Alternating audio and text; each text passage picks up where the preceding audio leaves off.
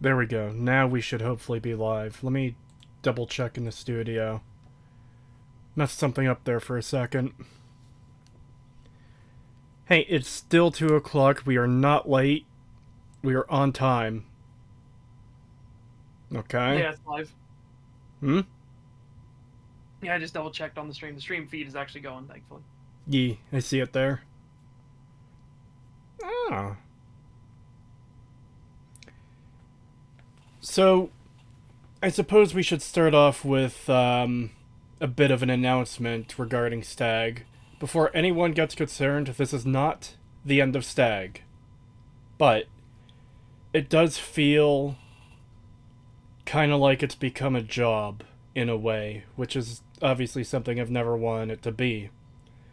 Um, it feels for quite a while now like we've gotten to the point where we're just covering stuff for the sake of covering stuff, where it's like, oh, today is Stag Day, let's find something to cover.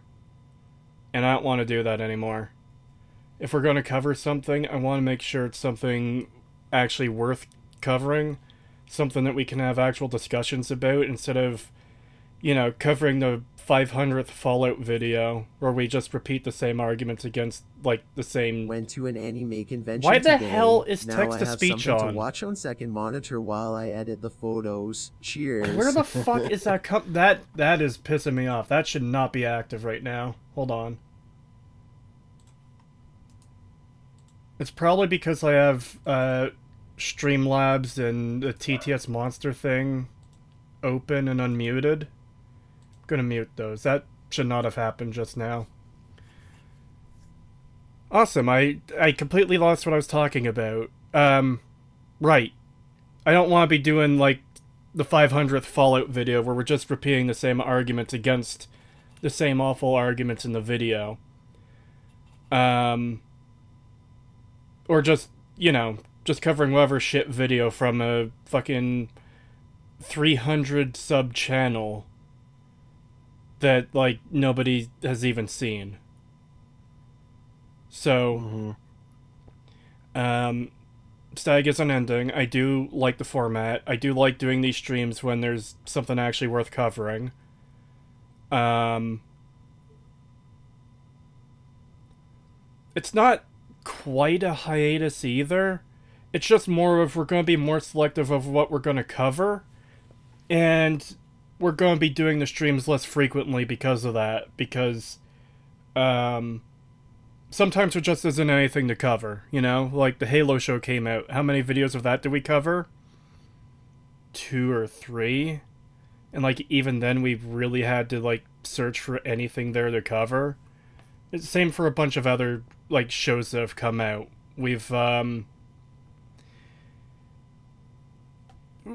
really been able to find a whole lot that's worth covering. And just to make clear too, this isn't a criticism of people in the suggestions channel either. I do appreciate the suggestions. There's just a lot of stuff there that either we don't want to cover because, again, Fallout, we've covered it so much that I pretty much don't want to touch it again, at least for a good while. Unless there's something that's really, really, really worth covering. Or it's stuff that, like, only one of us is aware of and has seen and can't really, like, have a proper discussion between the three of us. Like, if at least two of us has seen or played the thing, it's more open to covering something, but, like, there's just a lot of stuff in there that some of us are unfamiliar with, and it's wouldn't make for good coverage. Mm-hmm. The other thing we could do is do more streams covering shows, games, and movies, but those tend to get the least interest from people. It's not so much of, oh, no one's. We're only getting 10 viewers on their streams, it's not worth doing. But it's more the fact that, like, because people are uninterested, or seem to be uninterested, I should say, it almost kind of feels like a waste of time, because we're only doing it for like 10 people. Yeah, that was the That was the House of the Dragon stream for sure. Well, there's been a few that we've done that with, where like there's barely anyone there the entire time. Yeah, but House of the Dragon was the really bad one. That was one that just no interest and nothing with it. It was just that one was genuinely a monumental waste of time. Yeah.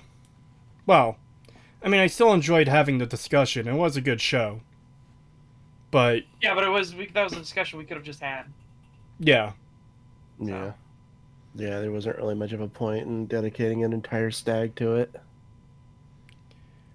What am I going to listen while I'm working? I am sorry about that. I know a lot of people do like these streams for listening to at work or like to get through the day or because it cheers them up or whatever. I do understand that and I do appreciate that, but I can't keep doing these streams if it's making me like I don't want to say dreading doing the streams, but I'm not looking forward to them as much anymore, you know? Mm-hmm. Um, Yeah, I felt pretty well the same way, and I'm also just kind of like, it's just felt like for a while we've just kind of like been scraping the bottom of the barrel, where it's like, well, we need to cover something on Stag, so let's just pick a random video we don't care about, yeah. just to make sure we have something. And it's like, I don't really want to do that. That feels like it just feels like we're doing it for content's sake instead of like quality's sake. Yeah, exactly. And I don't want to do that. If I'm going to do something, I want it to be something worth doing. Not just for the sake of doing it. I assume Kree's going to continue the gaming streams. I enjoy those as well. Yeah.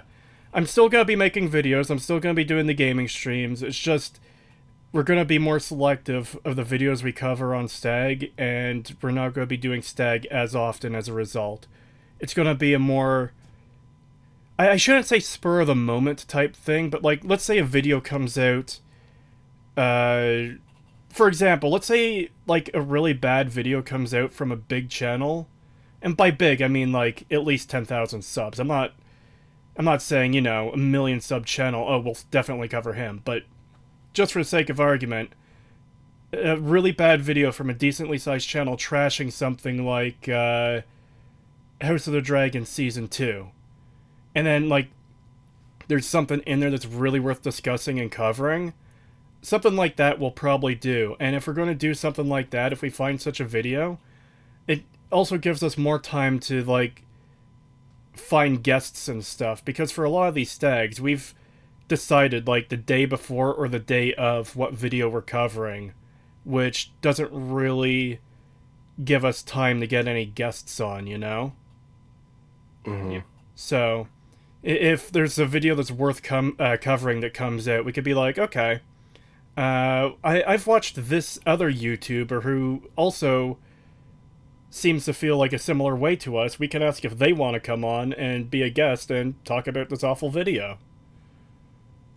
So, overall, the goal is to improve the quality of Stag.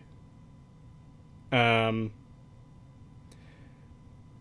make it so we're not burning out either, because that is a big part of the problem, is I do feel like I'm burning out on the way we've been doing it, and I don't want to do it anymore. Mm-hmm. Yeah, me and Cree every once in a while, whenever we're watching something or playing a game, like,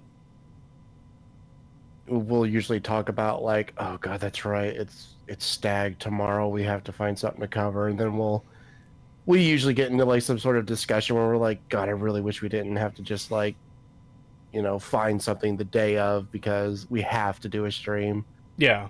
for it. And it's like it's becoming such like, well, like you said, not that we dread it, but it just feels so mundane and like a chore, kind of. It does, yeah. A chore is kind of the right word, I guess. The way I described it earlier, it's starting to feel like a job. Like, oh, this is something I have to do. Oh, I have to go into work at my actual day job. And, I mean, I'm not dreading this. I do dread going to my actual job because that place is a fucking hellhole. But, it does kind of invoke a similar feeling where it's just I'm not really looking forward to it anymore, and I don't want Stag to be that. I want Stag to be something good. I want Stag to be something I do look forward to have fun talking about videos or games or movies or whatever, even if we're like talking about terrible videos, movies, or games and so forth. Yeah. I miss having passionate discussions instead of just being like, yeah, I disagree with that. That's bad. Yeah. You know? Like, I miss being really into it, and we're just not covering stuff that we're really into anymore. Yeah. Also, sorry, chat. I'm still extremely sick, so I'm going to try not to subject you to my voice too much today. But, yeah.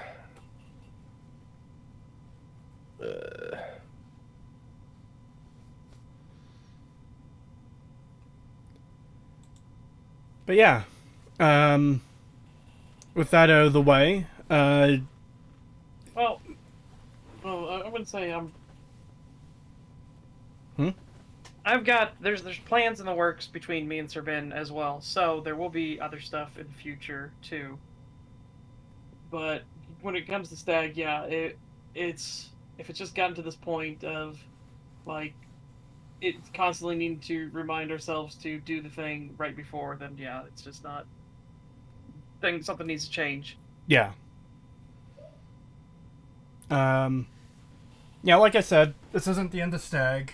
We're all still going to be doing stuff. I'm still doing videos and gaming streams, such as still doing his streams. And as he said, he's got something in the works. And Pagan has his own VTuber model in the works, so he's going to be streaming once he gets that. I think Pagan also said he's interested in doing some videos on stuff, so we'll see how that goes. Yeah, I've got some stuff in the works. Haven't technically started the project yet, but it is in like, the works. I have to go through everything first before I can even do that. But yeah, eventually there's a very high chance that there will be an analysis series coming out from me. Oh. Yeah. So hopefully once I get my VTuber model, which hopefully won't be too long, but I do think that they are working on other people's models first before they get to mine. They're still there. I checked. They are still around. They didn't take the money and run or anything. It's just they're busy.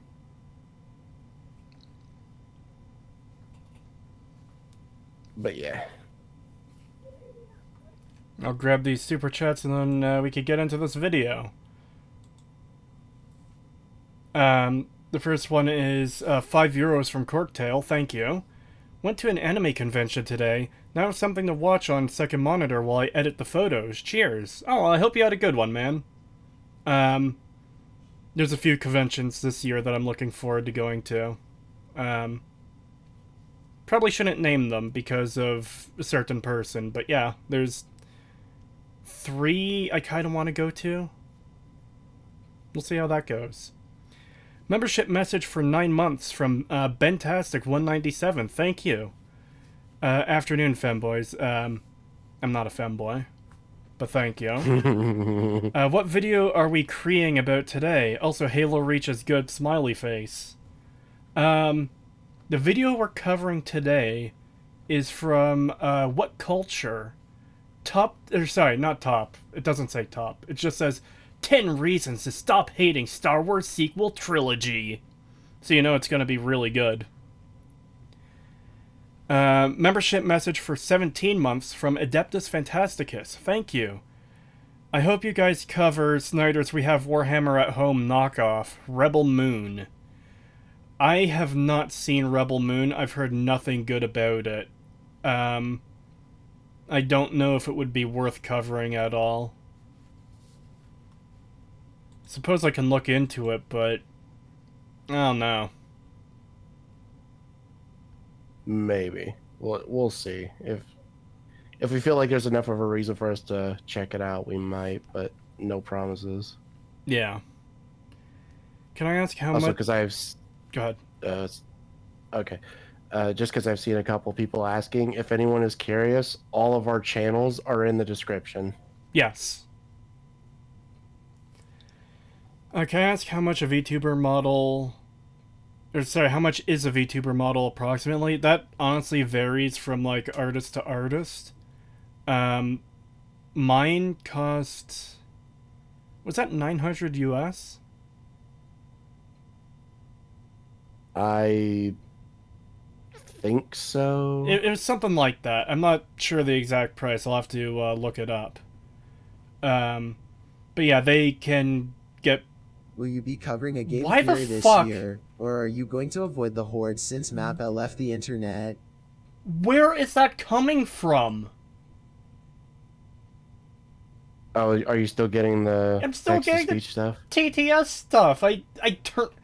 Guys, I have all the TTS stuff turned off. Where the fuck is it coming from? What the fuck? No, because. Okay. It shouldn't be coming through Streamlabs. It doesn't. Sorry, Stream Elements. It shouldn't be coming through Stream Elements. It shouldn't be coming through OBS because I don't even have the thing on the Stag, like, scene. I have the text-to-speech POG thing for VTubing off. I have text-to-speech monster fucking muted. Where the fuck is it coming from?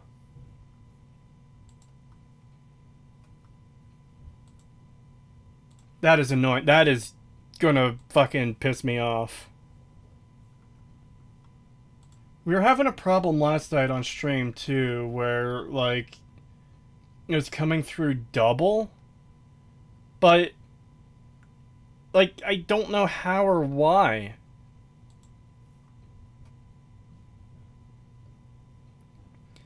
$5 from just a guy from Alabama. Thank you. Will you be covering a game theory this year, or are you going to avoid the horde since MatPat left the internet?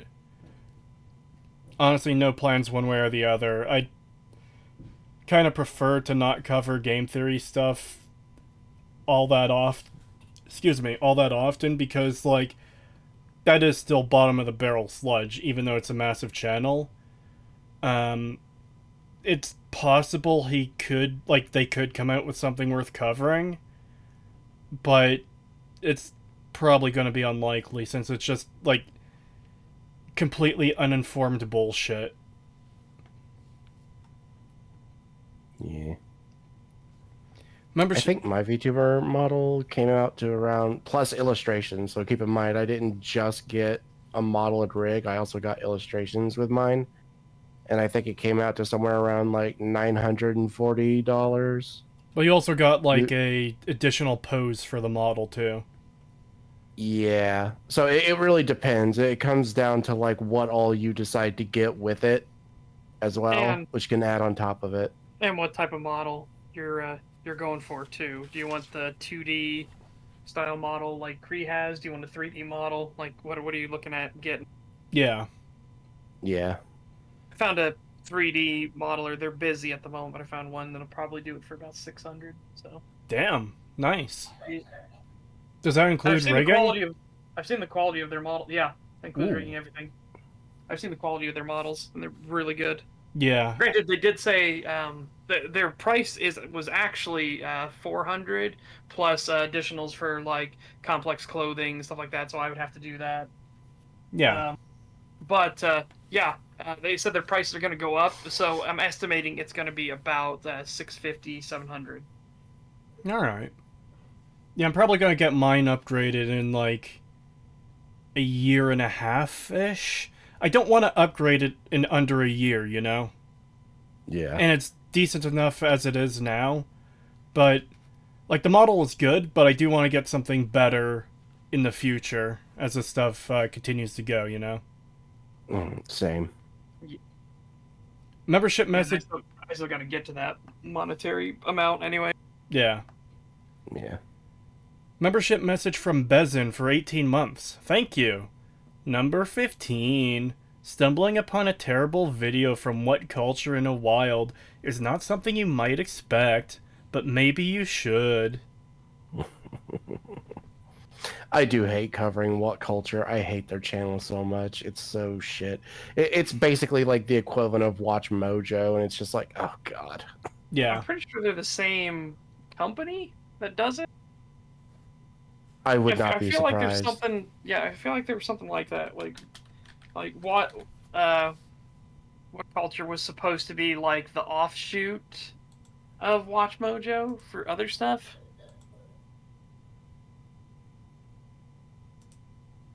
At the very least, it's likely a imitation. Yeah. Yeah. I remember years ago, it was actually Mr. Mediker who said this in a video, but like back in, or was it a stream? But back in like, fuck, I want to say 2017, 2018, maybe 2016, he was saying that all the list videos are doing like crazy good. And, like back in that era, obviously, and that if you want to get big on YouTube quick, the way to go is to do like these cheap ass list channels, because like all you have to do is top number, top 5, top 10, top 15 of XYZ thing, and you'd be doing like probably pretty good. I remember thinking, yeah, but that seems so like I guess cynical. Like I agree with him in the sense that like yeah, that probably would work. It's just not the thing I would want to do. But yeah, there's a lot of channels cropping up around that time that just do the list thing.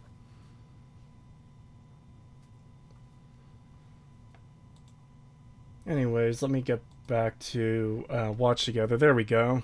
You guys ready? Yeah. I am. Alright. This is gonna be Really big. painful. Let's try and get this over and done with quickly. Yeah. Yeah. From unquestionably awesome force powers and weapons to some of God, already I hate I already it. have a problem. Yeah, really? Yeah. Unquestionably awesome force powers. Again, those force powers are fucking broken if that's actually the way things can function. Like, holy shit. Also, the fact But that also that he weapon. What the...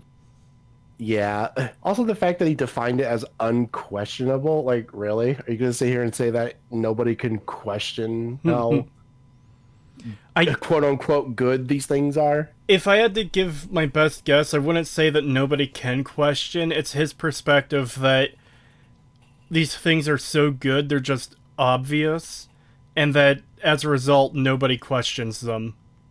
It's like, these things are just amazing. Everyone agrees. It's like, I'm sorry, no.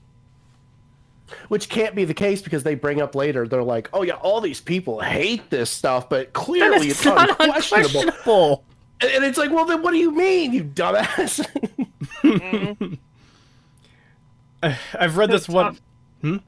Oh, so I was gonna read Duncan McCockner's message. Yeah, I was going to read that one too. I've actually read that one on my Faith stream. That went into the October roundup, which I Nice. still need to work on the November one. Top 10 reasons my wife's boyfriend won't buy me a Nintendo Switch.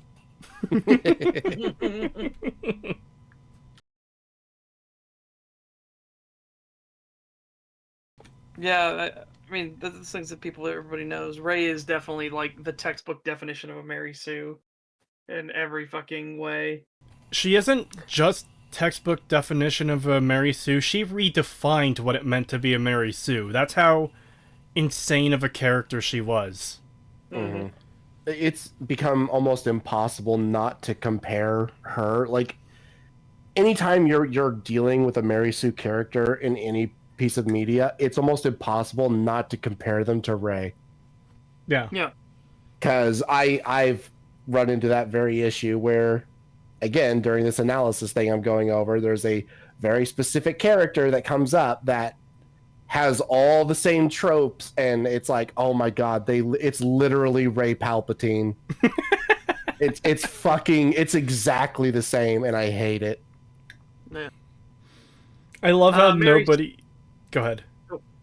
People, the Keyman asks, what's a Mary Sue? Mary Sues are characters that are unquestionably correct in everything they do. They're perfect at everything. They never make mistakes or faults, or if they do make a mistake or fault, it's actually a good thing and actually propels everything forward, and people just like them for no reason whatsoever. They just like them. There are oftentimes a new character as well that's introduced to a franchise that, like, all the legacy characters like or love or respect or whatever, just, like, by default, without actually having to earn it.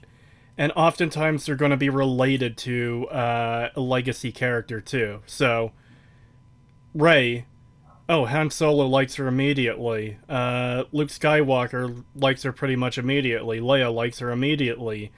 Um, Yeah. what is it? She never does encounter Yoda. What is it? Oh, she's related to Palpatine. How can I forget that? Seconds after Pagan said Rey Palpatine. Mm.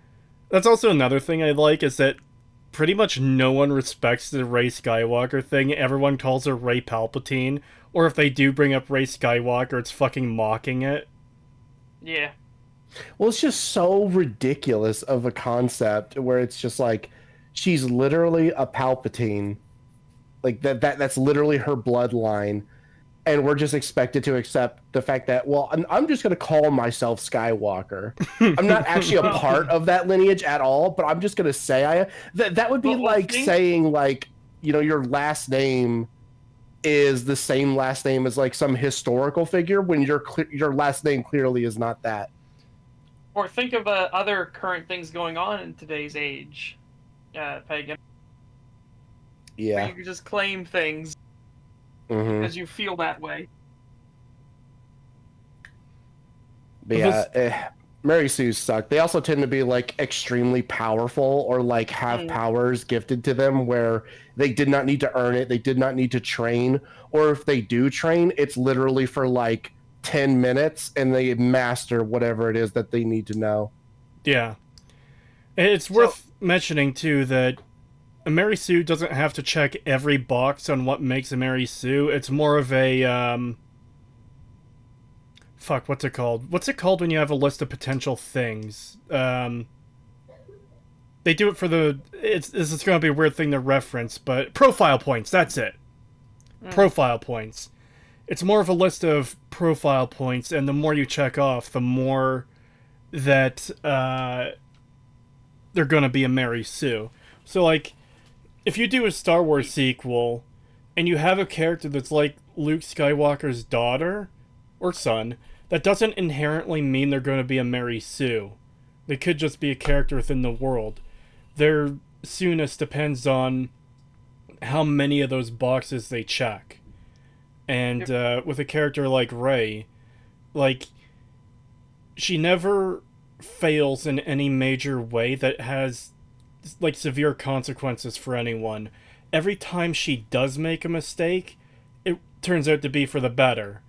One of the ones Mahler points out in his Force Awakens videos is that on Han Solo's ship, when he's being questioned by, like, the bounty hunters, she presses a button that releases the death meatball things, and those creatures happen to kill not every single pilot or pirate, but every single person it kills is a bad guy.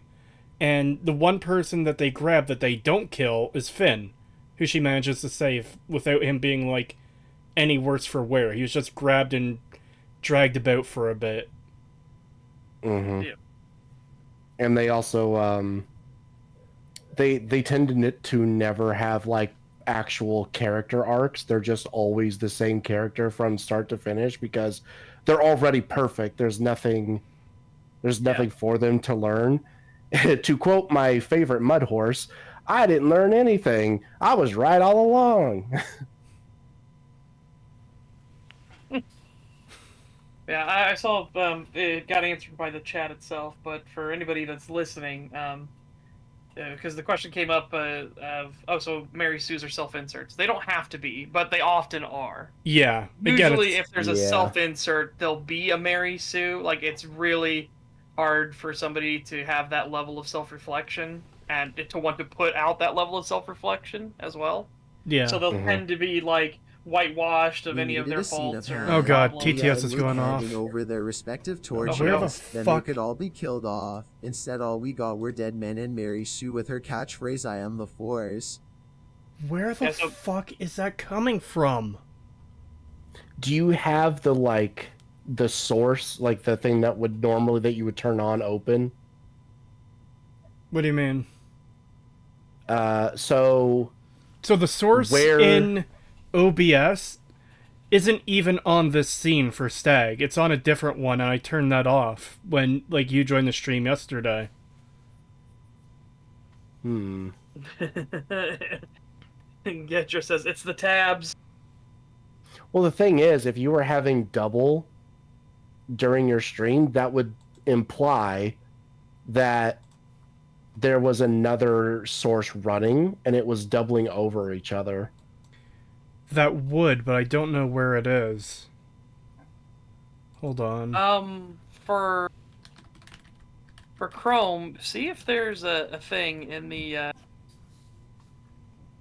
top. So it's somewhere in the top right options if you use Chrome or a Chromium based one that can kind of tell you like what's playing audio and things like that, just to see if there's something there. There might be something there that's catching. Hold on. I know I used it in the past, but I don't remember how to do it because I've had that. You know what I can do? Hold on.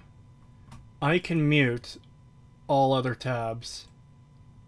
Hopefully that'll work. Yeah, that should work.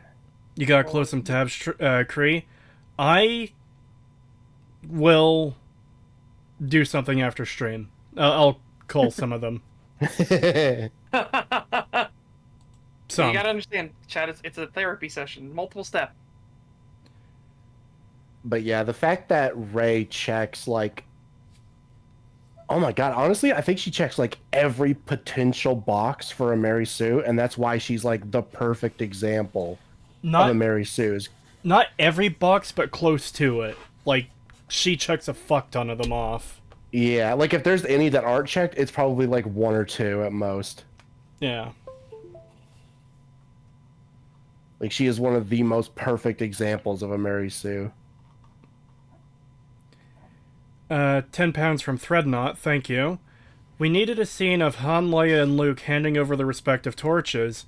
Then they could all be killed Number off. 15. Creed didn't realize he had TTS on Are for you his fucking super kidding me? chats. Are you What fucking a silly kidding? What the Billy. fuck? There was also a woo speak. Is it still doing it? Yes. Stag in 4.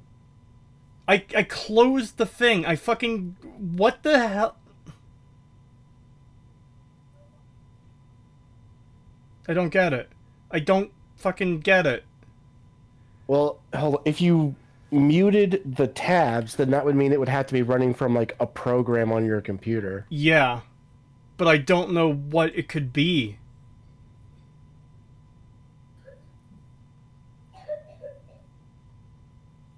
It's... I can tell you right now, it's not going to be VTS Pog, because that is, like, closed down, and I disabled it before. And that would be reading off random messages from chat as well.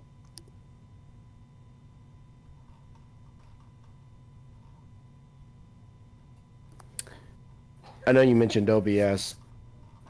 You don't have OBS like checking for any of that stuff, are you?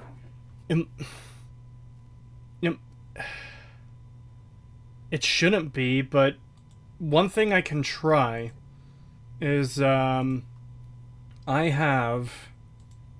Hold on. Actually, let me search for the tab that I already have open for it.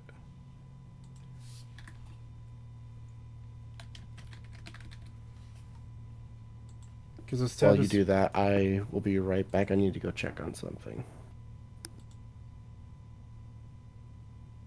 Okay.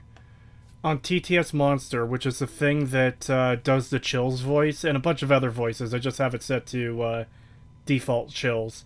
I paused the queue, and I also muted the queue, so it shouldn't be coming through anymore.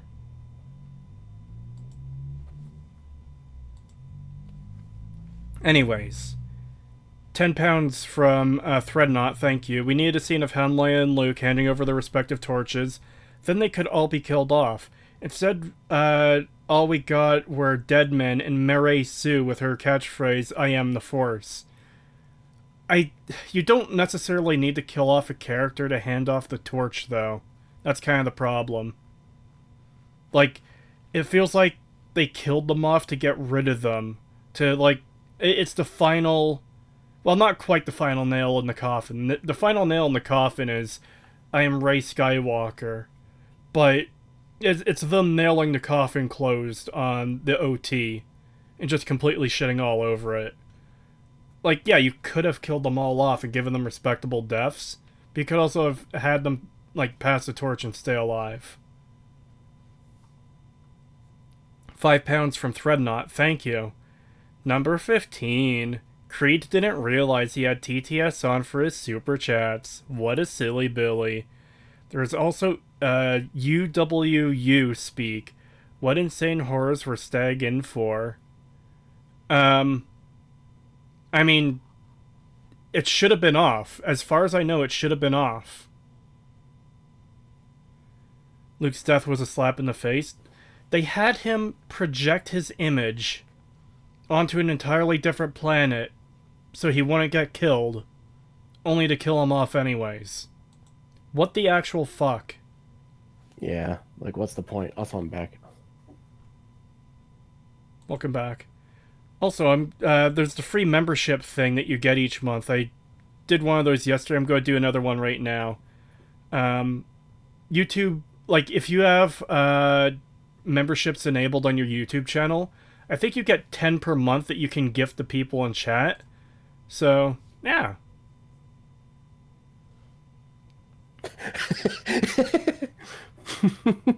What? Weeb Trash says, I'm Ray. Ray who? Ray Jar Binks. I do genuinely like how, what's it called? Rise of Skywalker pretty much ended J.J. Abrams' career. And he's, like, forever going to be known as Jar Jar Abrams by people. Yep. Like, there's people who talk about him without even talking about Star Wars who call him Jar Jar now. It is great. I don't know what these people expected. It's like, it's fucking Star Wars. It was one of the biggest franchises ever. And you two idiots single-handedly killed it. What really... did you expect? Like, what did you think was going to happen to your career when you flub Star Wars? It really is impressive how badly they managed to fuck it up. But Voices Will Not Stop in chat has a great one. Ray who? Racist. Oh, and Bezin has one. Ray Binks. Star Wars is mid now. How bad does it have to be for you to consider it, like, worse than mid? I would say it's worse than mid. Oh, it is way beyond mid. It is... Yeah, it is way worse than mid. It is so bad now. You know how, like, a lot of, like, fast food restaurants have dumpsters outside for all their garbage? You know how dirty those things get? Star Wars is the stank-ass unknown substance sludge at the bottom of the dumpster. That's what it's become, like, thanks to Disney.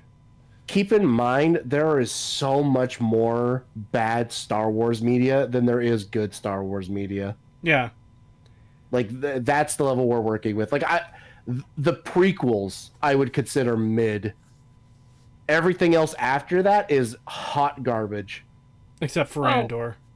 Yeah, Andor is, like, the one thing. It's a goddamn anomaly. Like, yeah, it's like the one thing keeping Star Wars even remotely interesting right now. No, it has tism in it, though, for sure. Like, there's some dumb stuff, but overall, it is, like, not just a drop of water in the desert. It's like a fucking tall glass of water in the desert. Yeah. Which, again, why would you expect it of Andor, of all things? This literal nobody rebel fighter. I genuinely feel that something in the timelines got crossed, and we got the Andor from the universe where Star Wars is still good, and they got the one that's, like, complete dog shit from our own universe. That's the only explanation. They had a completely successful Star Wars franchise where almost everything that's come out has been good, except for Andor. It's the one where it's like, man, everything's been good, but I don't get why that one was bad. Meanwhile, we're in the opposite position where it's like, oh yeah, that's the one Star Wars thing from Disney that's been any good. Yeah. And then for them, Andor is just like the black sheep, the retarded stepchild.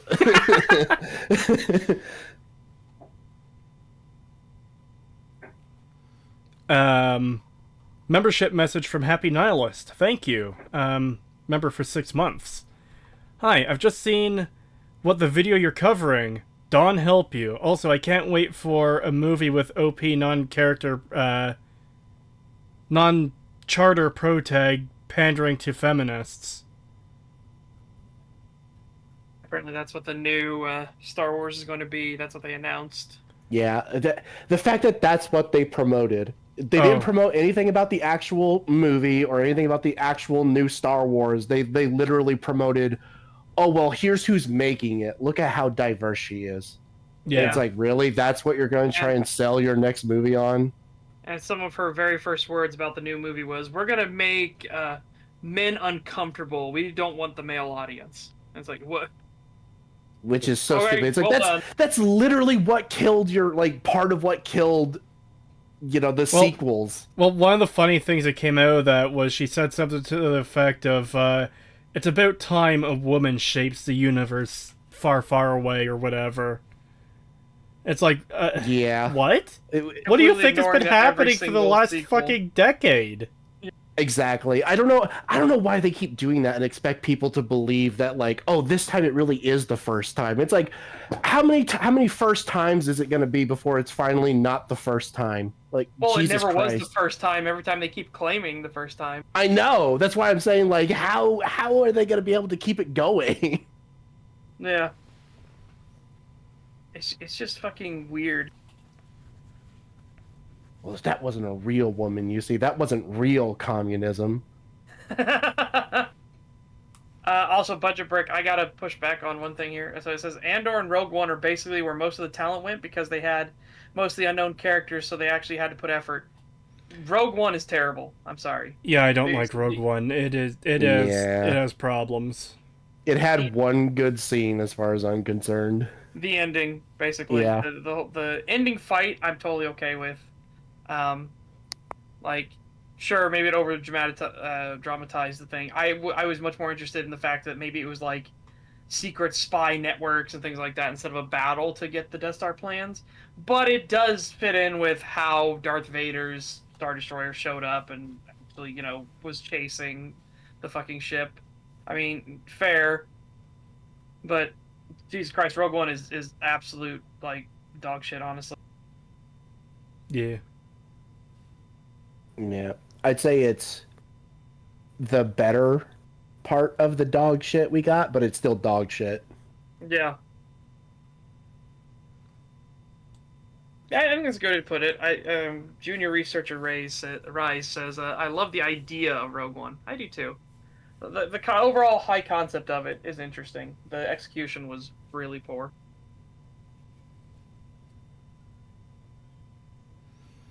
Look how much we've talked about from just 4 seconds of this video. Yeah. Some of the most characters ever to strut onto the Star Wars stage. What? Wow, already again. The most compelling characters to ever strut on the Star Wars stage. Yeah, that's why all of them are failing now, and Disney has actually killed off one of the most lucrative franchises of all time. And they're actually losing money to be on fair, Star Wars. To be fair to the video, they're talking specifically about the Disney trilogy, not the shows. But like those made money. I wouldn't say they're doing well, or they did well though, because like look at the amount of hate they've garnered and like how divisive everything has become in the fandom since then. Mm-hmm. Yeah. And look how much they backtracked on it too. Like they haven't outright decanonized them, but they have backtracked a lot.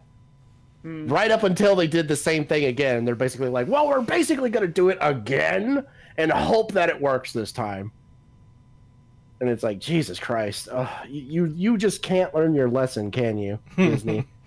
You just cannot fucking... I mean, you will just pry a loss from the jaws of victory every time, won't you? I mean, this is what happens when you're promoted not based on merit, but based off of your physical traits instead. Mm-hmm. Like, that's the thing. God, Star Wars was the golden goose. There was so much goodwill towards the franchise at the time Disney purchased it.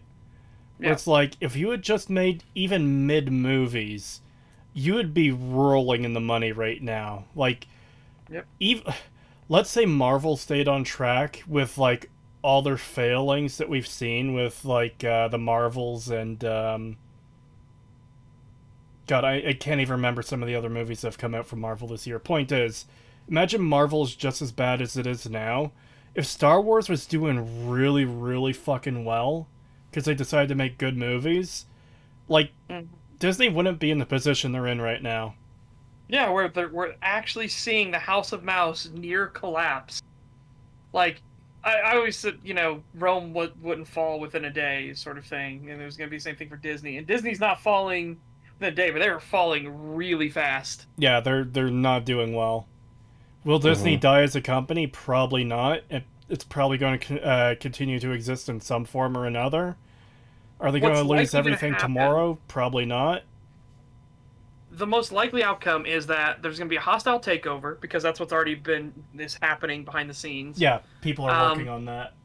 the guy who takes it over, his entire MO is that he de-wokeifies companies to make them profitable, and he's incredibly successful because again, woke is a cancer. You get rid of it, it literally helps. It only helps the patient. Um, so yeah, so he's coming in. So likely you're going to see Disney is going to like lose a shit ton of upper management and staff. Tons of new policy changes are going to come in. They're probably going to sell off a bunch of IPs and properties that, they don't give a shit about, and they're going to refocus on Star Wars again, and likely the original Disney classics to rebolster their brand. Also, Yeah. it's not really go woke go broke. It's supposed to be get woke go broke because woke is a virus. It's like coming down with a sickness. Yeah. Unfortunately, Star Wars is yet another good example of just what happens when you try to make a movie designed around a political message, a very specific political message, instead of just trying to make a good movie. Because that's the thing. If this was just a normal bad movie, it would be bad, but it wouldn't be like a culture defining bad film. But it's Yeah. because they specifically tried to put in the message first and then build a movie around that. Mm-hmm. And we know that's what they do because we have all their internal documentation and their communiques and their not Skype. What's the new one? It's it's the video software they use to have meetings and Zoom? stuff like that. Zoom, yeah. We have their Zoom meetings and everything like that. So we know this is what the intention was off the bat. It was to push these agendas. Remember how the Eternals was saving lives by having like people in it? Yeah, I remember that. Oh I my think god. was it gay people or was it like Asian people that they were saying they were saving lives of by making this? How fucking full of yourself do you have to be to actually say that shit? I know it's so Yeah. fucking. They're so up their own ass. That's one of the things I hate the most about it is like how self righteous they are about it, and it's like you're literally just making like tokenized characters, and you're doing it really poorly, and then you're huffing your own farts about it. Like, Mm. shut up. God, I It's literally hate that South Disney. Park episode of owning an electric vehicle or whatever, and they literally just sit around and they fart into wine glasses and then sniff them. Yeah, that's literally what Disney does. I hate it. Yeah. God, it's all so bad. It's also very telling that what's it called? The Steamboat Mickey that got Steamboat Willie. Steamboat Willie. yeah, got public domained, and it's very telling how in the past when something like that happened and people made like disturbing or fucked up content out of that because it's public domain now, a lot of people would like speak out against that or have some sort of like negative opinion of that kind of stuff. And not anymore. Everyone is like, yeah, no, Disney deserves it. Like, ruin that fucking thing. And it's like, yeah, that's very telling. By the way, apparently people are still getting copyright claimed on YouTube for uploading Steamboat Willie. Which they shouldn't be because it's not copyrightable anymore. Yeah, it's public domain, so they literally cannot do that. It'll So just it's take fucked somebody up. to challenge them. And I mean, Disney's in a world of legal hurt already. Like the amount of court cases against them, and we're talking like federal criminal cases going against Disney is pretty wild. Yeah, I think Yeah. it was Friday Night Tights that had Legal Mindset on. Was it Friday Night Tights or Tuesday Night's Main Event? Either way, they had Legal Mindset on a week or two ago, and he was talking about how that there's a lot of court cases against Disney, and new ones are cropping up like somewhat frequently at this point. Oh yeah. God, I'm just reminded of how terrible that fucking movie was that came out recently. The one that was like celebrating 100 years or whatever of. Oh, Wish? Yeah, Wish. That movie is so fucking bad. Oh my god, the message in that movie is so terrible. Like, Yeah. it is the epitome of like this new culture that we are stuck dealing with, where it's just so weird. It's so weird. It feels like two completely separate movies mashed into each other, and the second half is like some of the worst messaging you could put in a children's movie. I haven't seen it myself, but from what I've heard, there's this king guy who can grant wishes, but he's selective with it because he doesn't want people to like wish for anything horrible that could like hurt other people or destroy the world. And then the hero of the film wants to stop him from like preventing people from getting their wishes. It's like, Yeah. but he's right though. Yep. Oh, it's so bad. Yeah, he is portrayed in like the first half of the movie as like this, like it's basically paradise. He's basically created a kingdom from scratch with his own bare hands that is probably like the best place to live in the entire world. And everyone who lives there chooses to live there of their own free will because of how good it is. Sounds horrible. And yeah, and like you said, he takes the wishes of people and he decides whether or not that wish should be granted, because wishes can have unforeseen consequences where just because you think you want something doesn't mean that you actually need or want that wish. And also it can have like major repercussions for everyone else. Yep.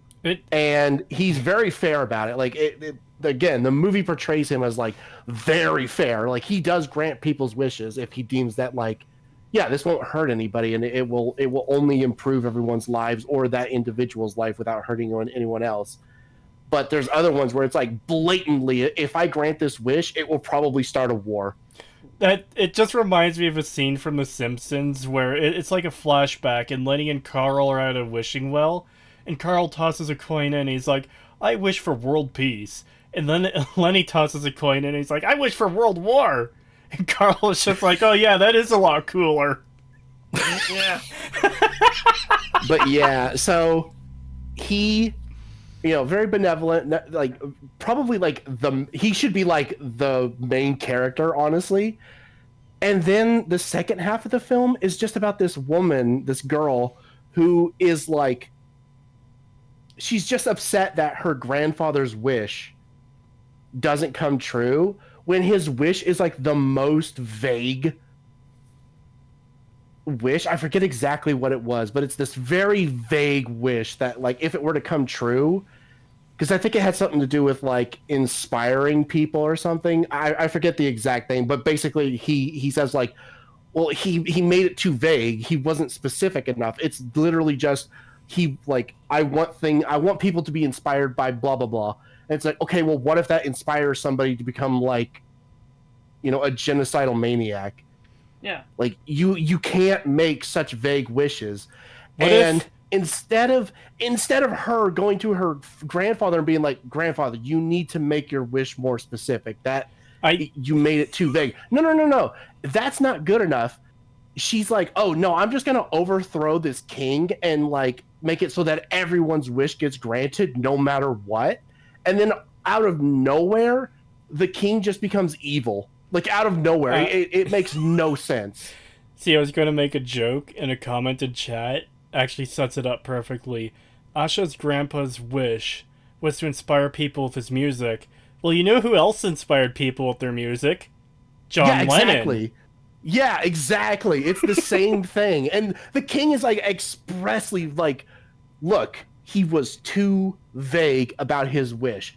If that were to come true and he inspires people, it doesn't define if it's actually like a good inspiration, because for all we know, it could inspire someone to do harm.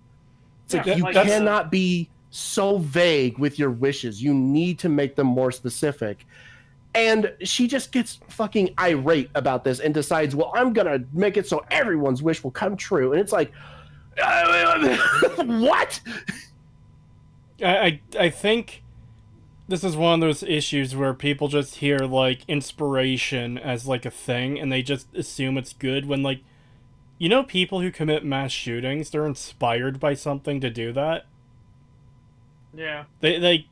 There's a reason people tend to do things, and it could be good or bad. Yeah, like the fucking Bjork stalker was inspired to do that shit. Like, come on, man.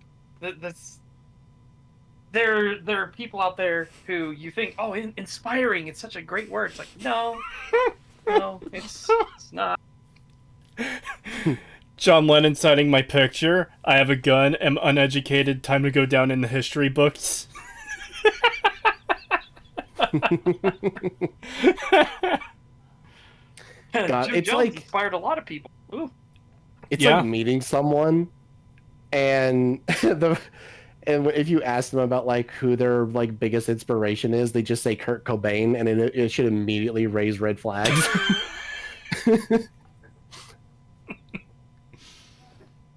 Yeah. Kurt Cobain and Mossberg. Name a Those more are my two iconic duo. inspirations. Oh, man. Dynamic and explosive duo. There. Jesus Christ. Don't get me wrong, I do like Nirvana, but holy shit, some of those jokes are funny. Oh my god! But yeah, it's just yeah, that movie is so bad. It is so shit. We're only covering one video today, Ulcerthorn. We'll see if the TTS bot grabs this, but $2 from Grinning Hank Hill. Thank you. I'm enjoying this stream, I tell you what. Ah. Nice. Chocolate and peanut butter, milk and cookies, Cobain and Mossberg. Jesus.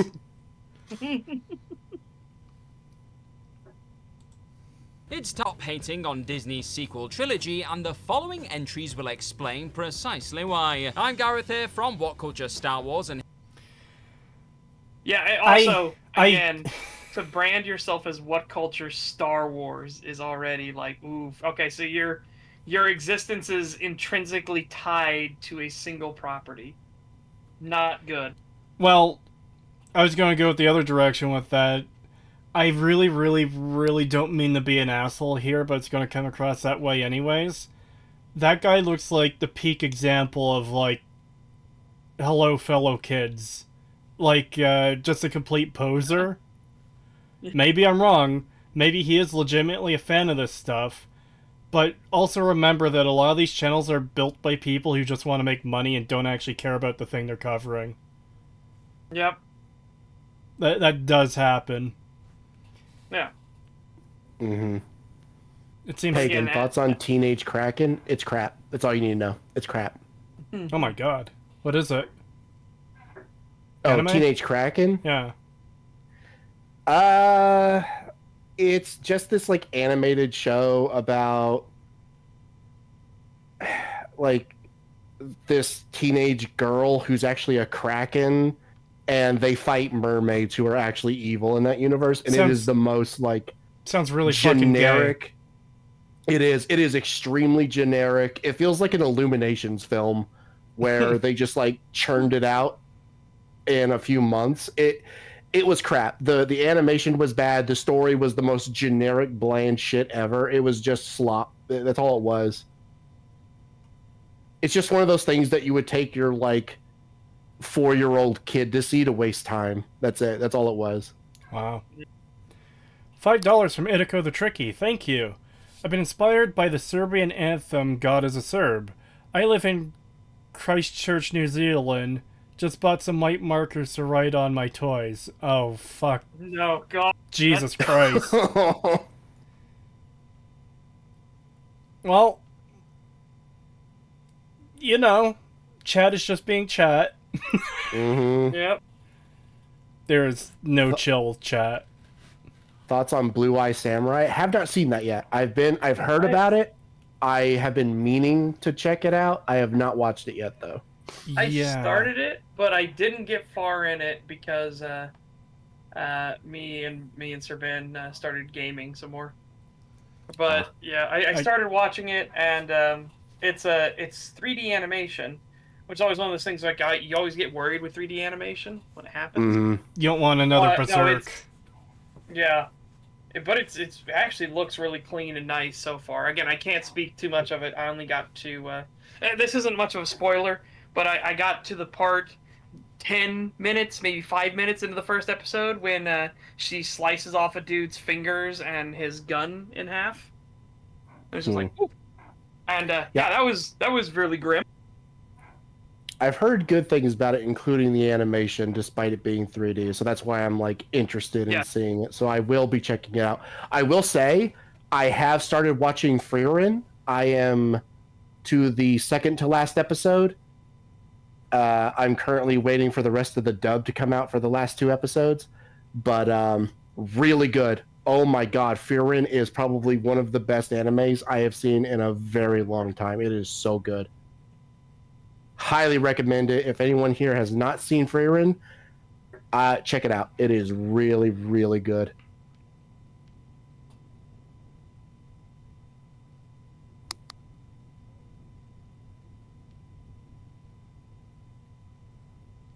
And here are to stop hating the Star Wars sequel trilogy. Number 10, the dialogue was better than the prequel. Oh, fuck off. I'm sorry, but you can't say that when shit like, this is how we win, not by fighting what we hate, but protecting what we love. No, I'm sorry, you lose. That one singular line causes the entire sequel trilogy to fucking fail. Yes. Like, holy hell, you absolutely fucking lose. The prequels actually had interesting ideas, like maybe too grand and ambitious ideas for what George was capable of like intergalactic politics and scheming and backroom deals and like the subtleties of and nuances of like cloak and dagger spy work and stuff. The sequels can't even like reach to the heights of fucking children's game of 2 action figures slapping together and they fight. Yeah, no, I could think of so many more like memorable and even quotable lines from the prequels.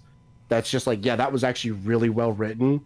Obviously, it had its moments. You had your Christian Bale, you know, like, oh, I hate sand shit and other stuff Christian like that. Bale. The Jar Jar Binks and everywhere. Yeah, you had those moments, but there was also a lot of good dialogue mixed in. And then what do we get with the sequels? Somehow Palpatine returned. Yep, that's when people are quoting in chat. They fly now in the hands of your father, Han Solo. Like, what a shit-ass line of dialogue. Yeah, absolutely. Like, holy shit.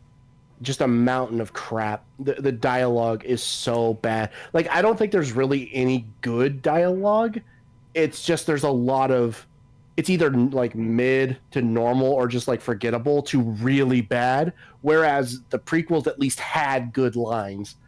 Like, yeah, there was a lot of shit mixed in there with it, but there was actually some like really good lines. Yeah. And again, he put a ton of effort into it. And The most amusing and funniest line, of course, from that is, "I may have gone a bit too far in a few places." It's like, because again, he was putting in a ton of effort, but man, oh man, he needed a fucking editor real bad. Mm-hmm. Yeah. Also, yes, it's not Christian Bale, it's Hayden Christensen. Yes, Yeah. Cree made a bit of a mistake. It's okay. Me? No, I did. Or you? That was I said. Somebody Yeah, I said. it. My apologies. I said Christian Bale. Yeah, and It's Hayden Christensen. and I questioned it immediately. It was like, Christian Bale? Yeah, that's my bad. I got him mixed up. Oh yeah, the Knights of Ren. Cool. Yeah, what a line. I read that one in chat, I was like, wait, what? I remember calling that out now in my video because that was so fucking dog shit. Yeah. I completely forgot about that. Oh my god. Hey, did you guys like the like real strong impact that Knights of Ren had in The Last Jedi? Yeah.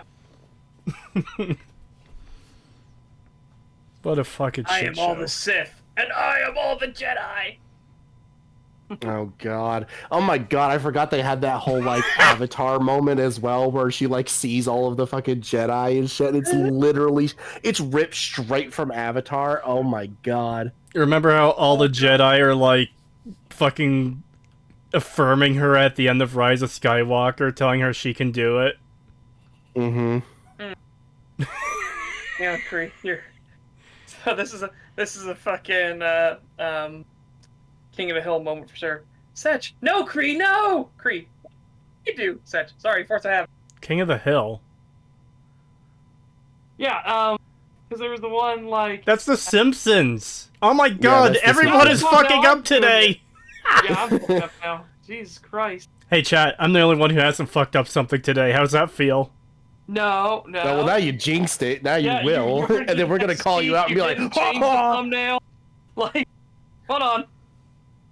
I have documented evidence that the thumbnail is fucked, or was fucked. For like 2 seconds. I didn't like get something like an act or an entire TV show wrong. You're still a furry? No, I'm not. Has not yet. Boomer. Yep, You've been boomer. fucking up with the TTS tree? That's not my fault. From what I understand of how the things work, it should not have been playing at all. It's not on the OBS source. The tab is muted. I don't have VTS Pog open. Everything is off that should be off. Yep. Who put the TTS on there, Cree? Okay,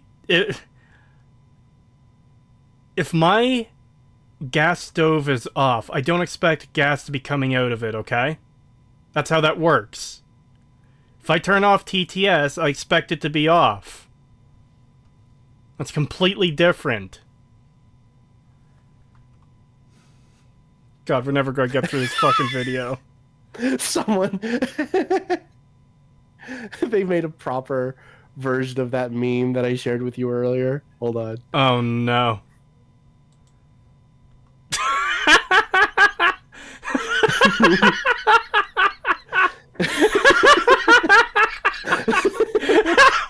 It's perfect.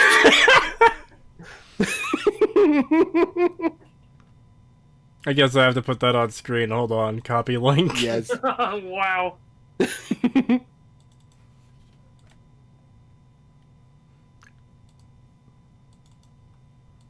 Oh my god. I open up the image thing and that fucking Steven Universe Berserk one is still there. It's okay. He said he's sorry.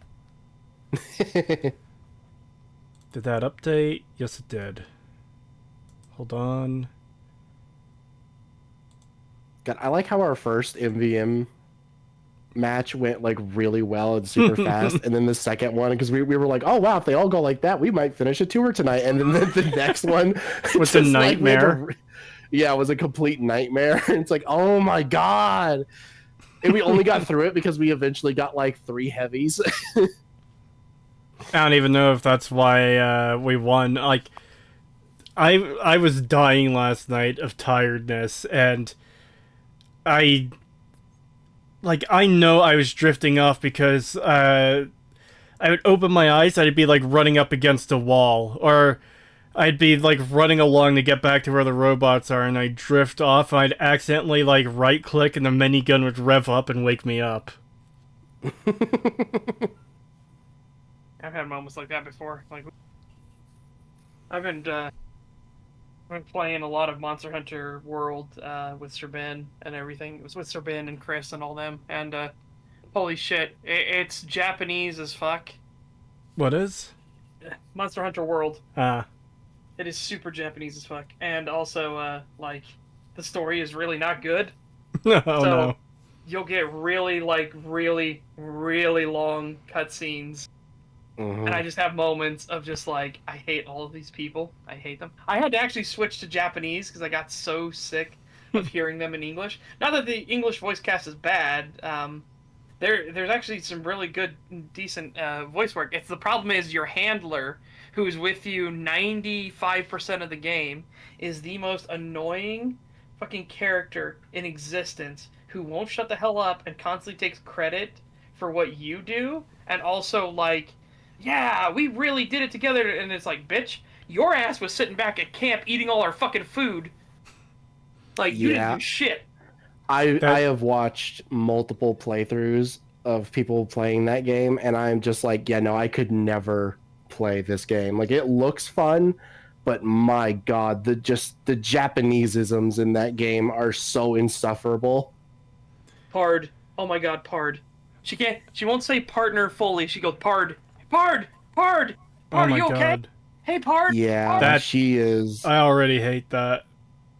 Yeah, she was probably one of my least favorite things whenever I would watch people play that game. It's literally the fucking meme of woman speaks volume down.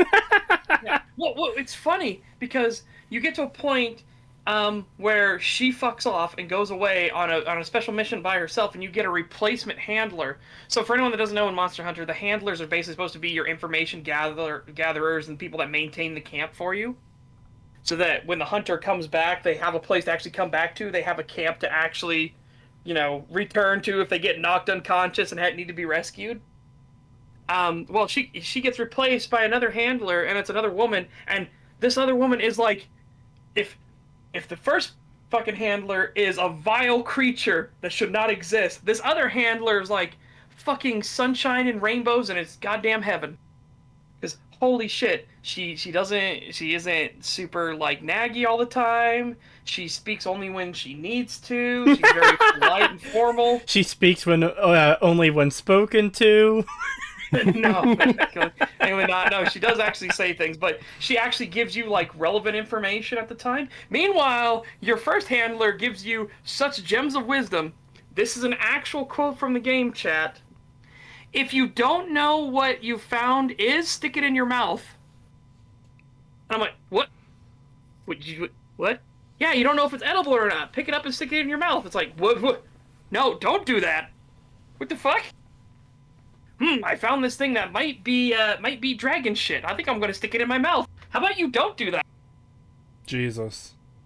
Yeah.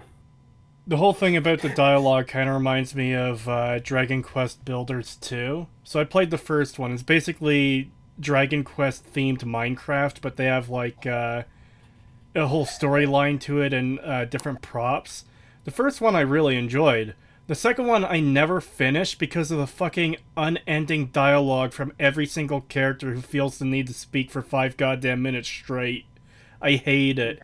And one of the characters is extremely obnoxious. I forget what it is. Oh. Did she say fam repeatedly? Is that why I hated her? It's been a couple years since I played it. Point is, there's this one girl in the game who... This is all text too, by the way, but she talks like a modern fucking weirdo, and it is extremely annoying, and I never finished it because, like, you're trying to play the game, and then you just get 10-minute segments of dialogue of characters saying, yeah, we're working together as a team, when they're just sitting back at base and doing fucking nothing while I do all the work. Well, that might be that might be a thing. So the voices will not stop. It's kind of clued into what this might be. So there's been a controversy and drama that's happened recently. It's been going on for a long time, but now it's kind of hit the mainstream and the normies are catching on. Oh, and even more devastating for this entire industry, the Japanese are catching on to it's happening. Mhm. It's amazing. TLD. Yeah, so there's this thing. So you have two different concepts. You have translators and you have a thing called localizers. Translators just do direct one for one. This is what it says, this is what it does. That doesn't always work because you'll have like you'll have sayings and slang that don't fit within another culture or language. So the job of a localizer is supposed to try to kind of smooth that out, kind of ease that in, so people understand. Like, like if somebody's insulting someone and calls them, you look like a yakuza thug and stuff like that, and then the localizer's like, you look like a deadbeat gangster. It's like, okay, you kind of get what they're going for. They're supposed to they're trying to be making an insult. Yeah. That's what it's supposed to be. What it turns out localizers were doing, and people caught on this for years and years, they were putting in the agenda. Yes, that agenda. Not just For that, but years they and were also years and putting years. in like cringy meme dialogue too. Yes. Like, and fucking Zoomer humor and shit like that. And things Yeah, Reddit tier dialogue. Yeah. Well, a company who was doing a manga, or should I say publishes a manga known as The Ancient Magus Bride, which I personally think is a fantastic manga and a fantastic show. Like, seriously, that is some top quality, well thought out shit. Holy fuck.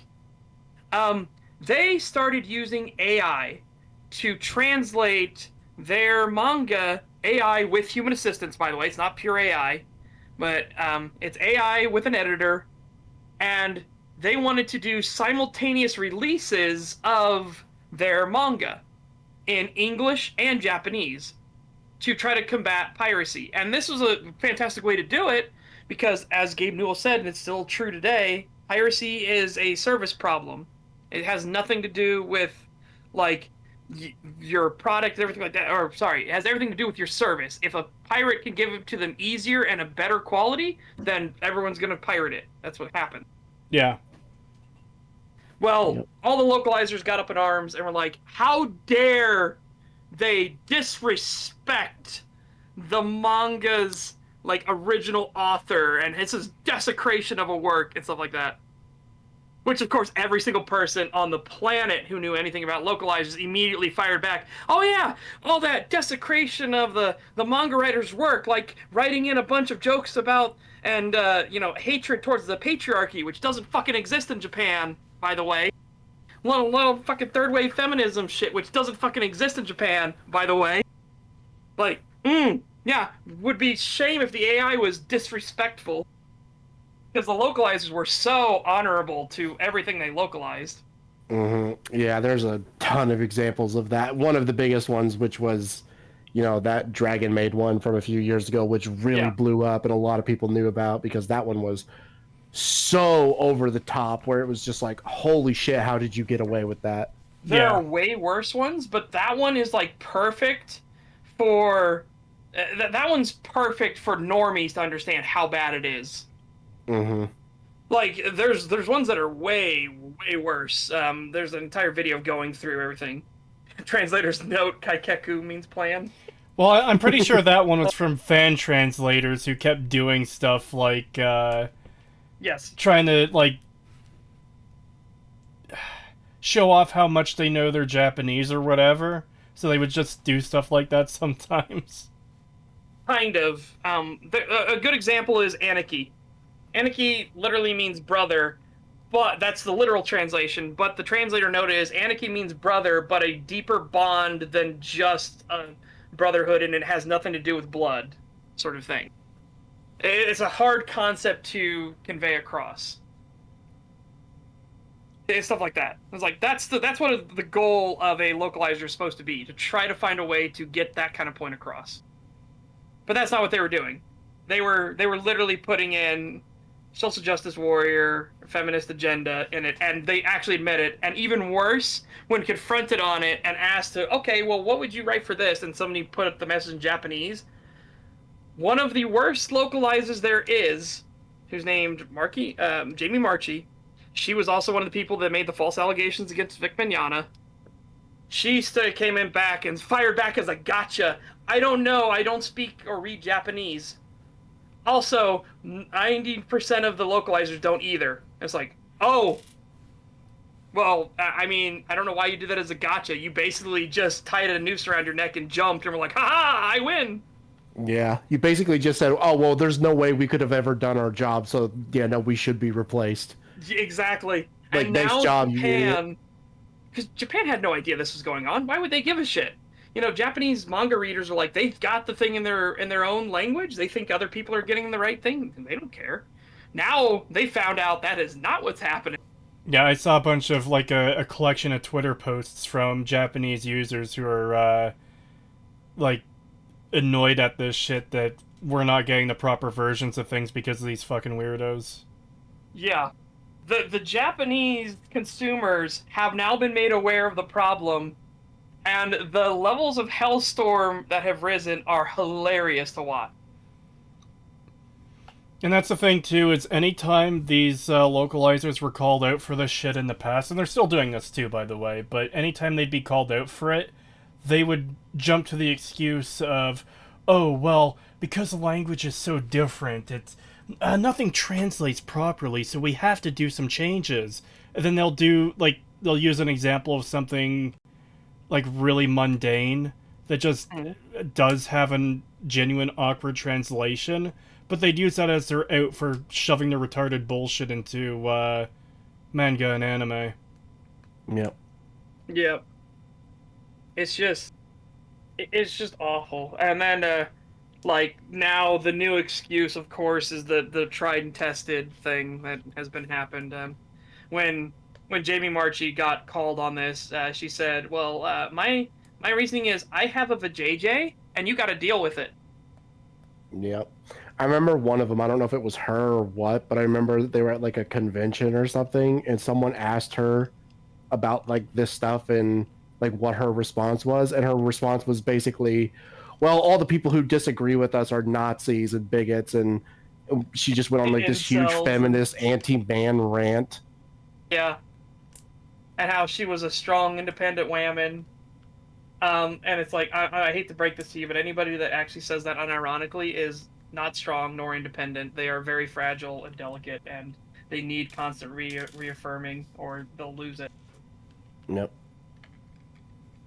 And remember, if you want if you want the original material to be, you know, as close as possible to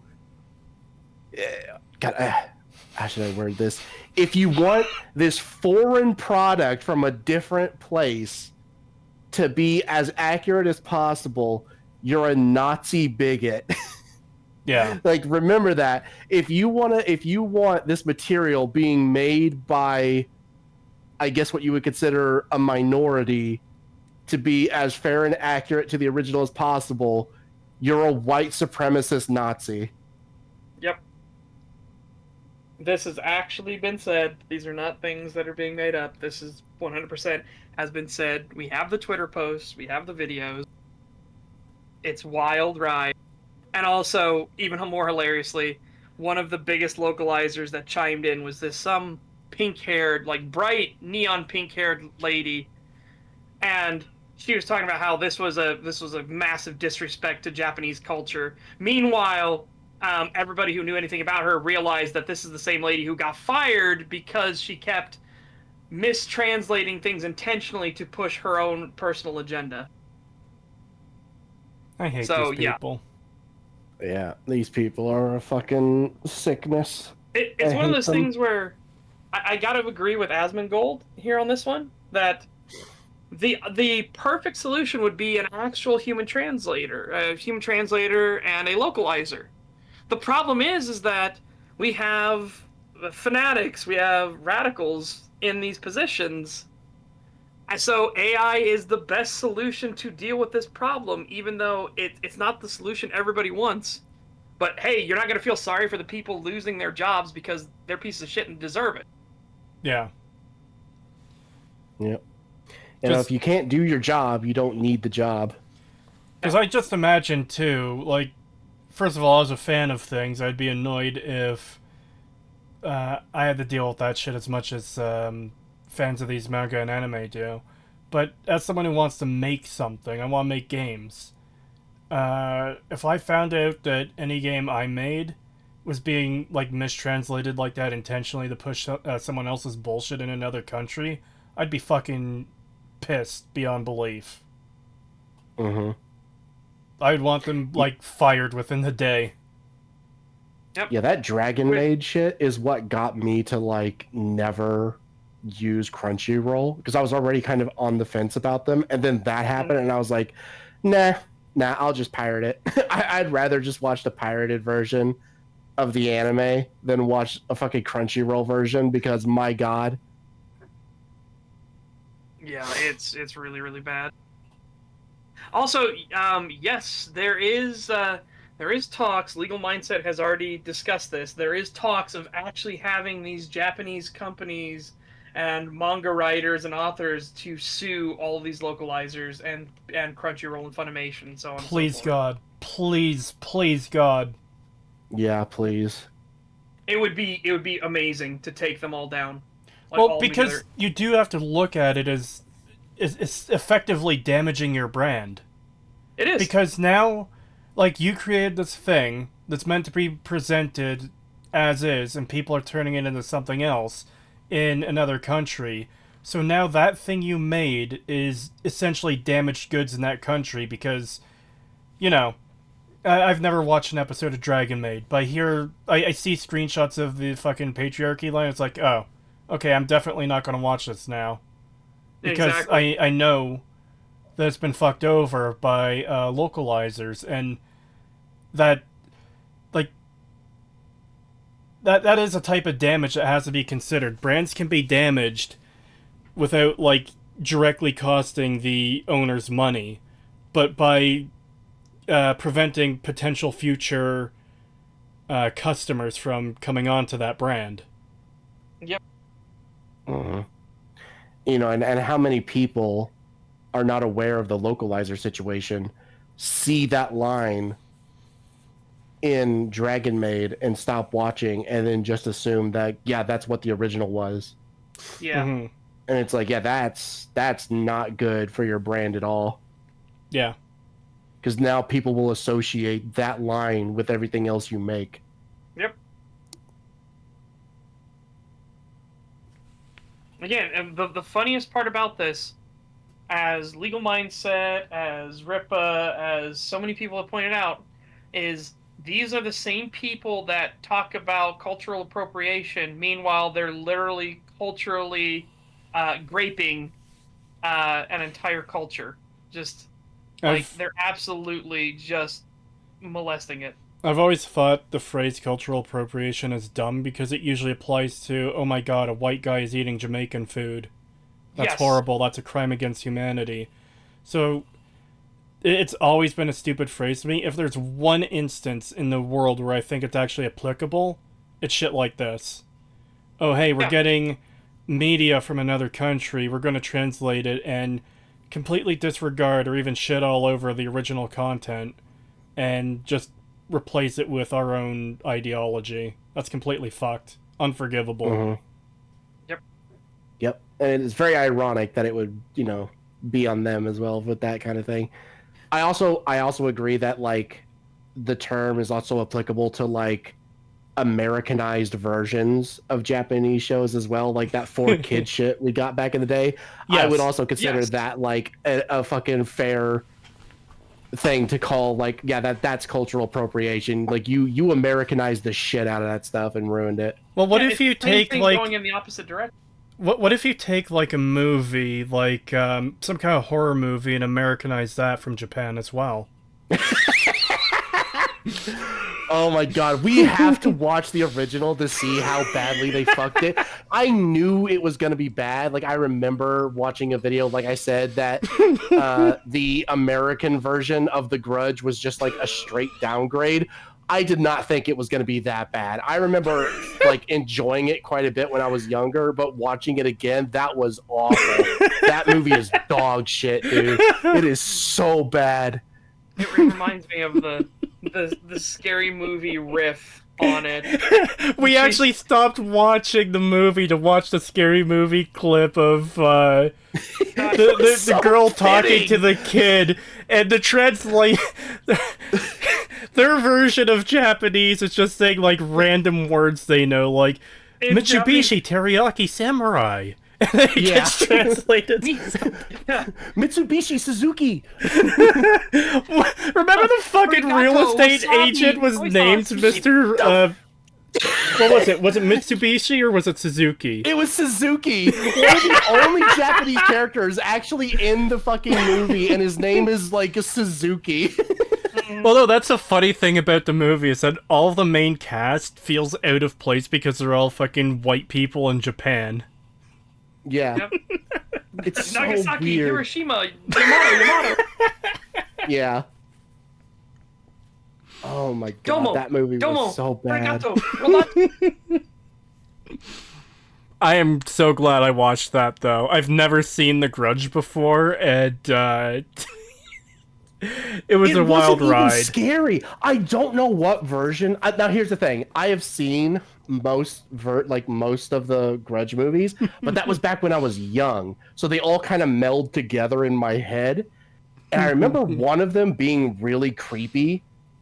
And I thought maybe it was the Americanized version. No, it was definitely not the Americanized version. That movie is not scary at all. It is so bad.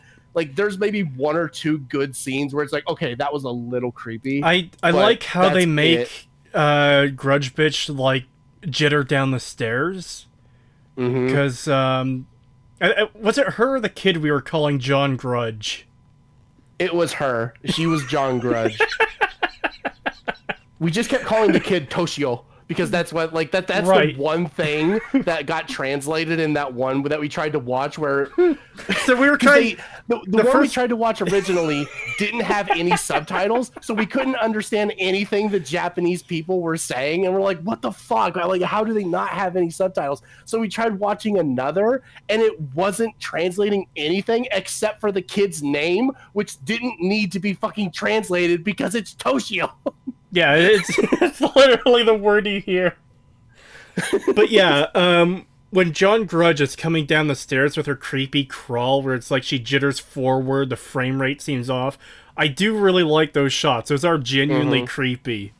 Yeah, that one looked good because it looked like stop motion. And it was like, Kinda, Jesus yeah. Christ, that looks really freaky. I also did like the scene where she's like crawling towards her and she tries to escape out the door, and she's just like now like her head is in between the door and it starts like sliding down, like it's like it's detached from her body down towards. I was like, okay, that was also pretty good. But then Everything it's else in immediately the movie was that shot was immediately ruined by Buffy slamming the door on her face. yeah, it was. And I just Oh my remembered that God. one bitch who like was getting haunted and crawled into her bed and got fucking dragged into the back rooms by John Grudge. Yeah. Well, remember what I said about like how overpowered that ability is? Because in one or the other, I think it was Grudge 2. It's either Grudge 2 or Grudge 3. There's a black woman who's being haunted by the Grudge, and she's in like this apartment complex, and the Grudge could come from literally anywhere. And where does it come from? It comes out of her fucking jacket, like her neck hole, and she just gets sucked into her own clothes and dies. And it's like, that is so overpowered. It's like, how does she not just do that to everybody? If she can literally just suck you into your own clothes and make you disappear, why does she not just do that to everybody? Yeah. God, that movie was so crap. Like, there has to be a good one. There has to be a good Grudge movie, because I remember there was one when I was young that was really scary.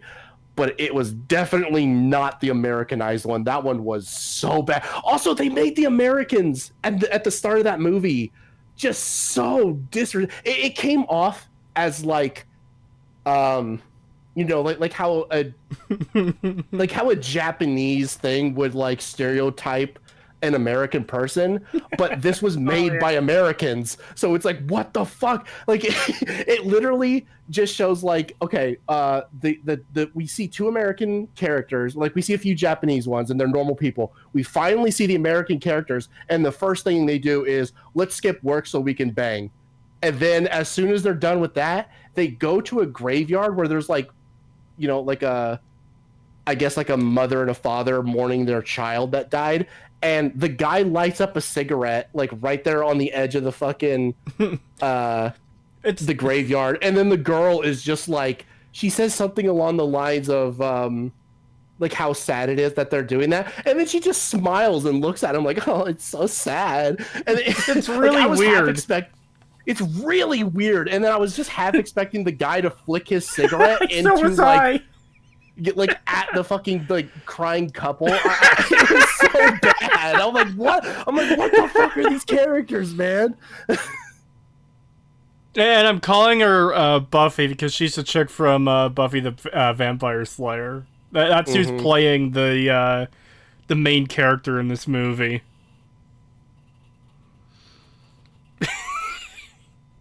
I'm so glad. I had a lot of fun just riffing on that movie the entire time. Yeah. That was so much fun. I just expected it to be like, oh, it'll be a creepy movie for us to watch. And then it ended up being like complete dog shit that we just made fun of the whole time because it was so bad.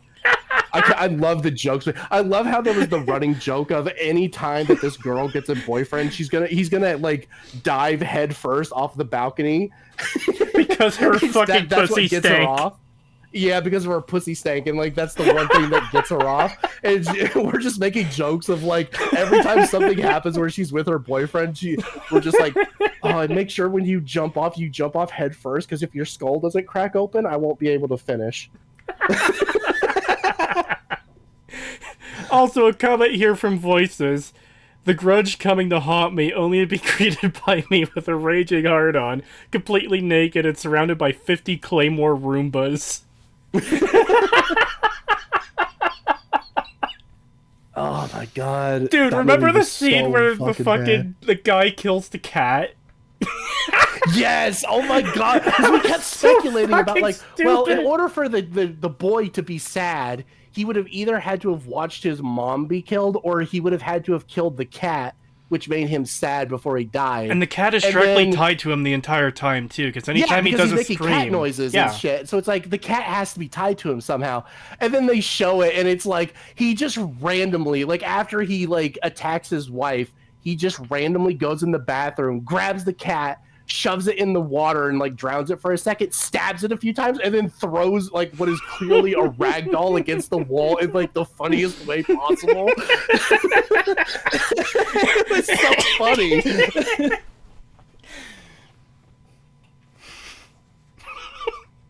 It was so fucking dumb. God, that movie was so shit. There were some American versions of the sequels too. Yeah, there has to be, because I remember Buffy being mentioned in one of them. Sarah Michelle Gellar, I think her name is. I want to see these sequels, Pagan. We need to watch them. Yeah, we have to watch Grudge 2 and 3, but I also want to see the originals, because I want to see like how badly they fucked them up, because I know that they must have, because that's the thing. In the Grudge movie we watched, there were scenes from the original spliced in, and it's why they didn't feel like it felt like it was a completely different movie during those scenes, because it was. Yeah. They literally took scenes from the original, spliced them into the Americanized version, and they just don't fit at all.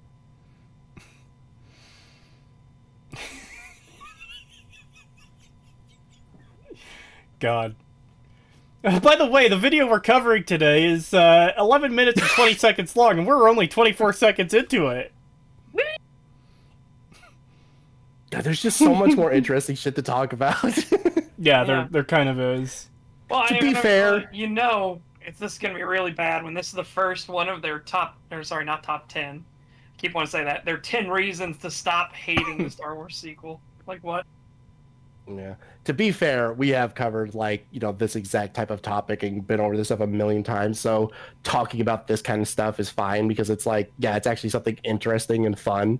Whereas honestly, at this point, I'm just using this video as a vehicle to talk about other shit. Yeah.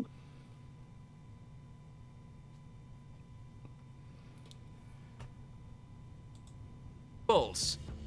It's no secret that viewers and even the actors themselves struggle to connect with the cold and often bizarre dialogue George Lucas threw into his scripts when creating episodes 1 to 3. How the likes of Mark Hamill and co. even had the mind behind the galaxy far, far away change and cut out various lines during the making of the original trilogy too. Okay, that's, again, you're being disingenuous, because stuff like Han Solo as a character, I know he wouldn't say I love you back to Leia. He just says I know. Yeah. He's being suave and cool and stoic, right? It's like, that's fine. Even though if he originally he had said I loved you back to Leia, that still would have been a great fucking moment. Like, shit like this happens on every single film set. I'm gonna tell you that right now. Yeah. Every single one. There's not a single movie where they stick exactly one for the dialogue. Which gets even for what's written on the script. Which gets even funnier if they submit the script as the subtitles, because then you get to see some wild shit. Did he say stuff that was cut? As in stuff that didn't even make it into the film? I think the Might point have. he was making is that some dialogue was cut. Yeah. Well, yeah, wouldn't that then mean that it wasn't in the film then? And you can't really... Yeah, bad dialogue is cut. So Well, therefore... he's trying to make the argument that because they cut anything at all, therefore it's inferior. See, here's the thing. Every that's single stupid. movie and every single video game is going to have shit cut from it. That's just the way it is. Yep, that's what I said. That's exactly what I was getting at. That is so fucking dumb. Oh yeah, they cut bad dialogue from this movie. Yeah, because that's what you're supposed to do, unlike what the fucking sequels did, where they kept all the bad takes. Oh, yes. There's actually a good one. Entropy Daniel. Hell, the reason people liked the cop and android from Detroit to become human was because the actors fought David Cage to have those lines. Yep. Yeah. They were the best, most natural, and most fitting dialogue in the entire game, and it's because they fucking ad-libbed them. They were the only They improv'd. I almost said remarkable, remotely likable characters in that game. Yeah. And again, oh boy, the implication, again, because David Cage doesn't think through his worlds, much like Emil Pagliarillo doesn't think through his worlds. David Cage has no concept of thinking beyond his initial, like, scribbles of diarrhea that come out of his mouth. So he has some very unfortunate things, like anatomically accurate children robots and stuff like that. That's fucking really weird. Yeah, that's completely And- fucked. Those shouldn't... I don't know why you would make that canon as part of your game, because that does not need to exist in any circumstance. Mhm. Yeah, and the fact that the whole bus thing is to be an allegory for racism, but it doesn't work because they're literally machines and can't feel anything, unless some weird software glitch happens and suddenly they gain all emotions and sentience. And it's like, okay, how do you program that in? Like what? Like what the fuck? Again, they only did it. They didn't think about the P word, right? They only did the child robot things to explain the abusive father. Which, why couldn't it have just been a normal child? That would have made it more impactful and actually made her shivering because she's cold, like, make sense. Yeah. Like, why couldn't it have just been a normal kid and then the nanny is the robot and she actually gains, like, you know, she actually has sympathy and care for the actual human child. Yeah, the entire problem comes for how do they gain sentience and how do they start feeling pain and emotion? Like, what program that in? How do you program in the concepts of happiness, sadness, despair, agony? You know what I mean? Like, how do you do that? And they just hand wave that away, and it's like, no, that's a really big question because, holy shit, why would you make your toaster be able to feel emotion? Why And not? there's anything, like, there's so many things they could have done with that too, where it's like just to explain it. They could have literally just made it like, oh, it's a virus that a hacker made, and like he downloaded it to one, and now it can spread from one to another. Yeah, through their uplink. Well, That would have yeah. actually worked. Well, Such, what if I want my toaster to be fucking depressed? Yeah, exactly. It becomes like, who would actually want that? Like, why would they do that? Why is that a feature of the robot? Yeah. And again, the whole like dehumanizing thing. Oh, they got to stand at the back of the bus. Like, they're toasters. Why are they allowed to stand on the bus? They should hang off the side of it, or they should go in the luggage compartment. That would be way more dehumanizing. You say hang off the side of it, I just imagine a bus that, like, the entire side, both sides have robots clinging to them, and then it gets into a massive fucking crash. And then they just start flying all over the place, ragdolling. Oh, yeah. Dude, again, it's just concepts that don't work. It's like, okay, they get to stand inside the bus. Sure, it has to be at the back, but okay, you're inside, protected from the weather and the elements. Who fucking cares? You don't feel emotions. Yeah, like it's a literal robot.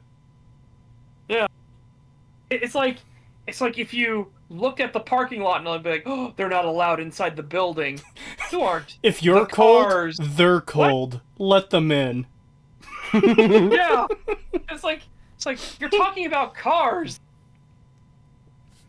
Imagine, like, you know, you have a vacuum, and when you're not using it, you put it in your fucking closet because you want it out of the way. You don't want to be tripping over it. You don't want it sitting in a corner not doing anything where you have to look at it every day.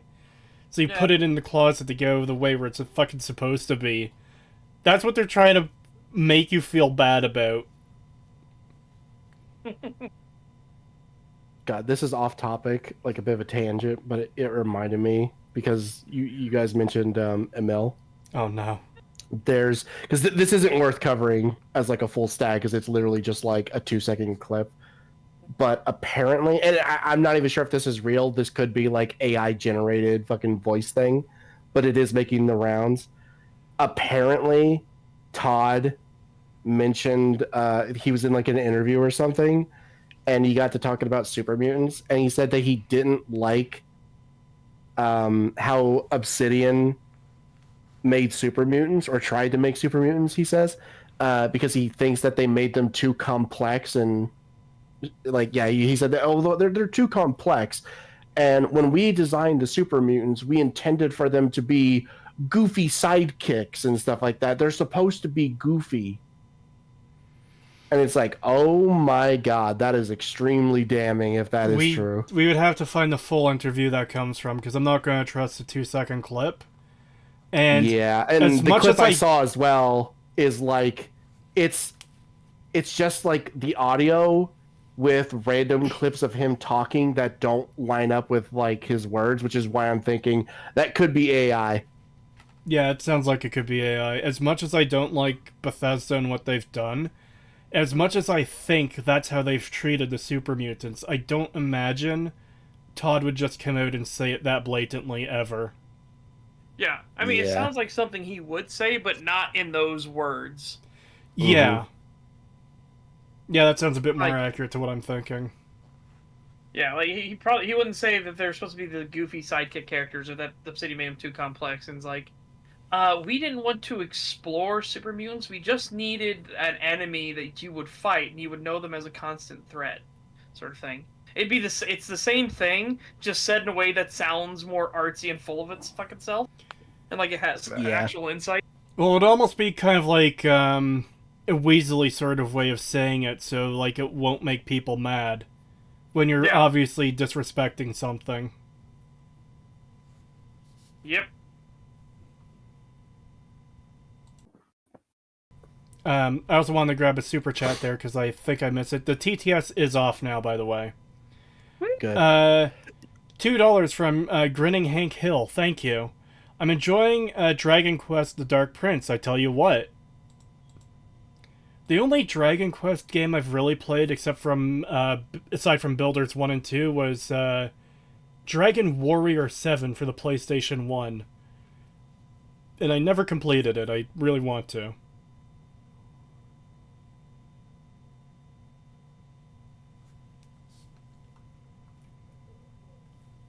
Yeah.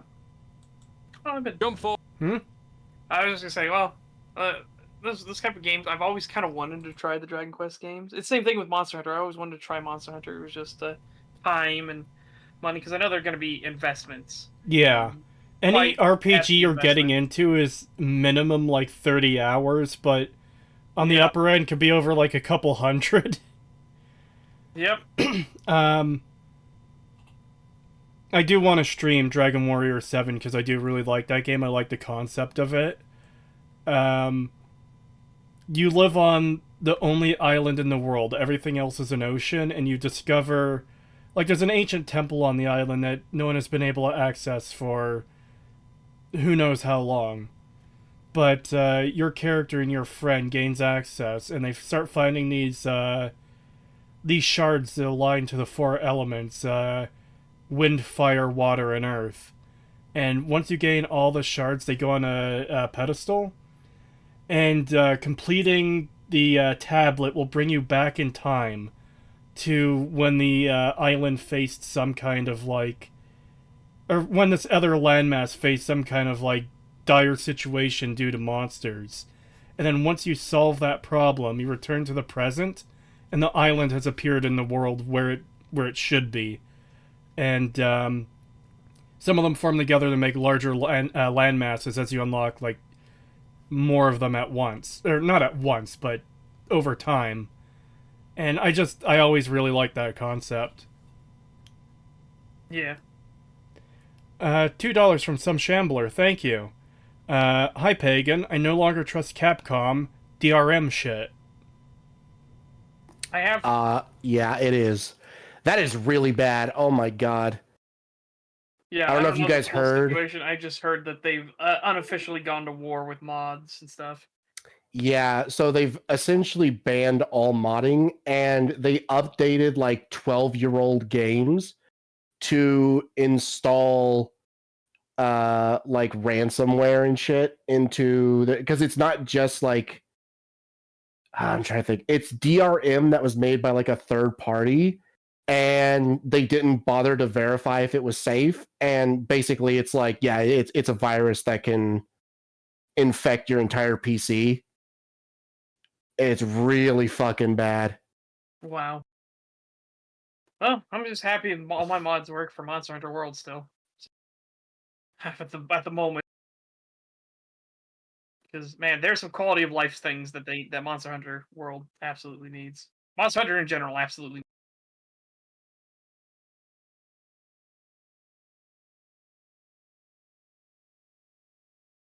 But yeah, there's another thing up here. Such, I've just realized you're basically saying Phineas and Ferb, the second dimension, is more mature than David Cage. Yes. Unironically, yes.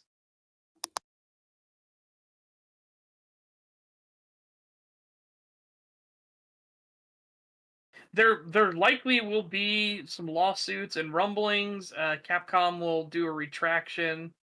Like there's a bunch of things. Like holy shit.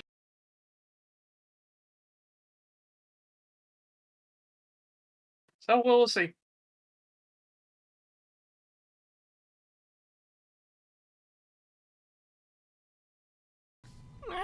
Forward to Kins and beyond, and at least the various new faces and returning icons all sounded like actual human beings that No, they Sure. didn't. What are you talking about?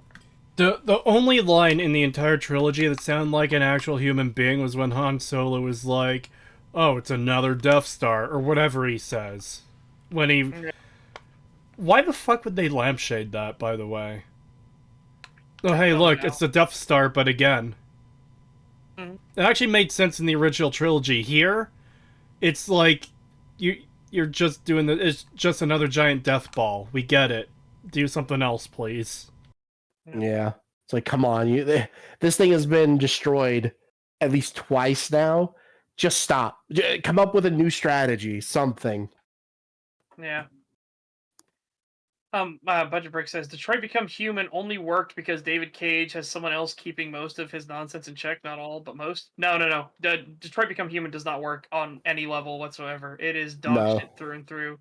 The Yeah, that two game was redeeming ones fucked. were Hank and Connor. That's it. And that's because they didn't follow the script. They actually like got into character and were way more natural. They actually have charisma and a connection with one another. They have chemistry, which is amazing, especially for voice actors. because a lot of times voice acting, you don't get to see the other voice actor at all because they need to have clean recording. So you don't get to see the other person, you don't get to play off the other person. You just have to go based off of the voice, or sometimes not even the voice, but the canned dialogue that's on the prompter or the script in front of you. So the fact that they had such great chemistry, given the situation they were in, is fucking phenomenal. Yeah. Yeah, I feel like it would be hard to act your part properly when you're just reading lines off of like a page and you don't have the other person to work there to work with you. Because Yeah. depending on how they say their line, you could say your line in a way that makes it feel like really natural, as opposed to, "Oh, that is shocking." You know? Yep.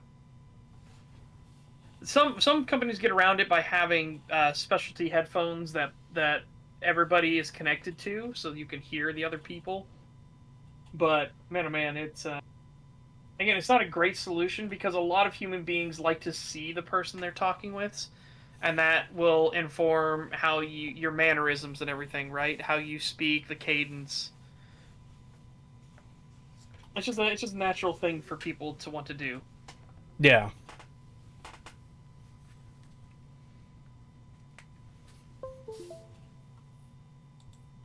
This. In fact, in The Last Jedi alone, some of the finest exchanges in the franchise's history briefly washed away those painful memories of sandy conversations. You can't be serious. I am curious what you're going to refer to, but like, what line in that Oh movie? no, you haven't seen. Okay, the frame I'm on, he's showing a Leia scene, and it's like, oh no. The frame I'm on, he's showing Snoke. Like, I'm sorry, there's no single frame you could take from The Last Jedi that implies anything good. There just isn't. Yeah, but the fact that he's probably gonna bring up a Leia line in particular is like, oh no. Well, let's see it then. With his long-awaited reunion giving fans the gift of one more charming Carrie Fisher quip about her change of hairstyle. A gorgeous... Are you serious? Yeah. Are you serious? Stupid. Holy shit. Look at Mark Hamill. Look at the face is the reaction to that. Just this fucking thing that was just spoken aloud. It was allowed to exist in this world now. This is what washed away the fucking sour taste that the dialogue from the prequels left in our mouth. Really? Really? Oh my god. Like she mentioned her hair, guys. That's the best writing in all of Star Wars. This is actually a callback to The Force Awakens too, because when Han Solo sees Leia for the first time in that movie, they have this really awkward lame-ass back and forth, and he's like, "Oh, you changed your hair." And this is just that again. Yep. Just like the late legend herself. It wasn't all perfect, of course. Never forget that they fly now, but the sequels... Oh, there's a lot more than they fly now. You are being so disingenuous by leaving out all the other problematic dialogue in this movie. I bypassed the compressor. I just hate the fact that a salvager, a literal fucking vulture, that's her job, knows how to pilot starships just because.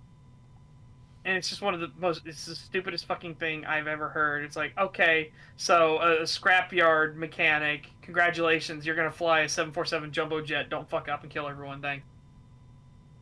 I hate everything about the fucking sequel movies is dog shit. Well, remember, she clearly is far more suited to repair the Millennium Falcon than Han Solo is. Yeah, the guy who's repaired it his entire fucking life. Well, that we see, basically. Most of his fucking life. Wasn't the haircut... I'm not taking the Solo movie as canon. Fuck that. Yeah. Wasn't the hair comment ADR? I don't care if a line is ADR or not. That means nothing to me one way or the other. Because... I shouldn't say oftentimes, but, like... sometimes ADR is used to put in lines to like fix issues that are realized to be there, so it's not an inherent bad. The problem comes in when it sounds like two different recording sessions. You know, you have the person talking and then they sound like this, and then you have the person talking and they sound like this, where it's just like two entirely different qualities of sound. It sounds really awful. It reminds me of the one line they had to change dramatically in Space Quest, because they realized that they could actually go for a more generalized rating instead of a more mature rating. And it's when they're looking at the Crusher hallway leading up to the Omega 13. And it's literally because some hack TV writers back in the day wrote like an intense corridor, so they needed all these random crushers that are literally slapping the walls and crushing the catwalk because reasons. Oh, it creates drama and tension. And Sigourney Weaver's character looks down that hallway, and you can tell by the way her mouth moves, she says, "Well, fuck that." But they had to change it to, "Well, screw that."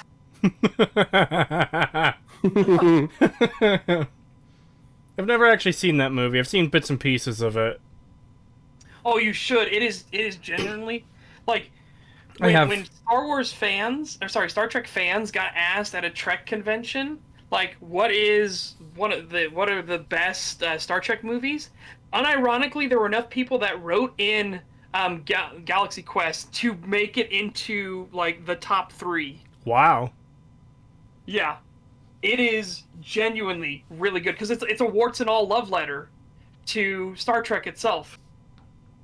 Like, it is incredibly passionate, but it doesn't hide the goofiness, the whole, like, fan spectacle, and now these TV show guys are now washed up and has-beens, and now they're doing the convention circuit because that's all they've got in life, and a lot of them didn't make a lot of money from it, so they're desperate and sort of thing. It's rough, but then it also, again, it has all the passion and heart behind it because they genuinely love Star Trek, so they show all the great things about it as well.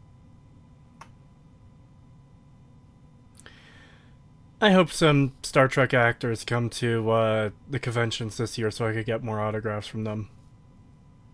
I'm still hoping Michael Dorn comes, because holy shit. I'd get a Fallout 2 copy, physical copy, just from the sign. I'd get a Worf thing for him to sign, probably a picture. Yeah. Back to this shit.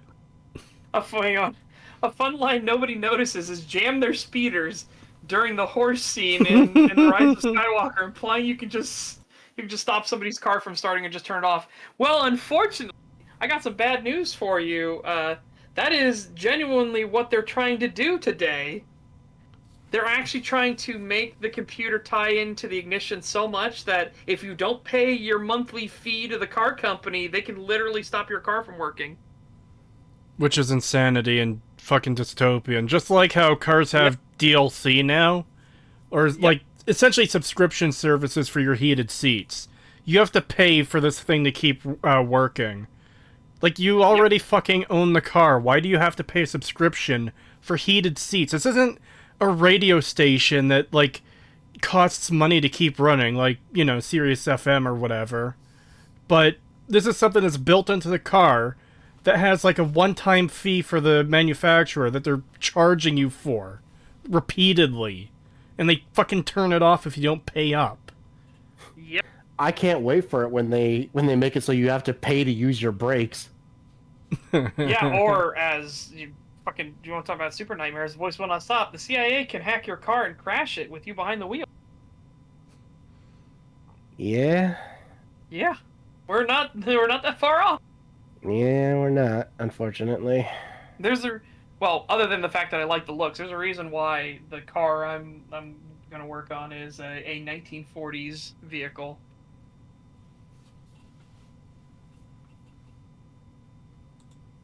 Also, a lot more dialogue hits than the trilogy of misses that came before them. Do you have a favorite line? I'm sorry, you cannot call the prequel trilogy a trilogy of misses in a video defending the Disney trilogy.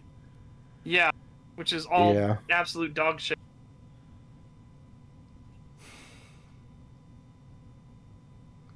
Like, come the fuck out. Like, the prequels are not perfect. In fact, they're exceptionally flawed. But there's still, like, good moments in there, hints of something good in there. One of the things a lot of people criticize about the Clone Wars is how Palpatine hired a bounty hunter who hired a bounty hunter who sent a robot that dropped worms to kill someone. Like, okay, yeah, the worms part is retarded. But it makes sense to get, like, levels of distance between yourself and the actual killer. Yeah, degrees of separation. Yeah, that's It's what it's what called. you would do. Yeah. Like, if you actually wanted to do these things for real, you don't do it yourself or have a thing easily traced back to you. If you can get 1,000 degrees of separation between you and the thing, you're gonna fucking do it. Yeah, and that's why, like, a lot of big crime organizations get away with shit like that. Like, Mafia Boss probably isn't going to pull the trigger himself. He's probably not going to get his right-hand man to do it. But he might tell his right-hand man to find someone, who'll tell someone to find someone, who'll tell someone to find someone, to get some low-level thug to do it, or, I guess, a professional hitman if it's that big of a deal to them. Yeah. The title of the video, good god, yeah, it is terrible so far. We're not even a minute 30 into it. Even the CIA does it, yeah. Everyone does it. Again, it's perfectly logical. That's the thing.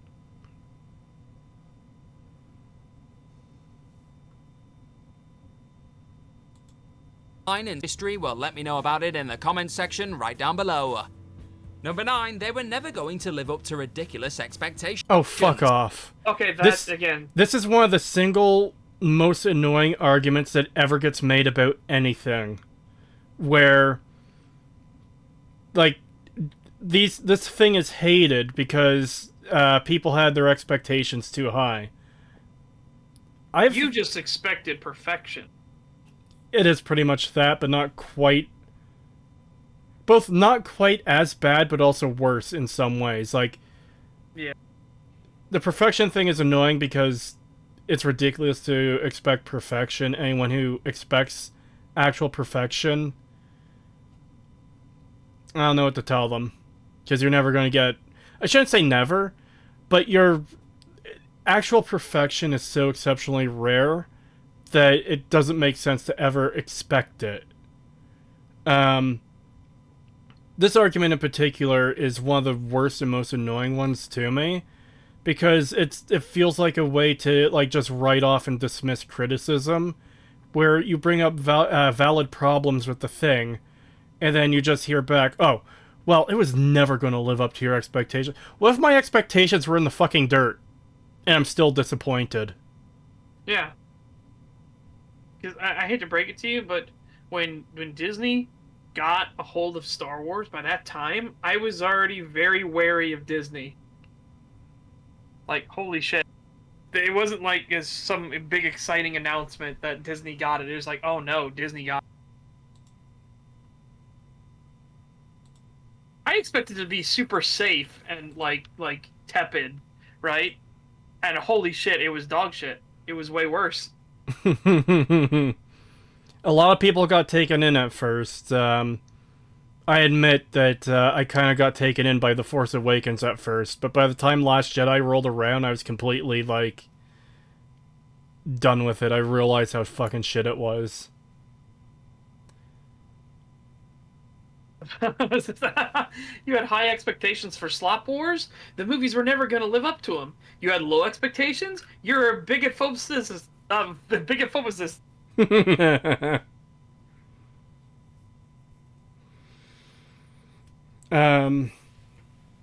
Yeah. This is just dismissive bullshit. They were never going to live up to ridiculous expectations.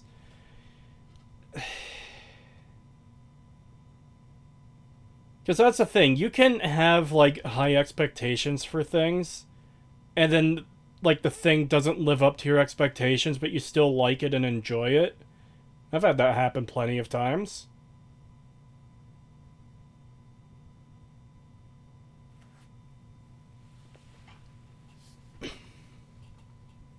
I mean, how many times do people say stuff like, it wasn't the best movie, but it wasn't terrible either, so it was good enough? Yeah. You know, so just this idea that like, oh, well, people hate it because it didn't live up to exactly what they wanted. And it's like, well, we know that's not true because the majority of people who have those situations happen typically don't even hate the films. They just say something along those lines of, it wasn't great, it wasn't terrible, it was meh. Yeah. But, you know, people aren't saying that these movies were meh. They're saying they were bad, really bad. You don't get that from just like, oh, well, my expectations were too high. Yeah.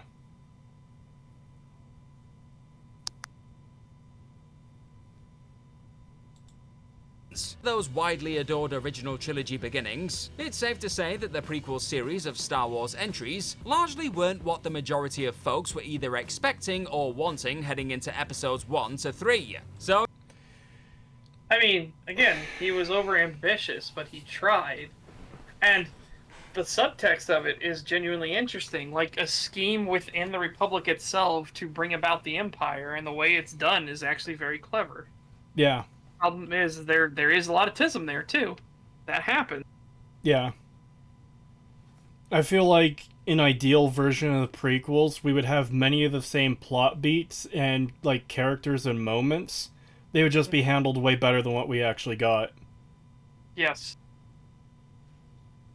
Because, yeah, I can imagine a version of those movies that are very, very similar to what we have. Yeah. Also, I don't know, it might just be me, but I would make the funny robots not be funny robots anymore. Because, Yeah. I don't know, big grim and horrifying that they actually feel like things at all in your robot army, and I'm just like, I understand them communicating, like, attack this sector, roger, roger, you know, sort of thing. Like, I understand that. That's totally fine. Yeah. What I don't understand is them being like, "Whoa, wow, look out!" It's like, no. Yeah, no, that fuck you. that feels like that was added into, like, appeal to the kids. Yeah. Yeah. What was it? The Clone Wars, the animated series, got really bad about that, and it got to the point where it was like, Jesus Christ. Like, it actually made the Jedi look just, like, downright evil. Yeah. When the droids would, like, surrender or be like, you know, like, I'm 2 weeks from retirement, and then get killed, and then the other one's like, oh, man. And then they would kill that one, too, even though it's not even fighting back. And it's like, Jesus Christ, like, what the fuck is your problem, man? Yeah, I think I remember seeing, like, stuff like that in a little bit of Clone Wars that I've seen. Yeah, it got pretty, like, downright fucked up, where it was like, yeah, if these things are supposed to, like, have not exactly rights, but, like, the same level of intelligence as people, and Well, it's the whole problem doing with Star shit like- Wars robots that, like, they kind of desperately don't want to address, but they keep implying things. They're like, oh my god, this universe is horrifying. yeah.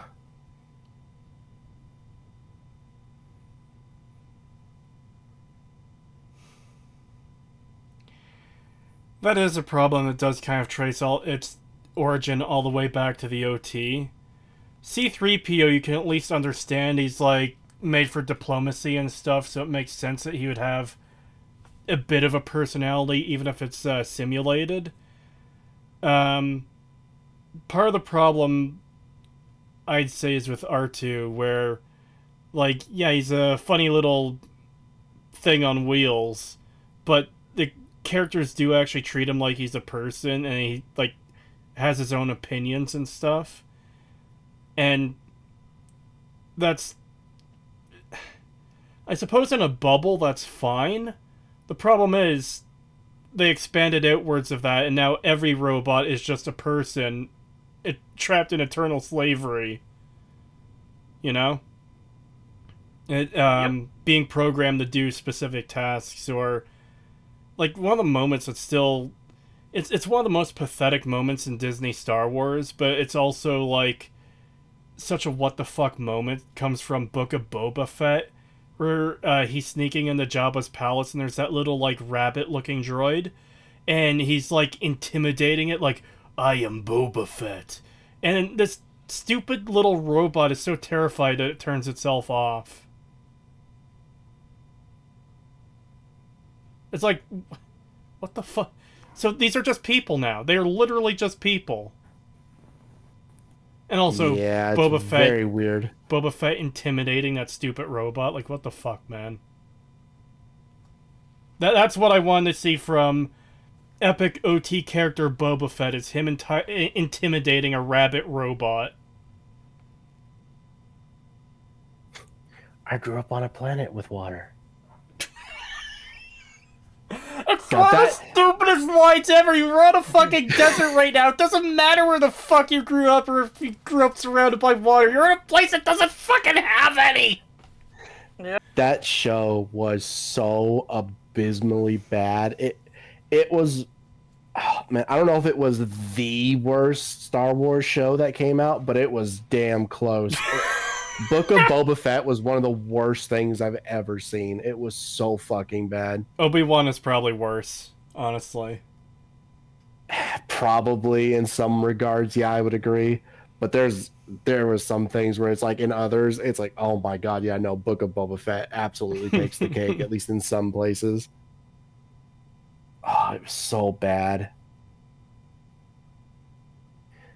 And it's a shame too, because it's one of those ones where it's like, yeah, of all the shows you could get, you know, a show around Boba Fett's adventures is like the one that everyone wanted. Yeah, I would And- love like a really good show about Boba Fett, like showing him as a character what he does. The Mandalorian could have been something like that, but with like just a different character, but they didn't even do it there. I think just like a normal ass space bounty hunter show within the Star Wars universe that's written at least decently well would be fucking amazing. Yeah, it would be really good. And instead, all we got was Book of Boba Fett, which wasn't even really about bounty hunting. It's literally about Boba Fett, for whatever reason, becoming a mob boss and then not knowing how mobs work. So, okay. And then we get Mandalorian, which it's mostly just a babysitting show. It's the Baby Yoda show. Yeah. Have And I it's ever like, mentioned oh that I my want to God. cunt punt Baby Yoda into a pool of lava? Yes, multiple times, and I agree.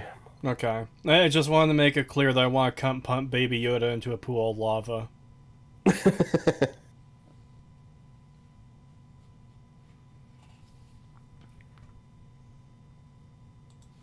Our news era of flicks not only picking up the story 3 decades on from Return of the Jedi, but reintroducing the likes of Luke, Leia, Han, and the gang in a new tale being told, understandably left many fans feeling hopeful about the saga's future. The Force I mean, you're taking 3 legendary heroes in fiction where, like, Star Wars was one of those things that was so big that it transcended just being a movie. Like, fucking everybody knew what Star Wars was. I'm pretty sure, like, there wasn't a person you could walk up to on the street who, if you asked them if they knew what Star Wars was, they would say no. I've never heard of it. I don't think you'd ever hear that answer.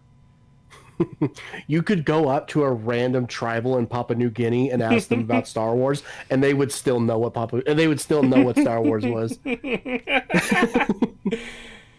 Well, I'm talking in the civilized world. No, I'm talking about, like, you know, North America, UK, English-speaking places generally. Like, everyone knew what fucking Star Wars was. It's beloved, or was beloved. So you have a sequel trilogy to follow up on that. You want to bring in all these new characters to pass it, like, have the torch passed to them, okay. But we never get that moment of the 3 original heroes being together again. We don't even get a single scene with all 3 of them in the same room. I like how he says, you know, oh, it gave people hope. You know, people were hopeful. Yeah, look how that turned out. Like, I know you're sitting here trying to defend it, but the title of your fucking video is literally like, why people should stop hating these movies. And it's like, okay, well then by that metric, then the majority of people must really dislike these films. So yeah, look how that turned out. Look how that hope turned into. I love the title because it is inherently just such a massive fucking cope. Yeah. That's why I titled the stream. Hating things. That's exactly why I titled the stream what I did. Stop hating these awful movies. Oh wait, hold on. I could have done the thing. Stop hating these awful movies.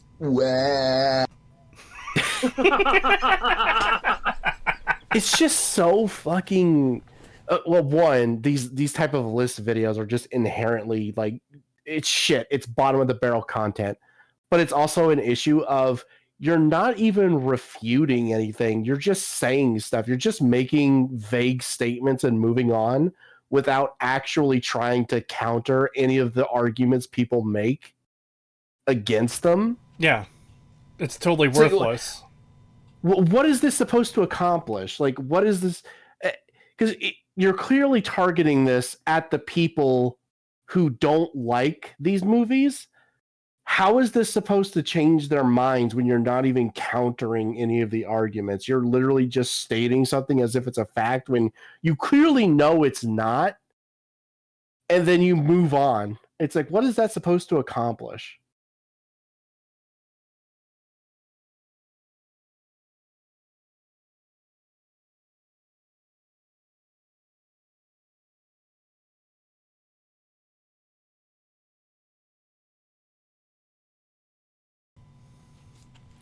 I'm just waiting for us to get to the point where this fucking video is going to start getting into like the characters and stuff, and they're just going to start saying like, oh, well, people didn't like Rose Tico because they were sexist. People don't like this thing because they're racist. Like, I'm just waiting for that to happen.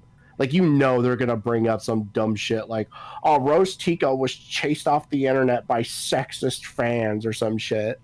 Which didn't happen. Yeah, which didn't happen, but you know how these type of people are in the media are. They love to run with fake narratives.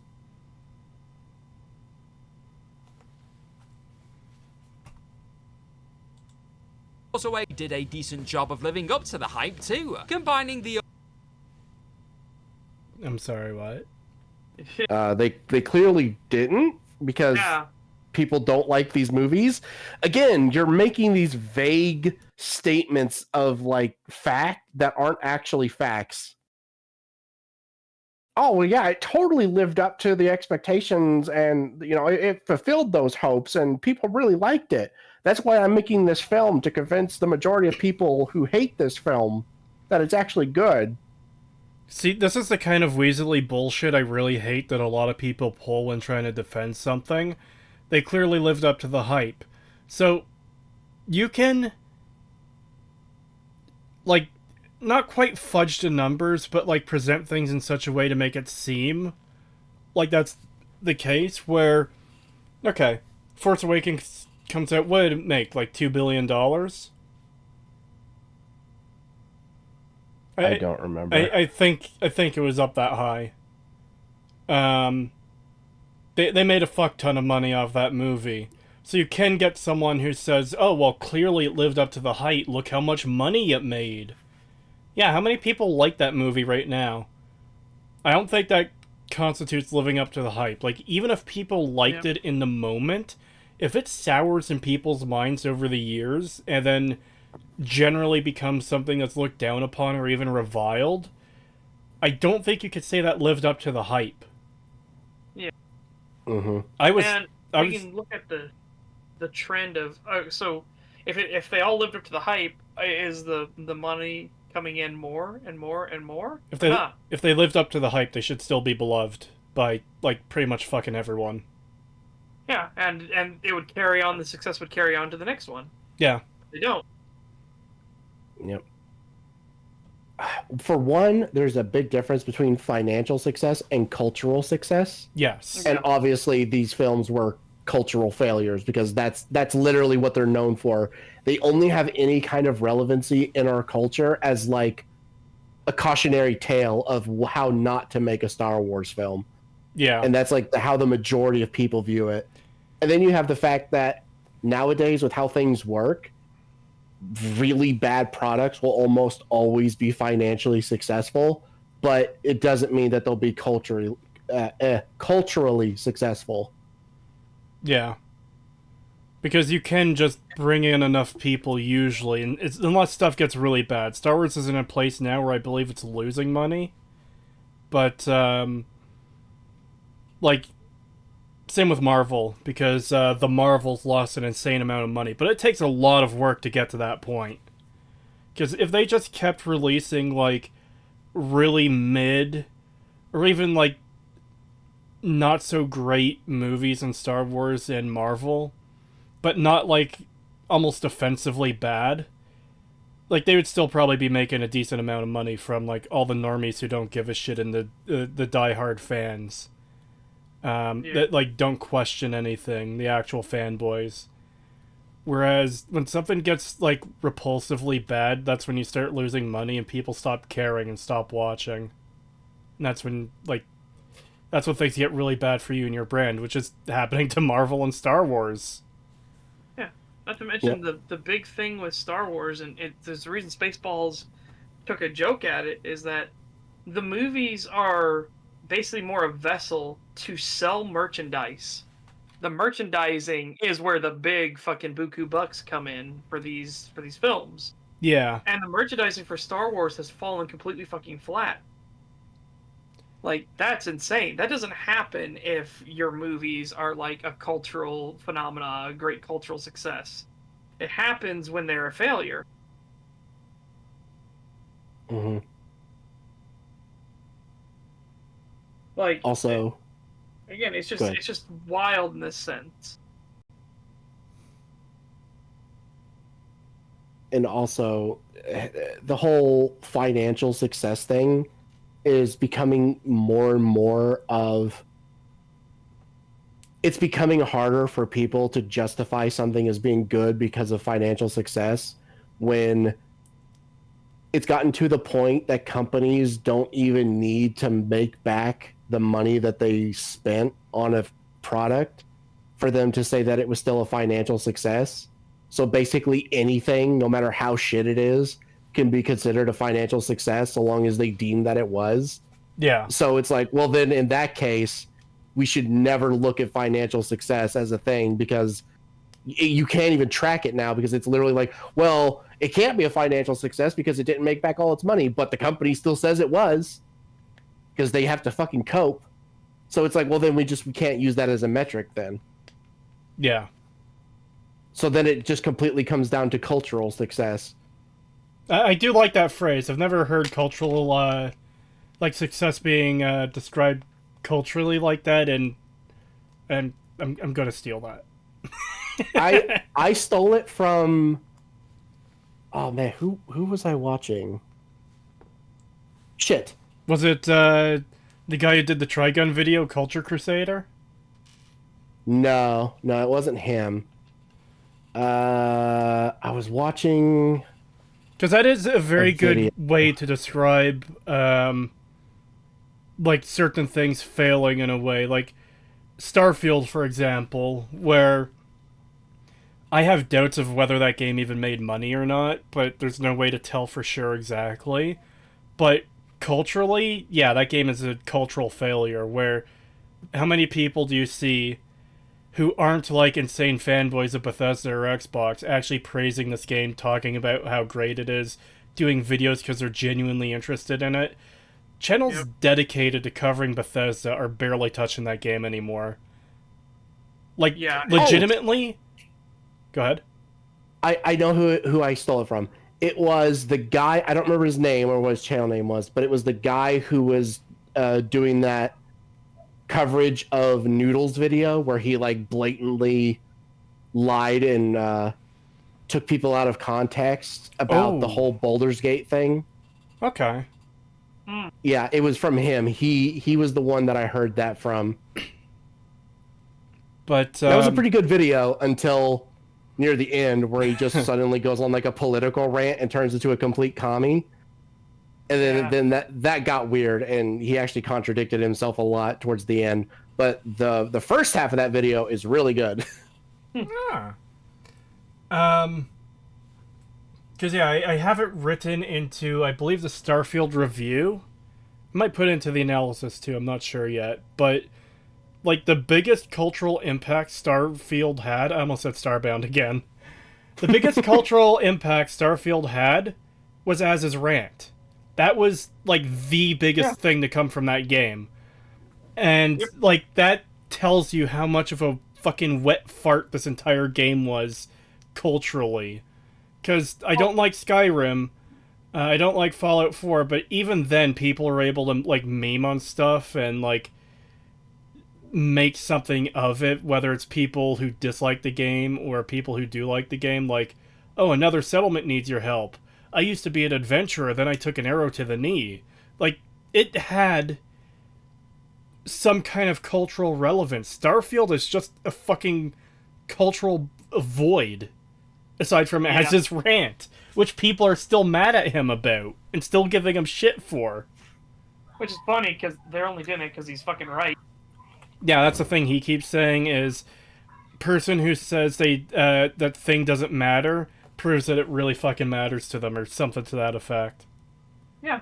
Again, if it didn't matter, you wouldn't give a shit. Yeah.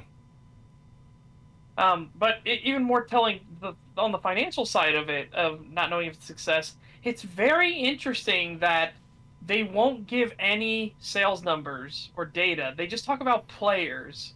Yeah. And what that also means is, well, that's all Game Pass as well. So how many people got the cheapest Game Pass and played it and then never touched it again? And when you say players, it could have been somebody that went to the main menu, started it, saw something they didn't like, and left. That still counts as a player.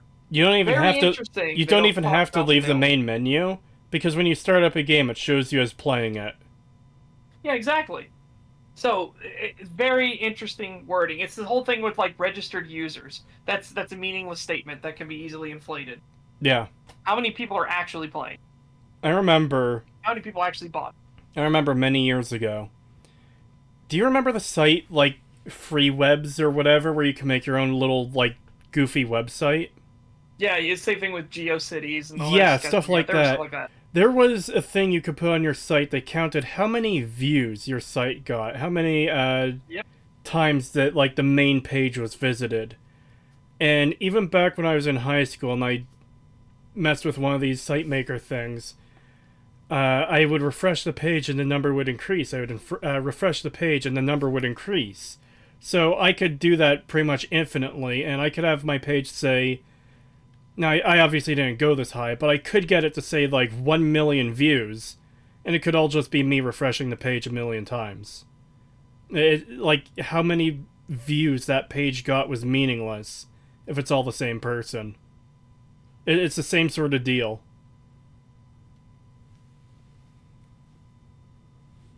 Yep.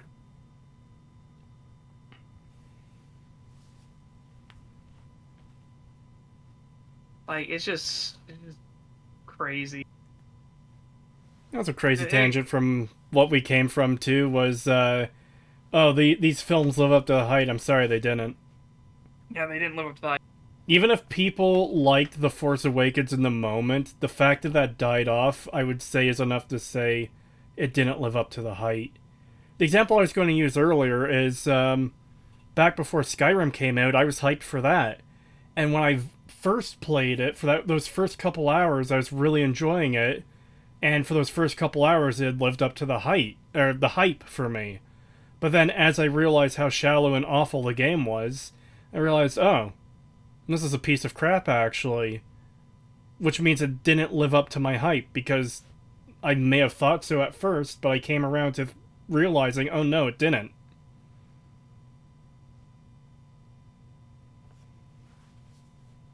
Did they ever release the numbers for how much money they made from Starfield? No. No. They haven't No, I released didn't the think numbers so. of money made. They haven't released the numbers of sales. Nothing.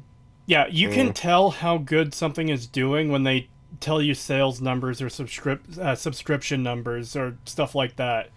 Back at its peak, Blizzard was telling subscriber numbers, like, all the time because it looked good for them. Even, like, when numbers went down after Wrath of the Lich King, numbers went down a bit. Like, still, we have 8 million people playing. We have 6 million people play. That's a lot of fucking people to be playing a video game. Yeah. And then And then they suddenly stopped once it was 2.5 million. Yeah, Because people could Warlords look of back and be like, Draenor.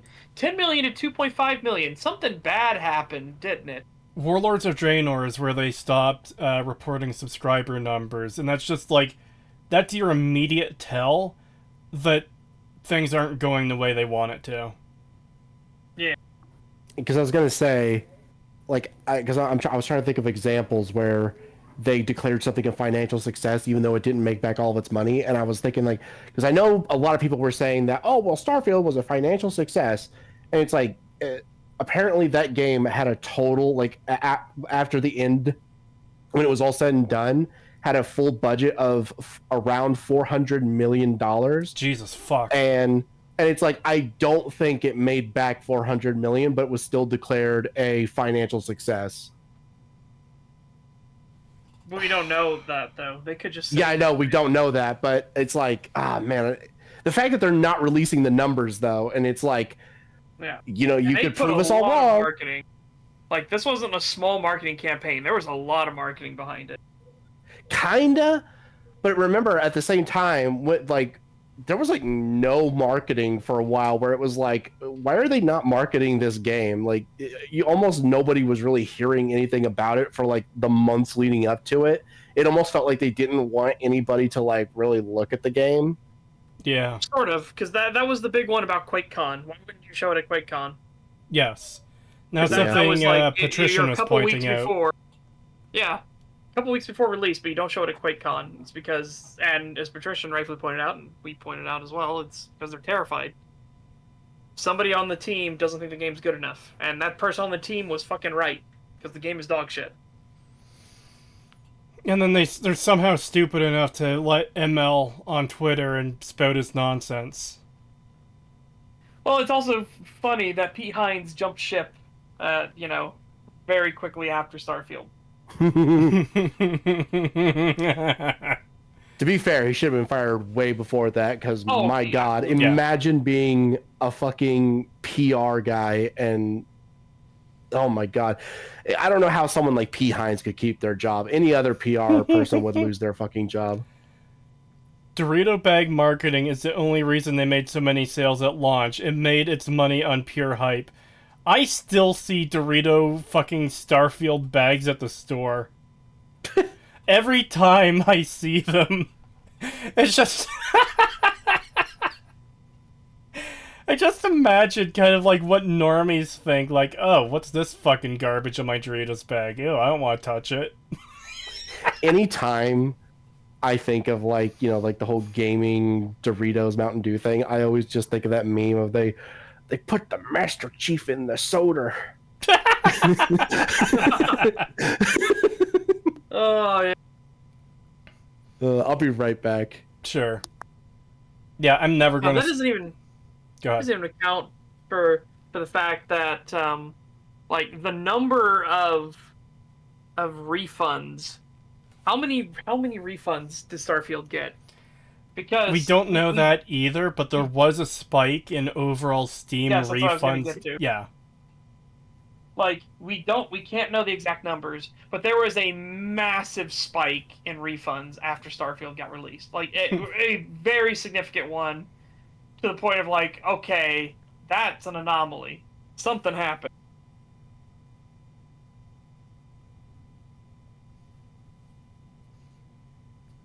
Your Fallout 3 3-hour video may be one of the best videos I've ever seen on YouTube. Oh, well, thank you.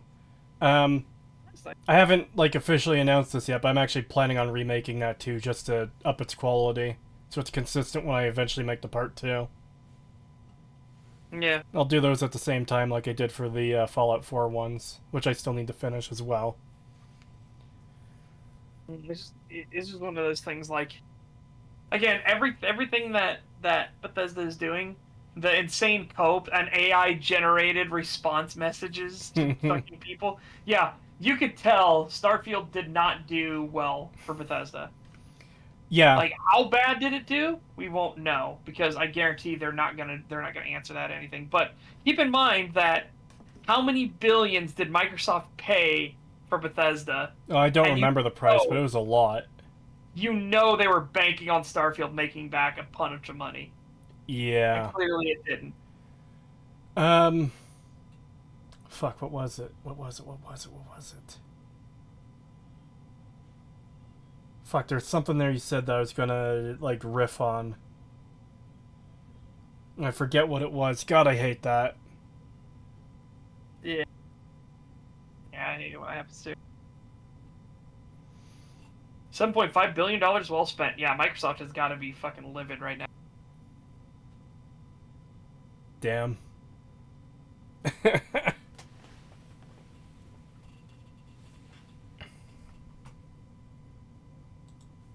Overall those OG features, with some spectacular visuals and fresh new characters, even if the tale was largely a retread of A New Hope.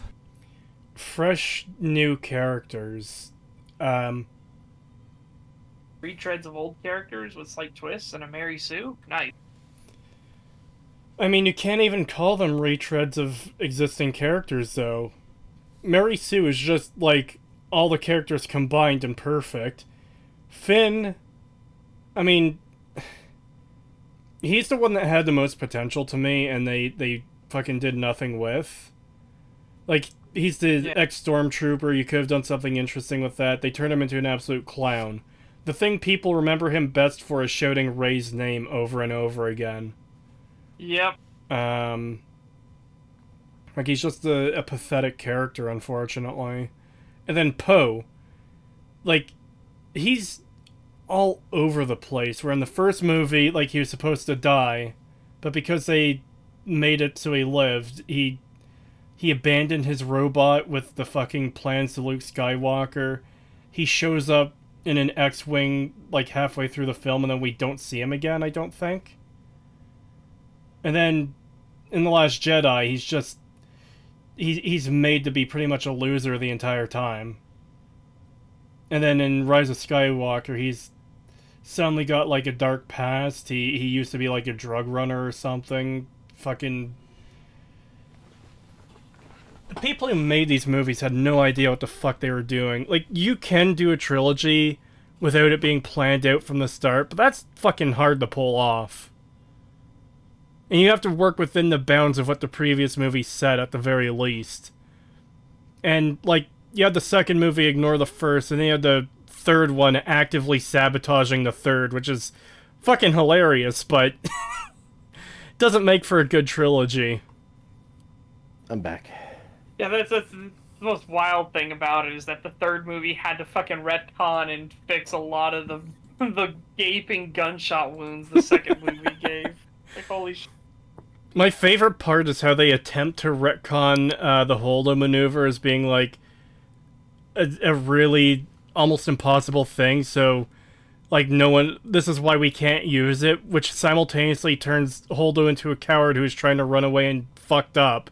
But they also show a Holdo maneuver being pulled off at the end of the fucking film, anyways. It's like, what the hell? And again, it's not like it's a 1 in a million thing. I don't know how they thought that was going to fix it. It's a 1 in a million shot. How? I'm sorry, but they could have done that to the Death Star. Sacrifice one Rebel cruiser to blow up the Death Star. Yeah. Just immediately. Even if you don't completely blow it up like they do in A New Hope, you would cripple it to the point where, like, yeah, this thing you can just fucking destroy a lot easier now. Yeah, do a Holdo maneuver right towards the main gun of the Death Star. Oh, unfortunate, Empire. Even if we didn't blow the whole thing up, guess what? That's another, 10 years of rebuilding that. Have fun. Yeah. Yeah. €2 from Enclave Emily. Thank you. Fresh new characters equals old characters plus black dude. Emily, we're gonna have to get you to play Lethal Company with us at some point, just so you know. It is a very fun game. Yeah, it is. I mentioned it in our group chat, but Rubber Ross is working on a video a mod that adds a ton of emotes, and we have to get that mod as soon as it's available. Mm-hmm. I've seen so many great emotes from that. I'm also looking... I might have found someone who can do it for relatively cheap. I want to get a custom, like, model for the game of my VTuber model. Yep. Also, I want to run this by Setch real quick, since you'll be playing with us. So you know the Yippee mod for the loot bug? Yes. There's another one that I think would be a little bit funnier, and Kree also thinks it would be a little bit funnier. And it Oh, no. replaces, instead of Yippee, it's this. I want you to know. I want to see what you think. Was it the one guy? Oh, wait. I'm gonna like play it. it so chat can hear it. This will replace this will replace the loot bug sounds if we get this mod.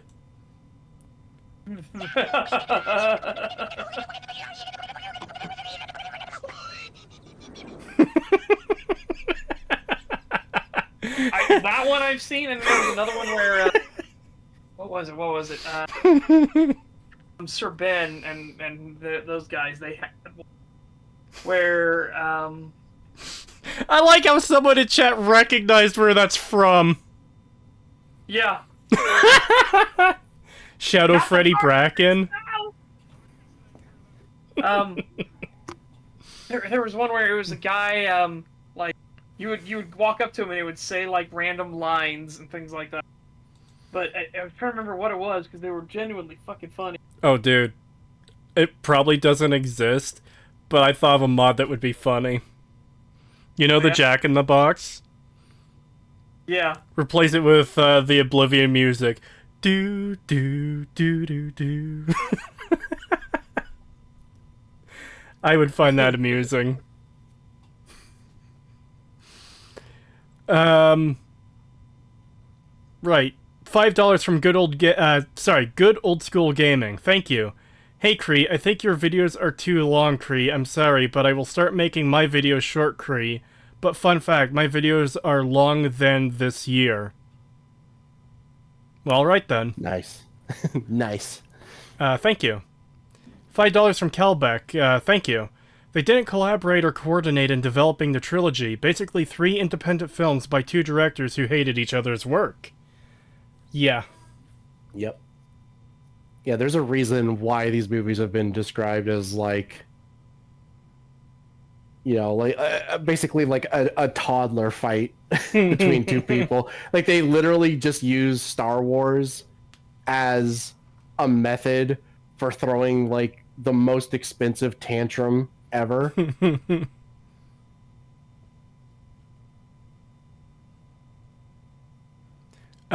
Just a giant dick measuring contest. Yeah. €2 from Enclave Emily, thank you. But there are spiders! Spooky. Yep, there's spiders. You can kill them. Yeah, there are spiders. There's also a comment there, where did it go? Okay, I don't know who said it, but it was just replace a nutcracker with an ATF agent.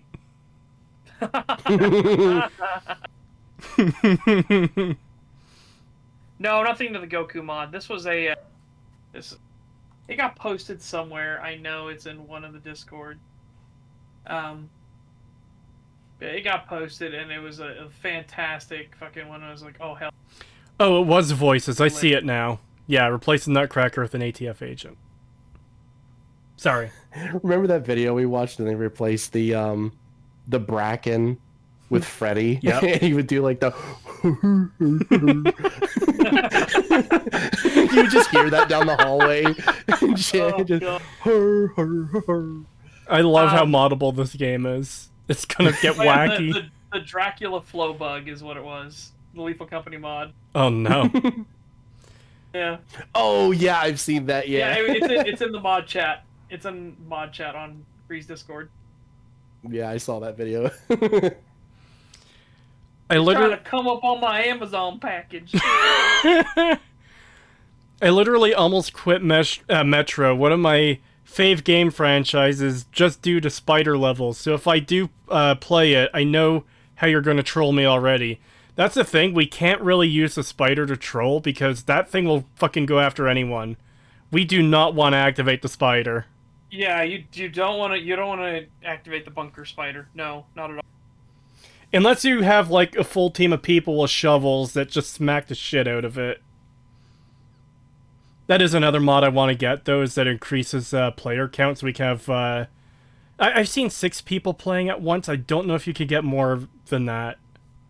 But I do want to get, like, just more than 3 of us in general, but like bigger lobbies if we can to get more people in.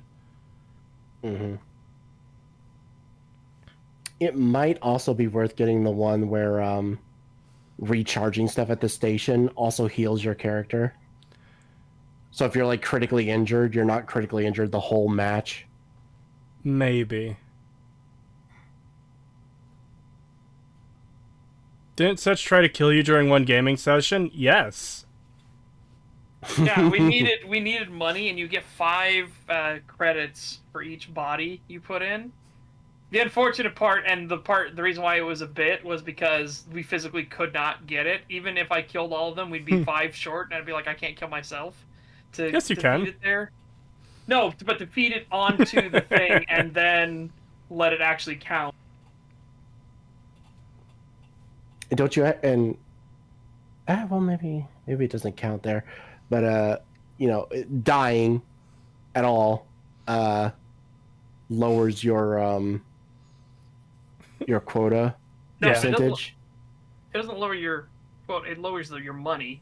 Yeah. Yeah, it lowers like how much You personally you would have. get. Yeah, exactly. Thankfully, it doesn't mess with the quotas or anything like that. Because if dying actually messed with the fucking quotas, oh god, that'd be awful. Yeah. There's another funny music replacement for the Jack in the Box, but we would never be able to do it on stream.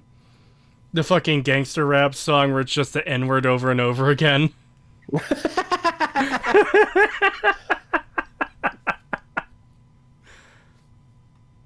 Throwing yourself in the water out of spite was hilarious. I'll fucking do it again. Yeah. Again, it was all in service The of the bit, just because there was nothing we could do physically. Again, there's no way for us to get that money to actually pay for the quota. We were 5 credits short no matter what. If I had Kree's body, we still would have been 5 credits short. Not having Kree's body, we were 10 credits short. That's, there was nothing we could have done.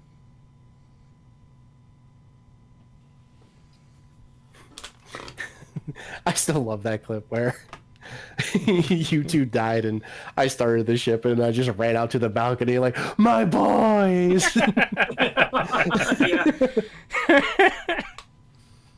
Creetosis, didn't Pagan say you were his emergency meat supply? I know someone was someone's emergency meat supply. I kept making the joke that Kree was the emergency rations. No! Yeah.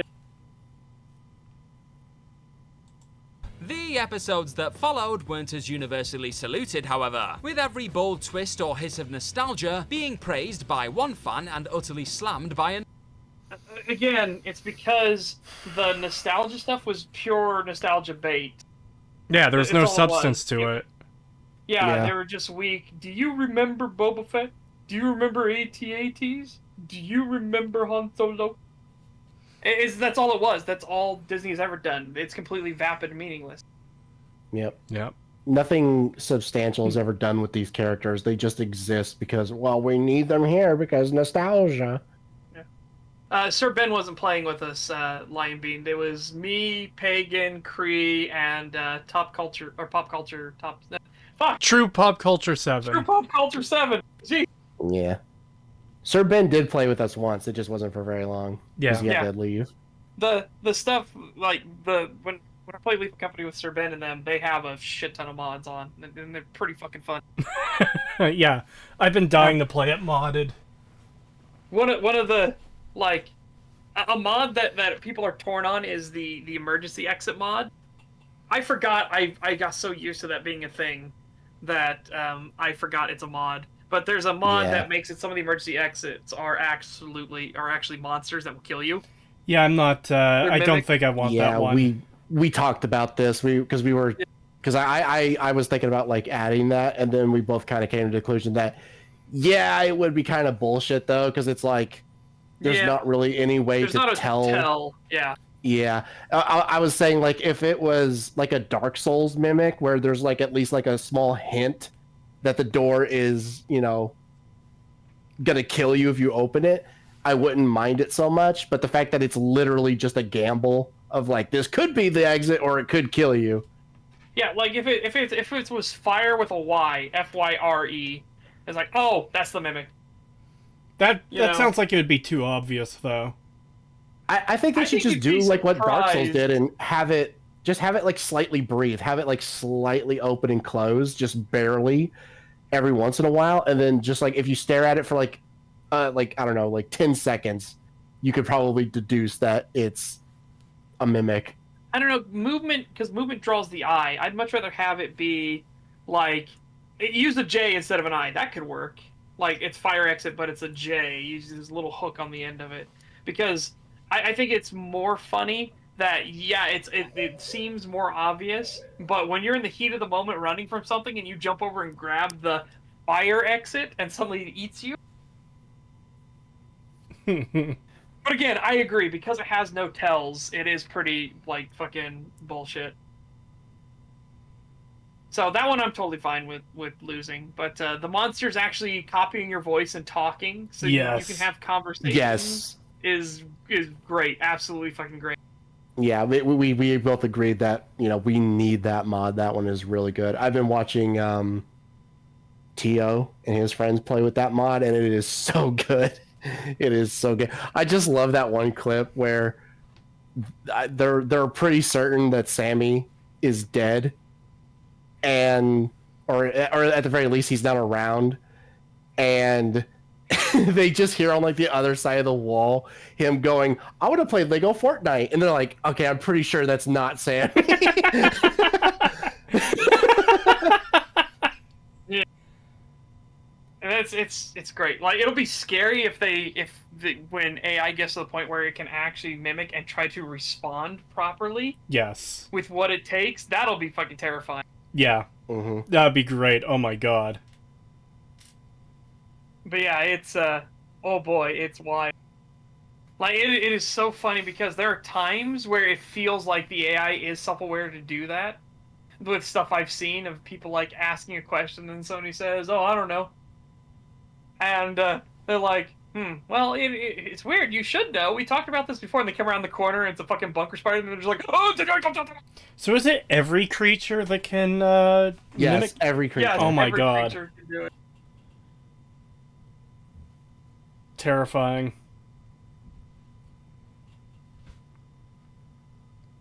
Yeah, we're gonna have to coordinate mods at some point and like get a bunch of people together to play it. Like at least 6 of us on there. Mm-hmm.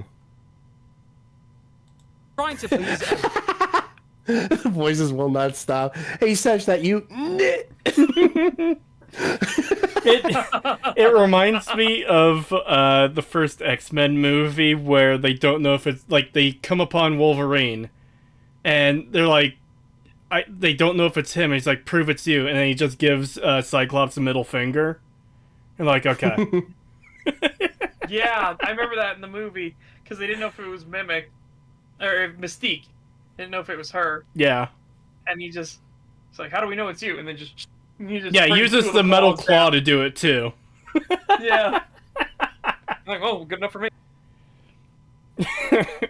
I want to watch that movie again too. That was a good movie. in a fan base as massive and diverse as Star Wars from start to finish was always going to be an impossible task, especially when it comes to the sacred Skywalker saga. And with Fuck off, you cunt. I'm sorry, but you're defending the films where the big bad is defeated, who happens to be Palpatine again, because the Star Destroyers don't know how to go up. Yeah, people were entirely in the right for hating these movies for being the fucking utter dog shit that they are. Like, there's... God. Fucking hate this movie. Or these movies. But I hate these condescending assholes who are just like, oh yeah, they... to some fans, they ruined their precious Star Wars. Motherfucker, they actually did ruin Star Wars. This isn't about, like, disagreeing with creative choices. They actively undermined and destroyed fucking everything from the originals. Fucking Vader's sacrifice was in vain, because he didn't stop Palpatine, he only delayed him for a little bit, and the universe was only somehow fucking more unprepared for it. Because of awful writing, of course, but, like, Vader's sacrifice at the end of Return of the Jedi is completely meaningless now. Yep.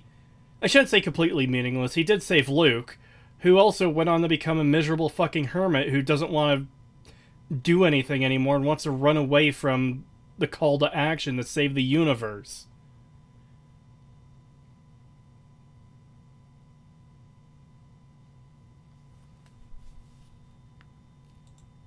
With that, both those who longed for the nostalgic days of the OG trilogy, and the folks who just wanted to see the series be dragged down a fresh new path, were both sporadically given moments to get excited about is actually a minor miracle that isn't celebrated enough.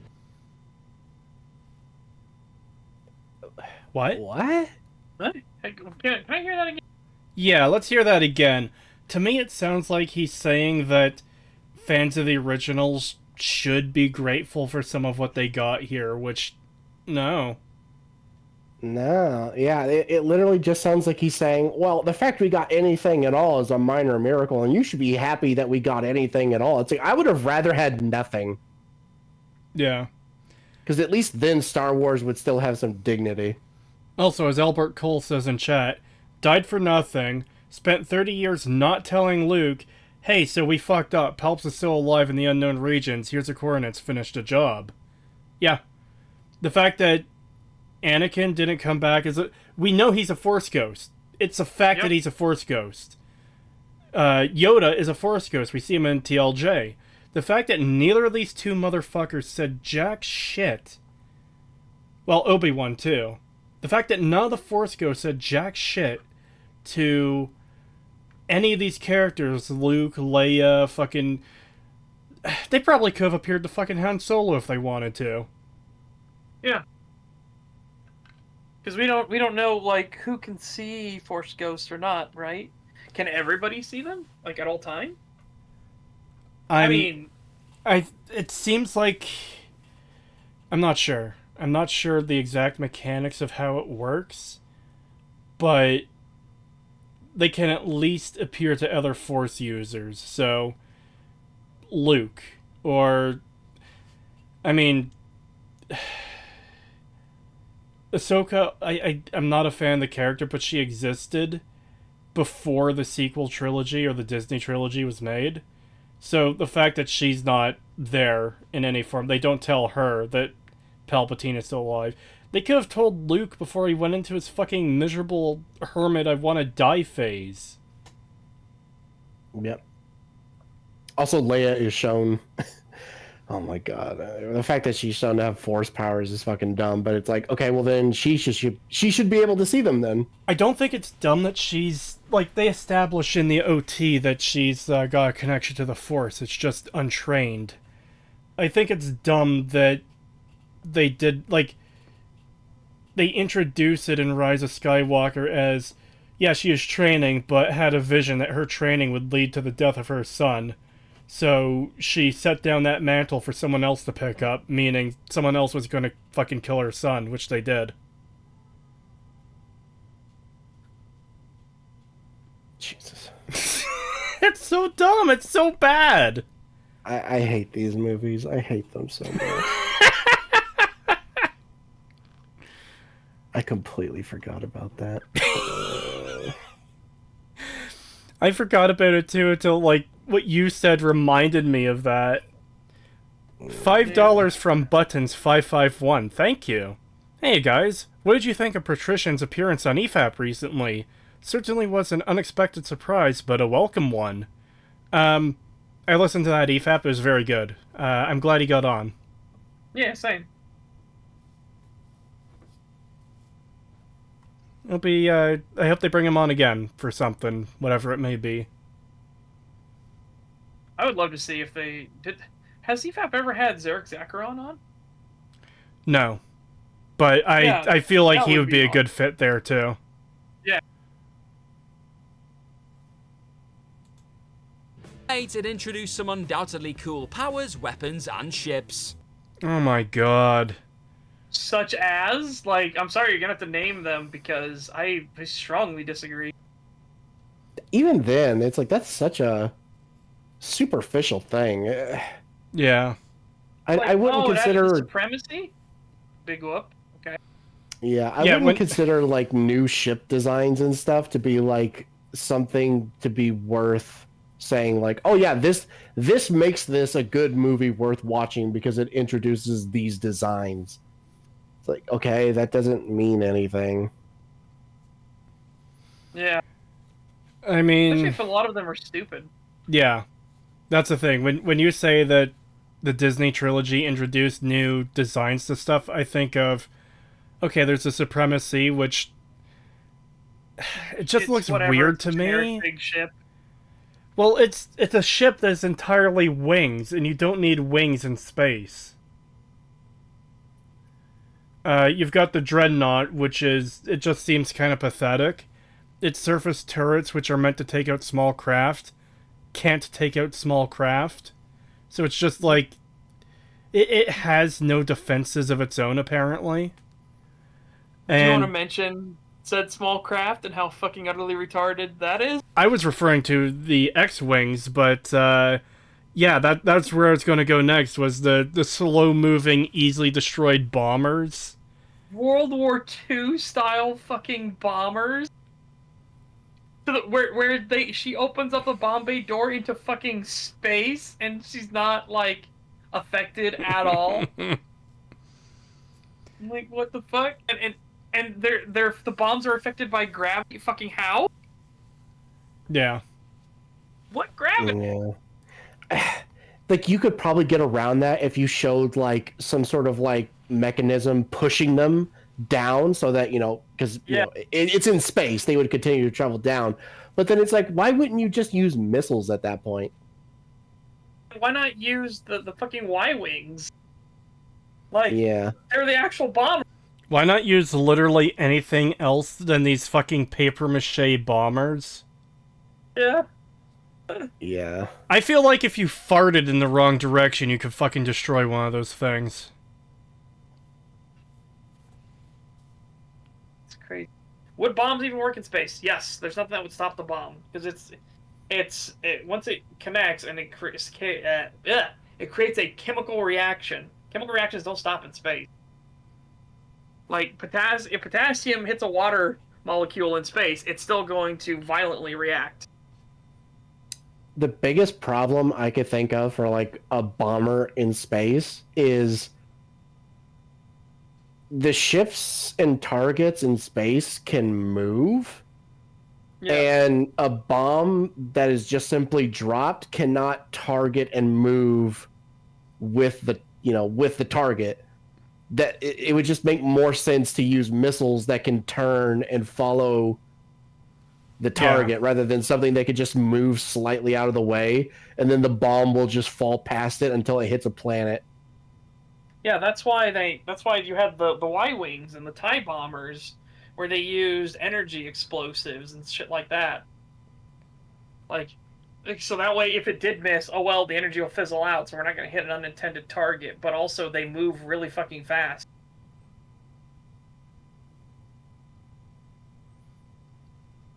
No, that's what that's what the X-wings fucking fire for the trench run. I have no fucking clue what this guy is about to reference for cool, well, ships at least. Weapons? What fucking weapons do they even introduce? Oh, he's gonna fucking show the Kylo Ren lightsaber and thinks that the hilt being a laser is so cool. But that's not a new weapon. That's an existing weapon that looks like shit. I know, but he'll probably use it anyway. And powers. I know we do get force healing, which was technically introduced like fucking a day earlier by the Mandalorian. Yeah. I guess the fucking hologram thing. See, that's the thing too, is this guy's being so vague. I don't even think he's going to reference specific things by saying, "Yeah, this is cool. This is good." He's just going to say, Oh my god. The films add new powers and ships that we've never seen before, and that's good. What if he specifically points out like, Oh, that Leia putting a bubble around her in space and flying like Superman was so cool. I would hope he'd be smart enough to not do that, considering he already referenced that as like a bad thing. I don't know. Like, maybe the healing thing, that's really not good either. It hurts Because- so much. Yeah. Because if the healing thing works, then Obi-Wan really did let Qui-Gon die. The healing thing should be like a video game exclusive thing that's explained away as being a video game mechanic. Whereas, like, yeah, we're gonna break the lore just a little bit here for the sake of like gameplay, where you can heal yourself if you don't have a fucking med kit. But like, don't treat it like actual lore. That I'm fine with. The fact that it's been introduced as like, oh yeah, it's something you can just do now. Like, and there's no winning with this one either, because if this is a very difficult thing to know, then how's the fucking Mary Sue know it? Oh, it's because she's a Mary Sue. If it's easy, then no Jedi should ever fucking die to a stab wound. Yeah. Actually, no character in proximity of a Jedi should ever die from a stab wound.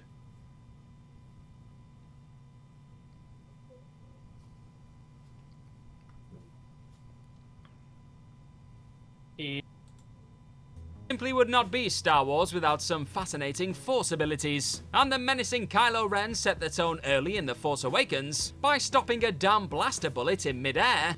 That's not a new power, you fucking idiot. Yeah, that's not new. It's just an alternate variant of fucking Darth Vader, who literally became immune to the blasters and sucked them all into his fucking hand from Han Solo. It's not even that. It is fucking a form of telekinesis. A lot of people treat force choking as if it's its own power. That's just fucking telekinesis. If you grab things at a distance or move things at a distance, that's telekinesis. If you pull your lightsaber towards you, it's telekinesis. If you push someone away, it's fucking telekinesis. Yeah. It's not a new power, you fucking idiot. God, I hate these people.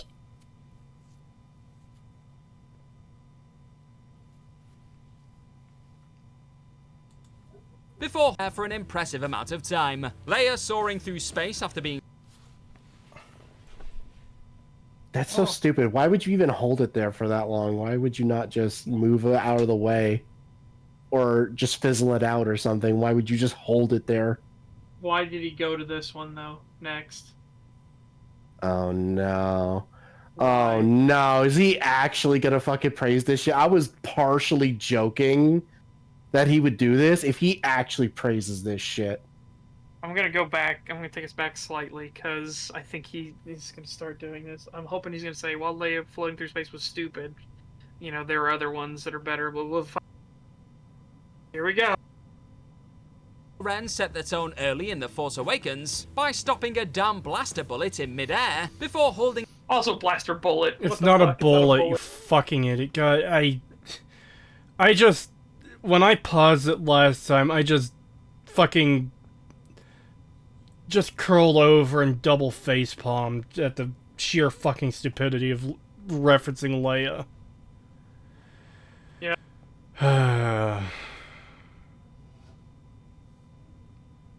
It massive amount of time. Leia soaring through space after being fired out of a cruiser. Luke projecting him. He's doing it as a positive. That was Yeah. one of the biggest moments where all of the normies realized that this is utter fucking tripe. This is dog shit. The Leia scene is commonly referred to as especially they put the Mudahar clip right after it with Mudahar laughing like a madman. 'Cause it's fucking stupid on every level. I can't believe I was correct that he would actually praise that shit. Oh my god. Also, it's not a new power. Moving yourself through space is fucking telekinesis! Yep. But she also put a bubble around her. He didn't Which even she say didn't. that. He just said she I flew know. through space.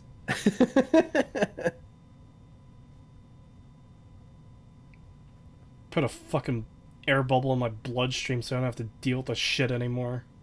Yeah, if he's gonna talk about, if he talks about the force projection thing, that actually destroys so much because, well, Jedi, why would you need to be there? You can force project yourself anywhere, and you can obviously have enough physical contact and interaction and be able to see and everything. Jedi spies and Sith spies would be unfucking stoppable. Yes. Yeah. And as we've seen, they can interact with objects. They can pick things up and leave things. So Here's a question. If you can project, like, obviously your mind and body there, wouldn't you be able to just project your mind there so they can't see you? Because it feels like it would take extra effort or work to project your physical form as opposed to just your mind. Yep. Well, Turd, hang on. We'll mention that along with the super chat. $5 from just a guy from Alabama. Thank you. Using bombers against ships is negative IQ stuff. Buildings don't move, ships do. To use World War II as an example, it wasn't B-17s that sunk the Yamato. Yeah, it wasn't. It was the F-4F Wildcats and multiple different torpedo planes and dive bombers and stuff specifically designed for this task. Like, not for the Yamato specifically, but to attack enemy shipping. $5 from Buttons551. Thank you. The bombers are very dumb, but so easily fixed. If they were very tanky, they could fit a role of attacking enemy positions too heavy for Y or B wings. Yep. And then, as Turd Ferguson brings up in chat, torpedo planes and dive bombers were used to attack enemy capital ships in World War II. If you're going with the World War II analog, then go all the way. Absolutely, that's why you had the Y-wings. Like, again, they should have just used Y-wings. They already existed in universe, and that's exactly what their role was for, to be a bomber that attacks enemy capital ships. That's why the Y-wing exists. Yeah. God, the fucking power shit though. It causes so many problems. So besides the fact that, spies would just be unstoppable forces, there's also the fact that we're shown that you can transmit objects because the whole necklace thing. No, the dice? You could literally just... Don't those disappear? No, the necklace. When Kylo Ren reaches through and takes something. Right! Yeah, he grabs it, yep. Oh, I fucking forgot about that!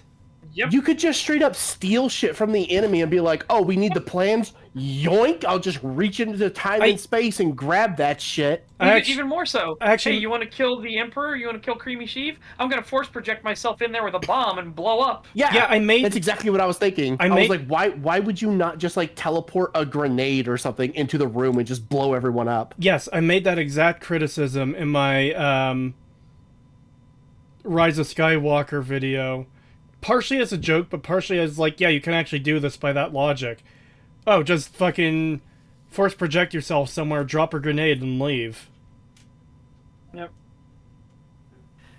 Voices, I'll push back on that a little bit. So Voices Will Not Stop says, just to put into context the amount of firepower to down a capital ship of Yamato's size, they threw 400 aircraft at her. They didn't need 400 aircraft. This was vengeance.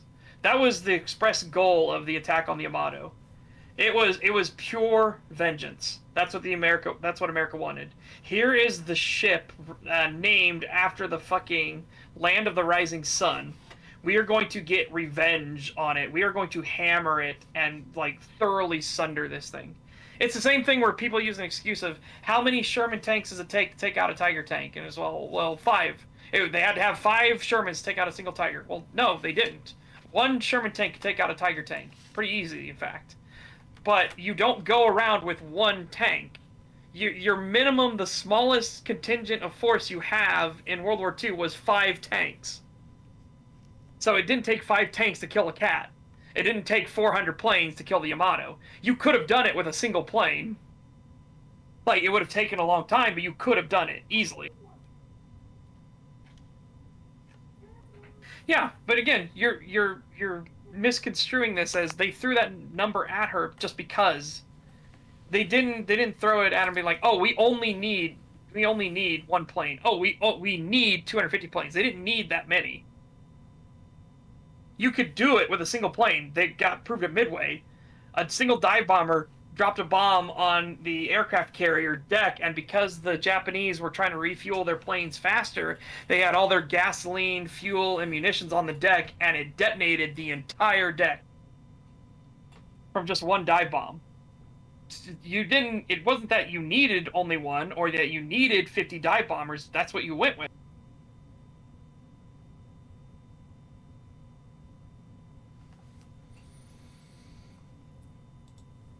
Anyways, himself across the bloody galaxy, and even watching Palpatine force drain the dyad all sit as unquestionably cool uses of force power. are you for fucking real?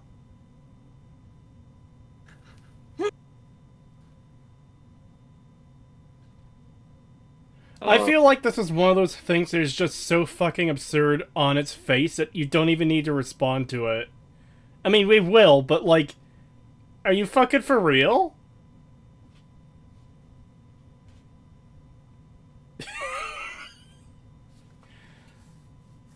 I think It's it is wild. insanely broken that you can just vacuum out the power of, like, as much as I hate her, it's the way she's written, literally the most powerful being in the fucking universe. Mhm. And apparently, like, her polar opposite or whatever, the dyad thing. The dyad is just some retarded thing they invented for this movie, I'm pretty sure. Yes. But like, oh, he can just do that. He can just take the power for the most part. So who's to stop it from doing it to him? Can anyone just do it to anyone? Like, it can if you have force sensitivity, can you immediately become a force vampire and just suck it from everyone? It's like, why wouldn't you then? Like, if you could do that, why wouldn't there be like dozens of these guys running around just doing that all the time? Wouldn't they be a major problem? Also, it's a thread that points out, and it's one of the stupidest things of this movie, which is saying something because there's a lot. Kill me and you will absorb my essence, becoming me, Palpatine to Mary Sue. Yeah, his whole plan was to steal Rey's body so he could continue living, like, with her body. And she killed him anyways. Like, how did he... If that was the goal, if that was the plan, how did he not take over her body when she killed him? Yeah. Also, I just remembered she killed him by reflecting his lightning at him. It happened a second time. You remember the EFAP episode? Palpatine is a dealing with Palpatine is a fucking time vampire. You remember the EFAP episode where they covered a video saying no one knew what a Y-Wing was? Yep, I remember. Yep. Wolf's response was fucking magical.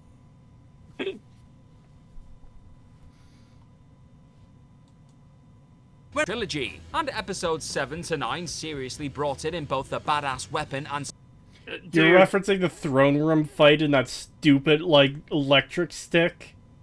Yeah, the fucking baton and this throne room fight where we had so many stupid ass weapons that were all dog shit. Like, I'm gonna use lightsaber daggers. Why? I'm gonna use a lightsaber chain thing that I have to be very fucking... Chain weapons in general, by the way, are a terrible idea. And they were a terrible idea throughout history. That's why they don't actually get used that much. Flails were not as common as people think they were. Because they're very dangerous to the user as well. Well, when you have a giant chunk of metal on the end of a long chain, and the method of using it is swinging it about, there's a very high possibility of hitting yourself. Yeah. Lightsaber whip sword, yeah, what the fuck was that? Mm-hmm. Yeah. Notice how this guy constantly uses definitive statements to preempt challenges to his claims, yeah. Yep, that's what I was saying earlier, is he loves to state things like just vagaries as facts, and when they're clearly not facts, and he knows they're not facts because he's literally trying to counter against the idea that, you know, the majority thinks this way. Well, then it can't be a fact that everyone agrees on this thing if you're trying to argue against it. Ugh. $5 from Snub Caboose. Thank you. Could Palpatine just have used Force Skype to drain Rey without putting himself in any danger at all? Well, see, that's the thing. He didn't want to just drain her. He wanted to take over her body. The reason he did the draining thing is because he realized that her and Kylo were a dyad. Whatever the fuck that means. And he realizes there's more power, like, from that, and that's when he decides to drain them.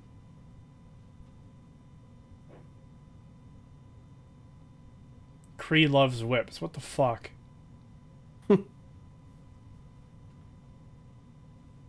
No. Space stories too. Ren's command shuttle was a beautifully designed menace of the skies. What? You're just That's trying beautifully too fucking hard, aren't you? Yeah, like what? Also, hell? I don't think that was a new ship, at least not in terms of like Yeah, I'm pretty the sure design. Palpatine's shuttle from the OT. Yeah, and I know for a fact that it gets used in The Force Unleashed. It's what Darth Vader shows up in the start of the game with. Doesn't he show up in one of those in Rogue One too? No, I it's believe Krennic. no. It's Krennic that arrives on Mustafar. I'm pretty sure he arrives in one of those. I'm pretty sure Krennic arrives in one of those to Mads Mikkelsen's farm. Jyn Erso's father. I don't remember what his name is. Yeah. The only thing that might be different about this one is maybe the wings are slightly longer, but that's literally it. It's still the exact same ship. But that's like saying the Millennium Falcon with a different satellite dish is a completely different ship. Yeah, I know. It's just not. It's literally the same thing. It's just painted black now. Even the alternate version of the Star Destroyers that have like the weird like command deck at the top as opposed to what's in the OT, I wouldn't call that a different ship.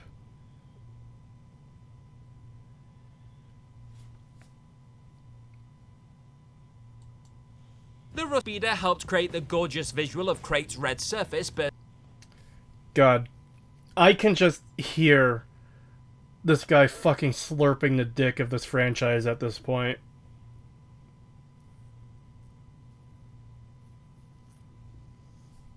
bursting up from the ground as the Resistance sped towards the First Order. And Those were the shittiest looking, like, anything I've ever seen in this franchise, as far as machines go. They're also just so fucking stupid as an idea. Why would you not just use normal ships that can actually fly around their targets and escape? These things are basically glued to the ground. All they have to do is shoot at the ground near these things, and they'll take out a group of them. What the fuck would happen if they weren't, like, going across a perfectly flat surface? What happens like, the moment they run into, like, a pebble? What if there's, like, a hill or, like, a slight fucking, like, incline where they just smash into the fucking side of it and blow up? Yeah, what about those trenches? Those trenches would fuck those things up real hard. Yeah, probably. We can't do this run, there's a slight incline!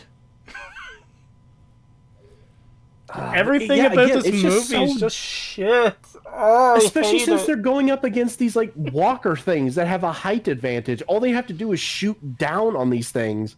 Because they're glued to the ground, they can't properly maneuver around them. So they could just shoot them like on the ground and take out probably like 3 at once. At least in a ship you could fly above and around them. Good God, this is so shit.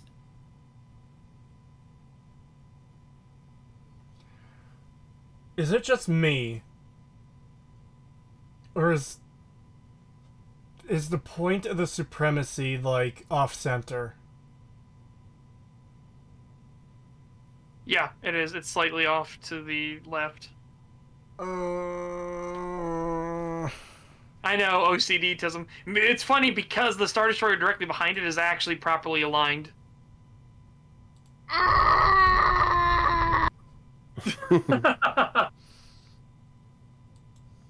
The super thing of terrifying beauty too. That epic. It wasn't, Terrifying though. thing of beauty. It's a fucking triangle. It's It a literally giant just looks Dorito. it looks like a B-21, but bigger. I'm sorry. It's not like a thing of terrifying beauty. It just looks like they just upscaled. They went into fucking Photoshop, took a B-21, slapped some random fucking tech doodads on it, and just upscaled it. Here's something. Pagan, remember when we watched Heavy Metal? Remember the segment of the movie with the, I can't remember if it was B-17 bombers or if it was a different number, but they were the bombers, and how intimidating they made those look in, like, the intro to that section? With them looming overhead? That was fucking great.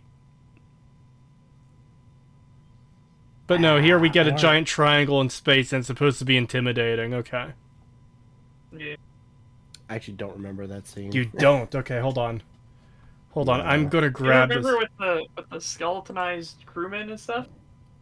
I think he probably remembers that part. He probably doesn't remember how that scene opens. Hold on. Yeah, I don't remember how that scene opens. I remember the skeleton part. I just don't remember. Hit one of those crystal wolves. Yeah, I would love to just see one of those fucking skimmers just fucking body one of these fucking crystal wolves running around. I'm pretty sure this is the one that uses, that one song. Hold on. I'm gonna play it quickly just to see. My powers continue. Yeah. I fucking love that song. But yeah, just the plane going through the sky. That looks so much fucking better. For a cartoon from 1981 looks so much better than the Supremacy is in terms of, like, something intimidating. Hold on, let me just wind this back just a second. So I could show it on now stream. I remember. Yeah. This scene is way better. Like, it's literally a JPEG sliding across the screen, but, like, the shadows, the way they're just looming over a battlefield. I'm pausing it so we don't get hit. What movie is it? Heavy Metal. If you decide to watch it, prepare for a lot of fucking weirdness and a lot of titty. Yeah. And apparently, Jewish robots? Yes, weird. yes. I forgot about that. Yeah. There's one. To be fair, there's only one. And, shockingly, he doesn't climb out of the New York Underground. Yeah. Have you seen the edits to that? No. I fear what the edits to that are gonna be.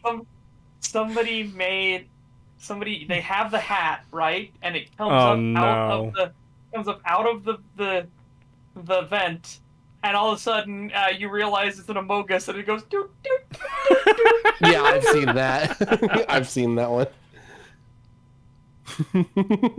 Well, look, Oh no, he vent.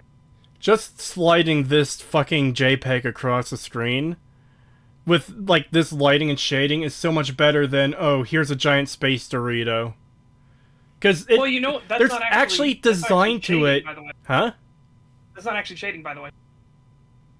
That is camouflage. Oh, well, Remember, what are you looking? If you look up in the sky, what are you going to see? You're going to see the bottom of the plane. yeah. But when... It's not great camouflage. It's not or dazzle camouflage. I think dazzle camouflage might have worked better. But the thing I'm getting at is, this is clearly, like, a weapon of war that's designed, like, it has a great design, as opposed to this. Hold on. Fuck, that's The too gorgeous far. visual of Crate's red surface bursting up Stop sucking off this movie, you from the fucking ground as the gamer resistance word. sped towards the First Order, and the super. As opposed to gigantic triangle. Like, Yeah. I know the Star Destroyers are big triangles too, but there's more of a, like... They're smaller than the Supremacy, but there's more of a design to them that makes them look like something you'd expect to see in the universe, as opposed to gigantic triangle. God, it's just reminded me of some of the jokes from you know how there was, you know, the whole Vietnam thing of the trees are speaking Vietnamese. There's one going around now where it's the sidewalks are speaking Yiddish. Did you see that meme I posted in our group chat earlier, like before the stream?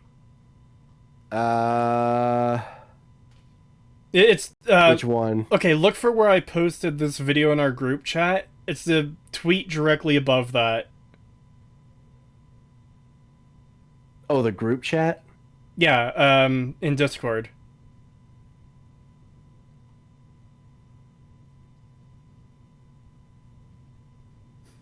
I'm just waiting. Oh my god, Pagan. Oh, this, yeah.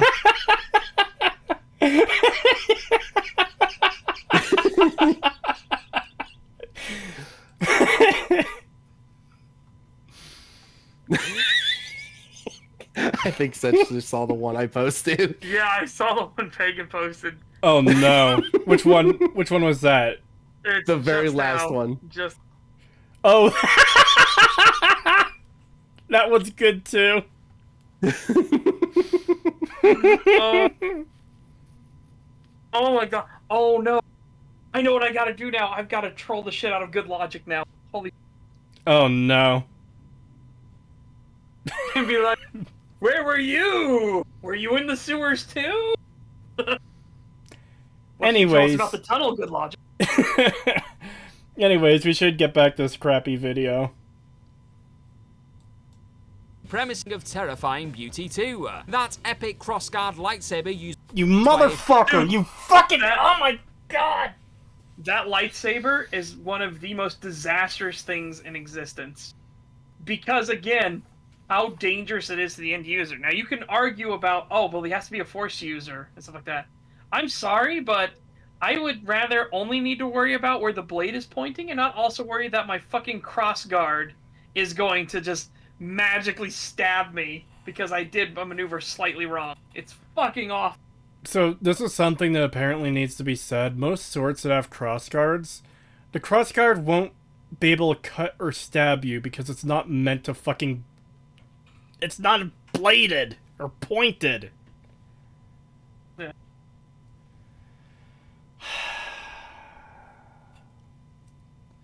Like, this entire video is just, like, proving to Disney how much they can fucking suck a golf ball up a fucking mile of garden hose.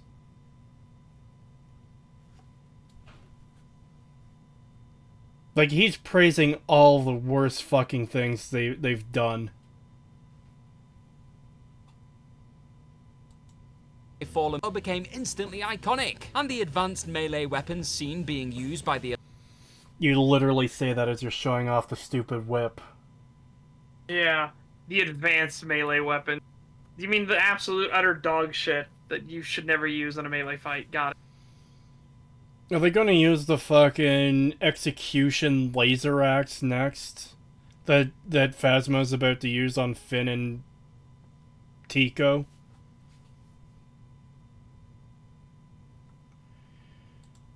The Elite Guard were also at the center of arguably the trilogy's finest combat sequence. When the fuck was this video made? Yeah, I'm sorry, but that is oftentimes pointed to by normies as one of the worst action sequences they have ever seen. The amount of times of people missing their cues, slipping, and waiting for like the signal to go is ridiculous.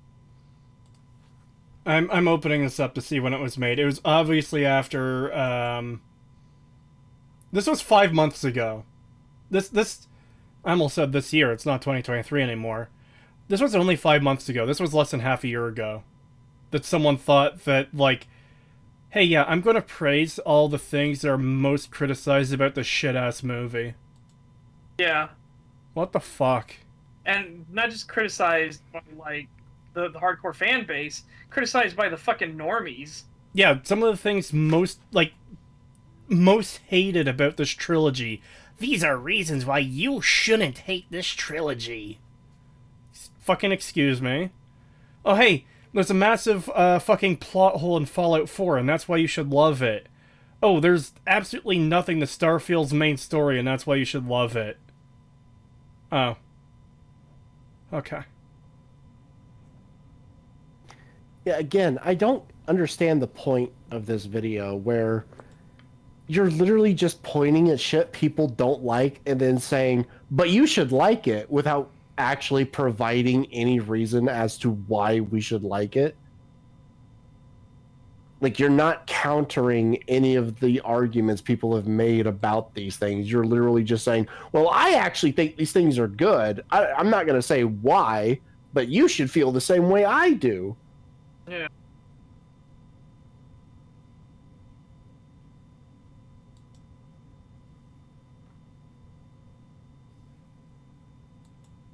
But love about the sequel's arsenal. Number 7, no one really stood a chance without a proper 3-film plan in place. What? How is that a good thing? Oh, they're shit, but it's expected they were shit because they didn't have a plan. That's not good. That isn't a reason to stop hating it. That's like you're admitting that they're dog shit. You fucking idiot. First of all, this is just straight up not true. There are many movies out there that were made to be standalone that got sequels that were pretty fucking good. Yeah. I feel like, obviously, Terminator 3 is crap. But Terminator 1 and 2, it seems pretty obvious to me that they didn't intend to do a second one, since in the second one they literally retcon it. Oh, there was 2 sent back in time, not just 1. That's one of those things you can look past because 2 is such a great fucking movie. But, like, there's clearly no plan there, and they still did something fucking amazing with it. Yeah, Cree, but none of those movies intended to be trilogies. Okay, that's fair. You still could have done it, though. Like, it's not outside of the... No one really stood a chance without a proper 3-film plan in place. You could have done it. I mean, it's ill-advised. I wouldn't recommend it, but it could have been done. It would require, like, the directors and writers working together. Like, a little bit, at least, even if there's no plan. But also, this isn't a reason to not hate the movies, because... if I decide I want to bake a cake, and I don't have any sort of plan in place, I don't know the ingredients needed, I don't know how long it should cook for, I don't know any of that shit, and the result is something that is absolutely fucking revolting, that isn't a reason for people to not fucking hate that shit-ass cake. That's simply the fact of it. The fact that they decided to not have a plan in place is irrelevant. When it comes to stuff like... well, pretty much any product. Remember that any entertainment media is a product. A movie is a product. A game is a product. With any product, all that matters is the end-user experience in the long run. This is kind of the point I was making in the ML Pagliarillo video, where I don't give a shit how much fucking blood, sweat, and tears you put into making this thing, if the thing you made is utter fucking dog shit. It doesn't matter to me if no plan was put in place to make these movies, if the movies are fucking awful. Because at the end of the day, I'm watching these movies to be entertained, and entertained I'm not.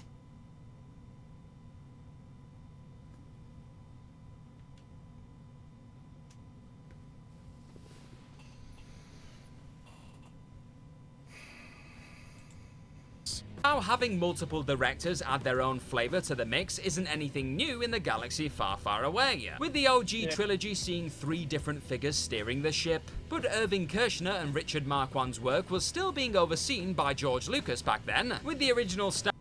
Again, you're being a bit disingenuous. There's a lot of, like, fighting back and forth between them. Again, George wasn't as much of a stickler back then. He didn't have as much control of everything. The directors themselves got a lot more control and say in what they wanted to do and how the story they wanted to write was.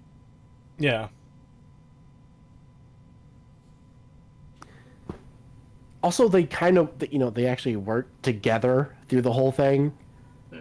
So it remained fairly consistent. Whereas here, there was no consistency at all because they hated each other and they were not going off of each other's like work properly. They constantly retconned each other, which is kind of a problem when you're trying to make a trilogy that's supposed to be coherent and not Yeah. contradictory to one another. It's kind of a big problem when, it's doing that. Kind of a massive fucking problem. Yeah. Honestly, the fact that the mystery boxes were answered based on fan responses is a reason to hate the movies more. Yeah, I don't think you should build up. I feel like there's some cases where it could work, but you have to put in a lot of work to fucking make something like that work. If you're changing your answers based on what fans are saying, I feel like that's a big problem. God, remember the whole fucking thing about like, haha, your predictions about Snoke were wrong. He was actually a fucking nobody. That's part of the reasons I fucking despise Ryan Johnson as a person so much. It's this smug fucking asshole attitude of having a little post-it note and picture going around. Your Snoke theory sucks. It's like a way to seemingly mock the fans. When, like, of course everyone's theory is going to be wrong when the answer is nothing. Yep. Your Snoke theory sucks Like- because you actually thought of something. I didn't do that. It's just shitting on people for being invested in the thing and caring about it. Yeah. Like, he is a fucking piece of shit person who, honestly, in my opinion, should never fucking make any piece of entertainment media ever again. He shouldn't even make fucking documentaries. He should be Yep. fucking sent to the toll booths or McDonald's. He was literally being handed like the silver platter of this thing was set up. People clearly care about it. People are extremely invested in it. All you have to do is capitalize on it in some way. Yeah. And 'Cause- your option instead is to literally say, you guys suck. Yeah. I'm going to 'Cause- do the opposite and do literally nothing because fuck you. Because that's one of the things when you have something like beloved and popular, like when you have fans making theories, whether it's just forum posts or full-on videos theorizing about like how things are gonna go, you're pretty much fucking golden when you have people who care that much about what you're making to theorize on what's going to happen next, where things are going to go, what's going to happen to characters, what's certain characters' backstory is going to be, or the explanations for why things are the way, just theorizing. That's a great thing to have in your fan community. And to just shit all over that and shit all over those fans is like one of the worst things you can do. Like I said, I said something else was unforgivable earlier. I forgot. That's pretty much unforgivable. You're shitting on people for being passionate about the things you're working on. Yep. And it was just so weird too. It was just such a malicious thing to do for no reason. Because by that point, there wasn't even really a big pushback against the films yet. Because a lot of people, there was that whole honeymoon period where people were still kind of in favor of The Force Awakens, where even people who didn't like it were just like, it's meh, And so it was like, there was no reason to have this like malicious intention towards the fans, and they did it anyway. Yeah. That was like the god-awful Sherlock show that BBC put on. Oh no. And spoilers, I mean, you shouldn't really care because that show was absolutely trash, but Sherlock kills himself. in a nod to the Reichenbach Falls, right? So he has to try to thwart Moriarty, and Moriarty says, like, if you don't do it, I'll have Dr. Watson and everyone you know and care about like executed. Blah blah blah. So he jumps off a building. He like swan dives off a building and hits the pavement and dies. And then there are tons of theories because obviously he's not dead because he shows up at the grave where Dr. Watson is mourning, and everybody makes all these theories. And the next season, they literally made like a fan club cult of people trying to discover, like, I think Sherlock did this, and they were just making fun of all those people. And they even made T-shirts that like your theory sucks and things like that too. And it was so fucking stupid, and it blew up in their face as well. I have no idea why they would do that. Yeah, the Sherlock show with Bambledongs, Spickleborg as Sherlock. Yes, yes, These that one. people are just so fucking like malicious, and they're just terrible people. They're just psychopaths. It's so weird. I kind of regret not including the Russell T Davies tweets in the Doctor Who video, because when people were criticizing him for the wheelchair thing, he was kind of talking shit back to them, like saying, oh, poor baby, or what was the other one? I forget, but it was completely fucked. He was basically just being a dickhead to people who had, like, genuine concerns about the changes they were making. Yeah.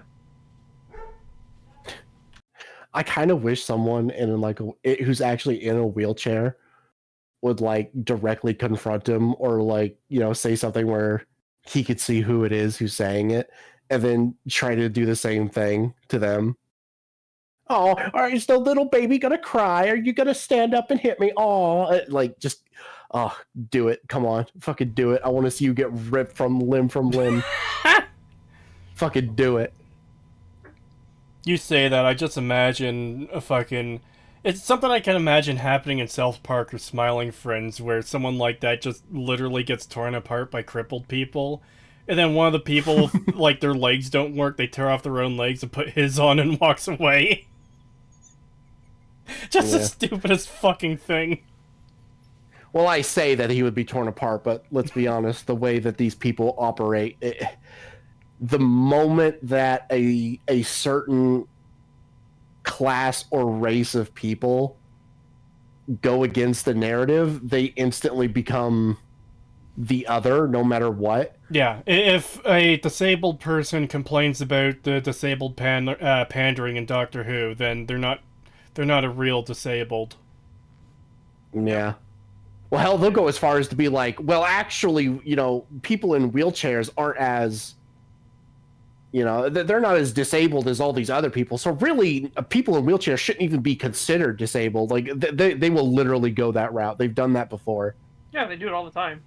Yeah. Daily fucking occurrence to these people. Well, look what they did with the Jews. Like, yeah, they were like completely untouchable. You could not say anything about, like, you couldn't even make jokes about Jewish people. Now they fucking hate them to like a weird extent, to the point where it's like even people who were like anti-Jew beforehand are kind of like, dude, what the fuck? Like, that's a bit far even for me. It's like, Jesus Christ, calm down.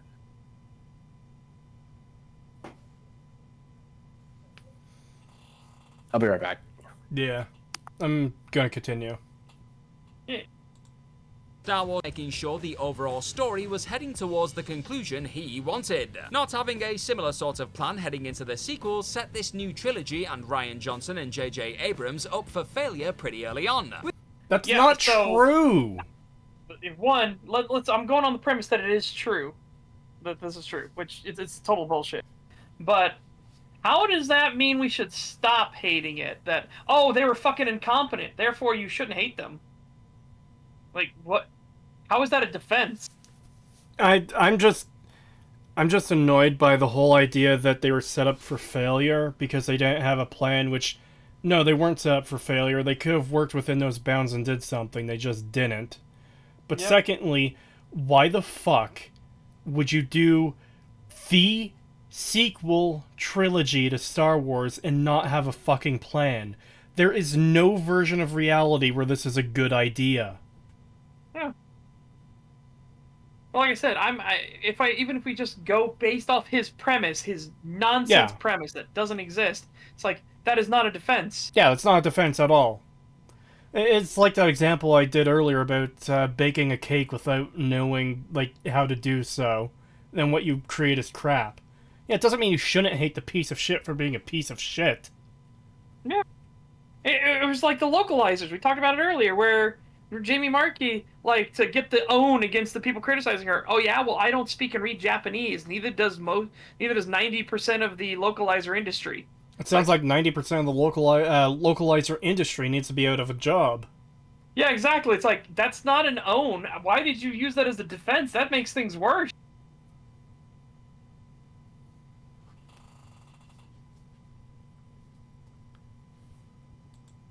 With Abe eventually admitting he learned the hard way that having a plan is the most critical thing when it comes to telling this sort of story. How did he not already learn this plan from doing like multiple other projects? Like, Yeah. isn't Like his first movie series or anything. Like, what the fuck?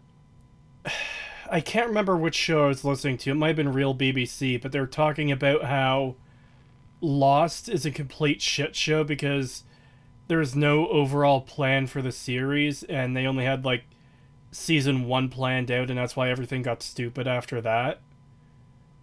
I'm pretty sure it was Real BBC. Either way, that was a J.J. Abrams show, wasn't it? I'm like 90% sure it was. Hold on. I'm gonna Google it quickly. Yeah, it says it's in his filmography. It does? Okay, yeah, then... Like, that should have been... Like, your fucking lesson learned there. Yeah, he was co-creator on Lost. Yes, Lost was the Abrams show. Well... Also, be right back, sorry. Wow, I've been abandoned by both of my co-hosts. How are you doing, chat? I hope you're doing well. I'm not. This video is terrible. It was, yes. It was with Lost he created the mystery box. See, that's the thing. I don't hate the concept of... Not JJ's mystery box, but a mystery box in the idea of... You know, there's a mystery that needs to be solved. There's, like, information you don't know that's vital that you'll learn over time. That is fine. That's good. The problem is that, like, it's just a complete gimmick to this fucking hack. Boo, we hate you. Bring back the lizard. Wow! I will not bring back the lizard because of that. In fact, I can't actually control when the lizard comes or goes. That's all on him. What? What's going on? The lizard has abandoned us. Oh. I was complaining about how both my co-hosts had abandoned me. Then I asked chat how they're doing. Ah. Yeah, I went to go check on something and dinner was done, so I grabbed some and brought it back. Ah. Yeah. Well, we could continue without the farm equipment.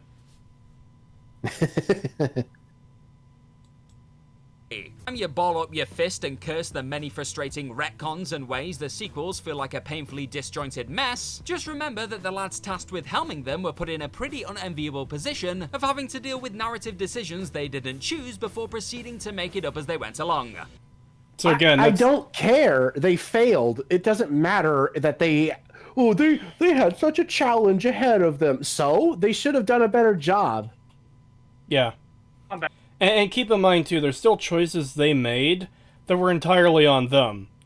The Last Jedi didn't have to shit all over every single setup from The Force Awakens, as crap as that movie was. It didn't have to shit all over and close all that setups, to the point that the final movie in the trilogy had nowhere to go, and had to invent its own thing on the fucking fly. Yep. I hate this fucking argument. I'm so sick of this shit. Oh, but the writers had it so hard. You shouldn't judge them. I don't care. I don't care that they had some fucking bullshit reason that, oh, well, we couldn't make a good movie because we had all these obstacles. I don't give a fuck. You failed. You couldn't do your job. Fuck you. The movie sucks and you should be fired.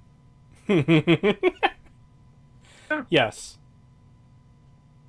Again, the whole thing of, like, they work so hard, so you should cut them a slack. I don't give a fuck how hard you work. If the end result is you smeared dog shit all over the floor, I don't fucking care.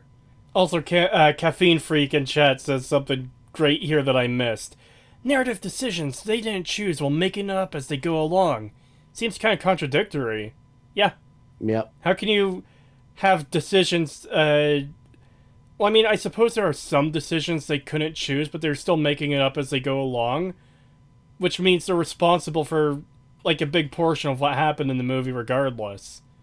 If a narrative decision was handed down to them that they could not change to kill off Han Solo, okay. That might not be their problem. It's still their fucking problem how they dealt with it. How they decided to have it happen. Yep. To quote Iron Mouse, good, fuck them.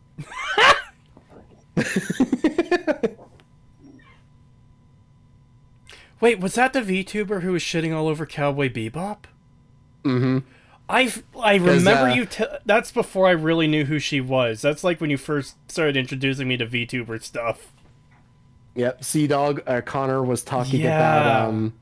about Cowboy Bebop and it failing, and he was like, well, you know, maybe not the people losing their jobs, and she was like, nah, fuck them, good. I don't give a fuck they lost their jobs, fuck them. Yeah, I remember you telling me that story. I forgot who that was though until like literally just now. Yep, it was Iron Mouse. Fucking based. Absolutely based. She should have won Good, Creator of the fuck Year 'em. for that year too. Yeah. Oh, she's so fucking funny. Oh my god, dude. I have to bring this up now that we're talking about YouTubers. Have you seen the fucking stuff of like Sargon and Short Fat Otaku and Rags shitting on V for trying to explain VTubers to them, and they just had the most boomer shit take like ever? The thing I hate about this story the most is the fact that I have to defend V in any way. I'm not a fan of him. But yeah, you were telling me about that the other day. Yeah, I'm indifferent about V, but he was absolutely right in that regard. Yes, he was. And it was just it was bad for everyone involved, but Rags especially, which I hate to say because out of everyone there, he's my favorite. But at the same time, him saying the things he did was like the biggest like pot calling the kettle black, where it's like, dude, you are being such a hypocrite right now. Oh, I was so disappointed when I saw that. I couldn't believe that they actually made those arguments, especially from Rags, considering he does the same stuff he was criticizing them for. And it's like, Rags, you can't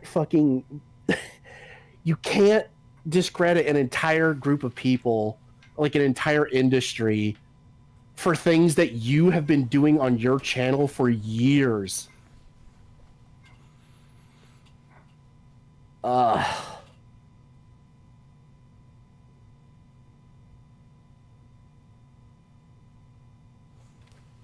wouldn't say V is bad. He just has some...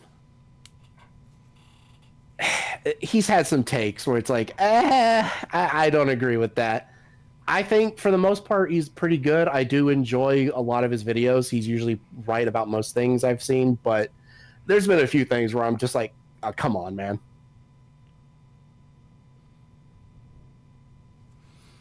Sargon is at least tolerable because he brings that pure dad energy to the table. I don't know. Sargon was like the most boomer one there, and he's had like a lot of other... He's apparently gone after VTubing before in the past, and he did it in like the worst way possible. Yeah, it was really bad when he did it in the past, because he was literally like... I wasn't even aware of that. I just know that he attempted to be a politician before, and I didn't have strong feelings on Sargon one way or the other. But then there was that quote that came out where some journalist was questioning him and he said, "Oh, I wouldn't even rape you." It's like, God, that is cringe I feel in my fucking bones. And it's one of those things where you just, like... I don't even care that he said something edgy. It's the fact that he was trying to be edgy and it was extremely fucking cringe. Mm-hmm. Well, he had, like, no political tact whatsoever while he was writing. He killed his political career himself. Yeah. It was pretty bad. There's a reason why he gets clowned on for that a lot, even by his own fans, because it was like, dude, come on. It should have been fairly easy for you, and you fucked it up yourself for, like, no reason. If I remember correctly, he was trying to be, like, sort of like Trump. But, like, he just doesn't have... He doesn't have it, you know?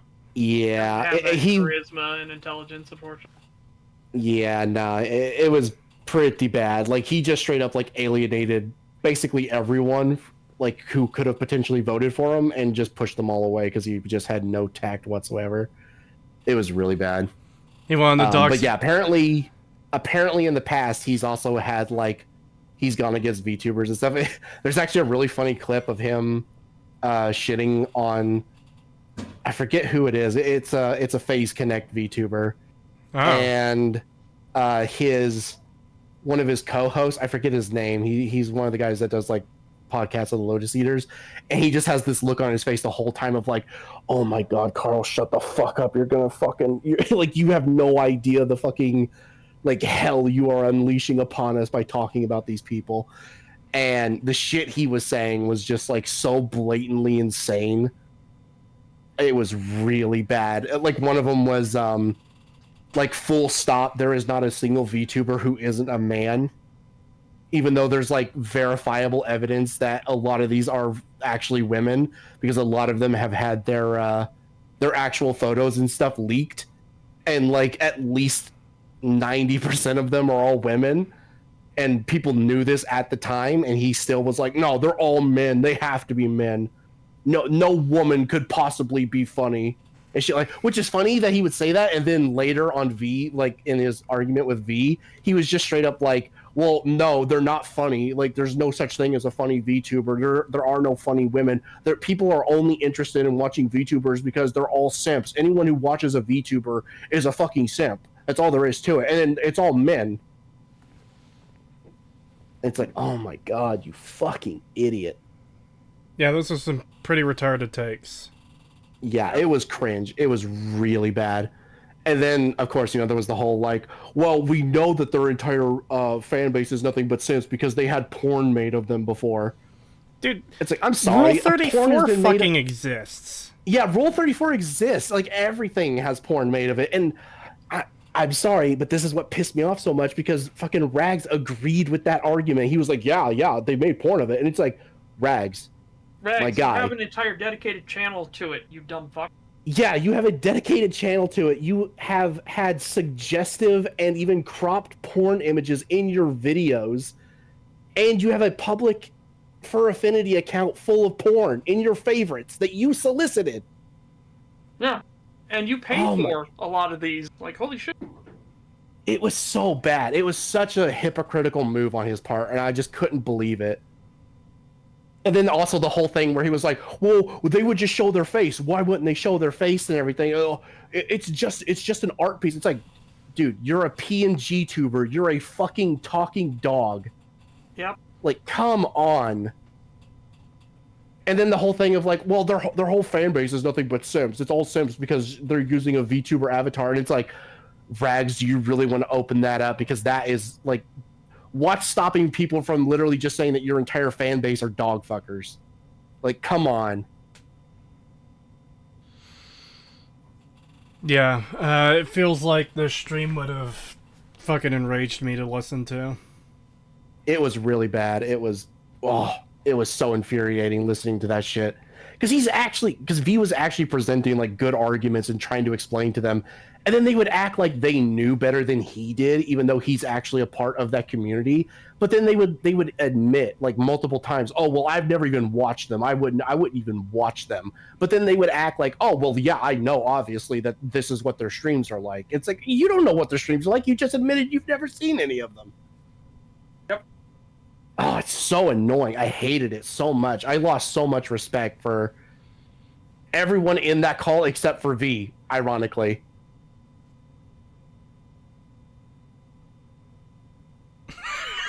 People keep starting with fights with a V that make him look good, and it pisses me off. Yeah, Yeah. basically. That's good. That's a good way to fucking say it.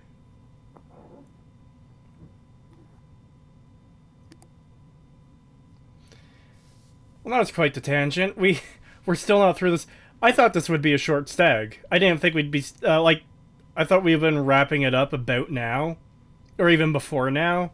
We're not even halfway through this video because we keep tangenting on crazy shit. To be fair, because of the hiatus that we took, like the small break that we took, there's kind of been a lot of stuff building up that we've been experiencing, and it's like there's a lot to talk about. Yeah, fair. I honestly didn't have any respect left to lose for Dev, so I didn't lose any for him either. I don't really know him or his content that well.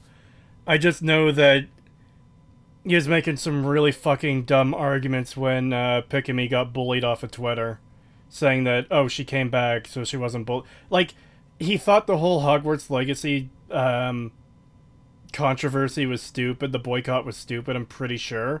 He definitely wasn't on their side. But he thought it was dumb that she was bullied off the internet, which, like, it's not that simple.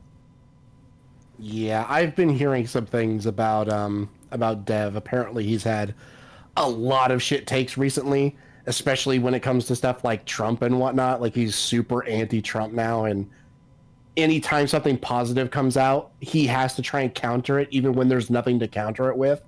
And it's like, dude, what are you doing? Come on. Like, he's gotten to the point where, if there's not a fence for him to sit on, he'll build it himself. That is what we call illegally retarded. Oh boy. It's pretty bad from what I've been seeing. Anyways, we should get back to this video and finishing it off. 6. Practical effects strike back. God, I hate you. God, I hate you so fucking much. I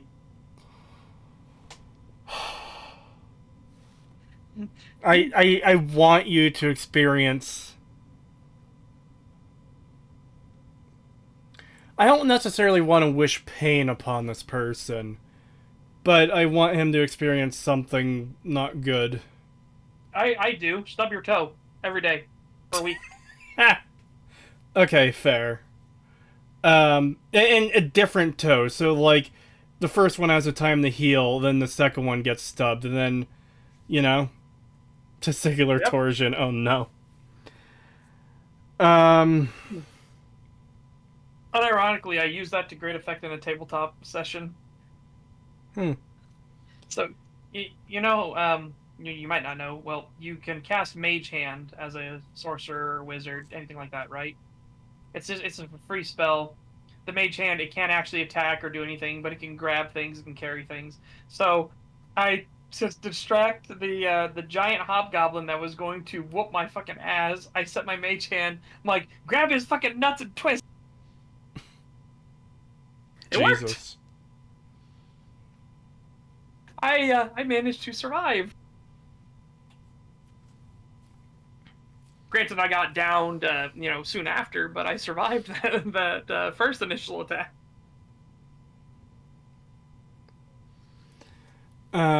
Anyways, back to the video. Practical effects straight back, that doesn't fucking matter. It doesn't matter if you use CGI or practical as long as it looks fucking good.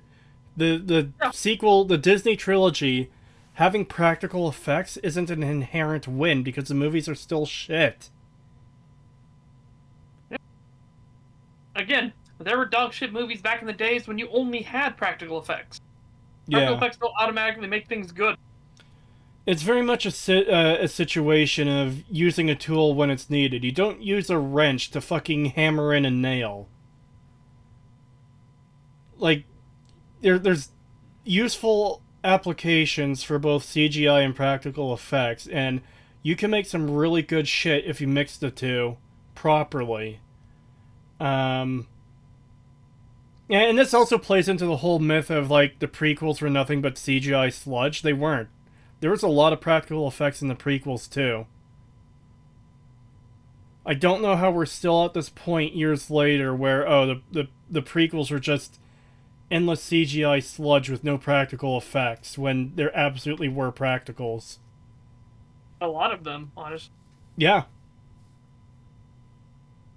Again, it's more these that have entire sets that are just nothing but blue screens and shit. Whereas back then they would still build massive sets. Yeah. Sets, why would you even think to do that?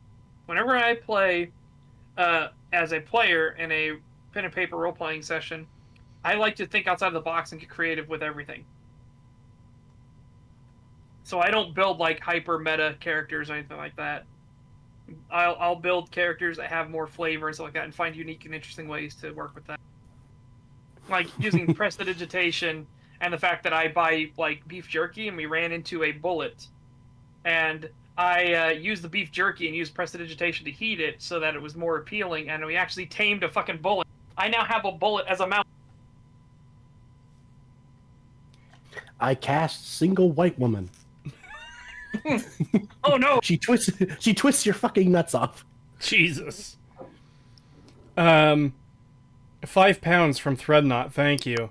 I hope this Wazuk tap dances on a 100 metal D4 barefoot for a whole week. Oof. What? I'm gonna cast Otto's irresistible dance. So he must dance upon the D4s for him. What's a D4? It's a dice. It's a 1D4. Oh, okay, And yeah, I know. it's shaped like a pyramid. Yeah, it's a 3-sided pyramid. I know what it is now. Yeah.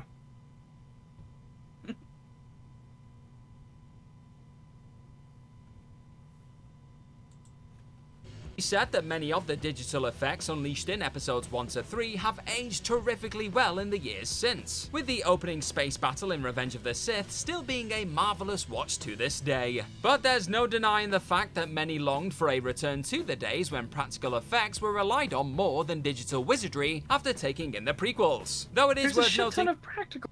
What the fuck? There is a lot of practicals in the prequels. I don't know why people keep acting like there's not. Yeah, there is a lot of CGI sludge in the prequels too. That can't be ignored. But it's just like how the Disney trilogy isn't purely practical. There's a lot of CGI shit in that too. It's like, I don't know, man. Is he seriously about to argue that the sequels went back to tradition with like more practicals than the prequels? Because that's bullshit. It feels like that, yeah. that they'd still boast their fair share of practical moments too. The minds behind the sequel trilogy appeared to agree that it was time for all things practical to take center stage once again, however. And this renewed focus on making tangible alien beings and a world that felt more organic than the artificial CGI stuff prequels led to some hugely underappreciated results. Underappreciated results. Part of the problem with the Disney movies, too, is that a lot of the sets just feel fake. I say that on a set that doesn't actually look too bad considering, but the one we just saw of And Snoke's this throne renewed room, focus hold on making tangible alien beings and a world that felt more organic than the artificial CGI stuff prequels led to some hugely underappreciated.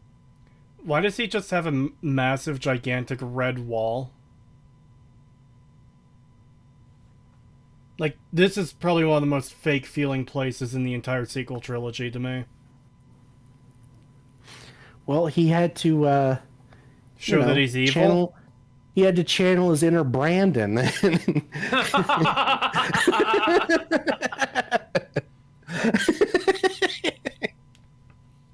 Oh, no. Dude, he's even flanked by his Marines. I mean, his honor.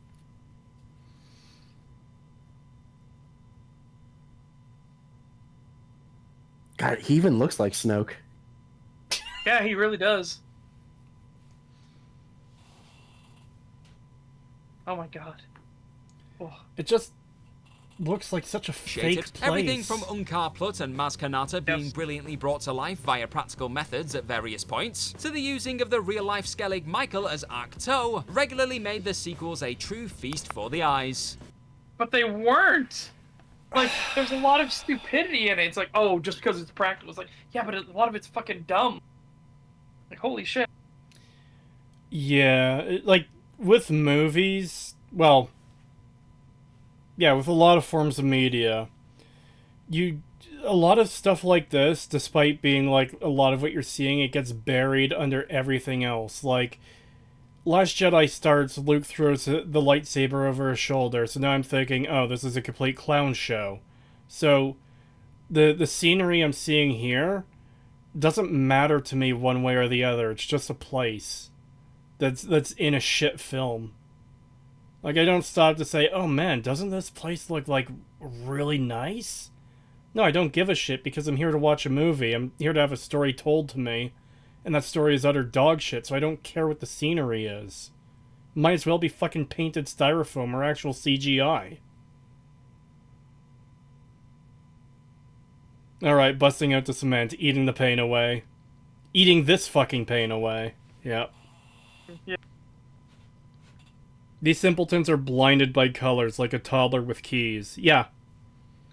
Yeah, so much of the defense, especially in this video, comes down to, oh, look at this thing, look at that thing.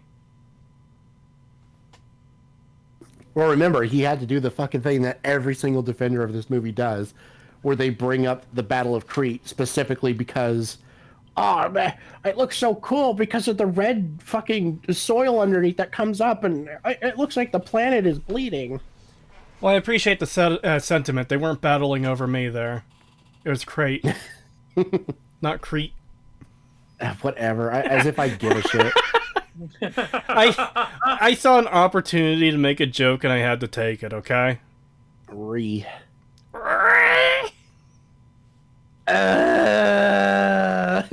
on.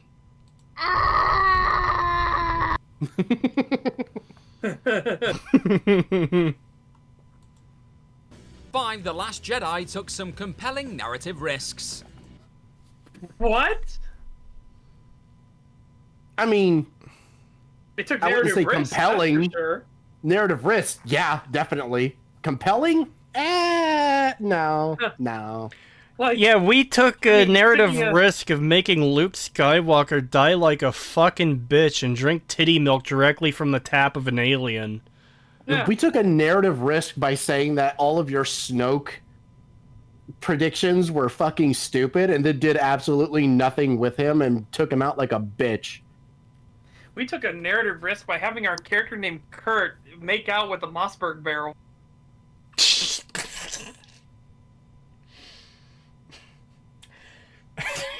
Jesus It paid off the Christ. same it paid off for him in real life. Yeah, this is such a shit fucking argument already. I don't necessarily think taking risks in a story means you deserve any kind of praise inherently. Again, just because the risk was taken doesn't mean anything if the end result is shit. It's the same thing as I don't care how many hours you put into it. I don't care you use the spoon to dig the trench around your house. I don't fucking care. Mm-hmm. It's still shit. Yeah. The only time taking a risk in a film should be praised is when it actually works out and it actually turned out to be a good thing that you took that risk. If taking that risk meant that you fucked up everything, you shouldn't be praised for taking that risk. Yeah. And people definitely shouldn't stop hating these movies because, oh, well, they took a risk. Yeah, I don't give a fuck.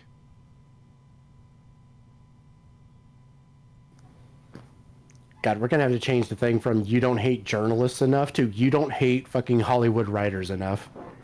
Yeah, absolutely. You think you do, but you don't. You really don't. of The Last Jedi's release, you were either in the camp of Abrams' diehards who cursed that wretched Ryan for binning off the mystery surrounding which Star Wars family Rey belonged to, and suddenly killing off Big Bad Snoke, or you were one of the folks who absolutely adored the bold creative swings Johnson made throughout. Or you were somebody that hated both of them and realized they're both incompetent fuck up.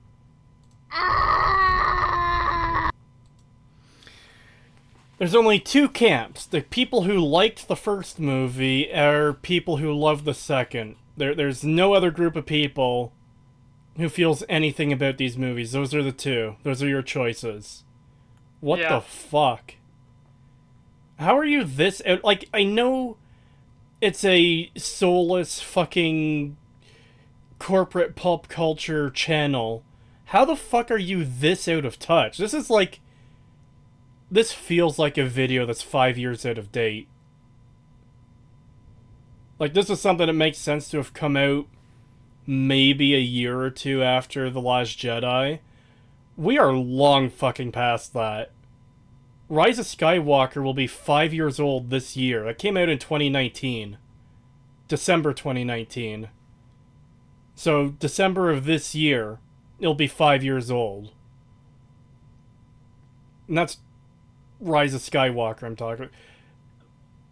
It is insane that we're still getting these shit arguments this far down the line.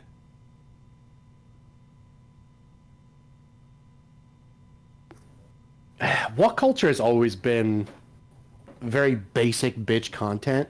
No, I feel like they don't actually even engage in they can't. actual discussion or anything, and not just with these films, but like with anything. When it comes to like video games or any type of movie or TV show, they always have the shittiest basic bitch opinions ever.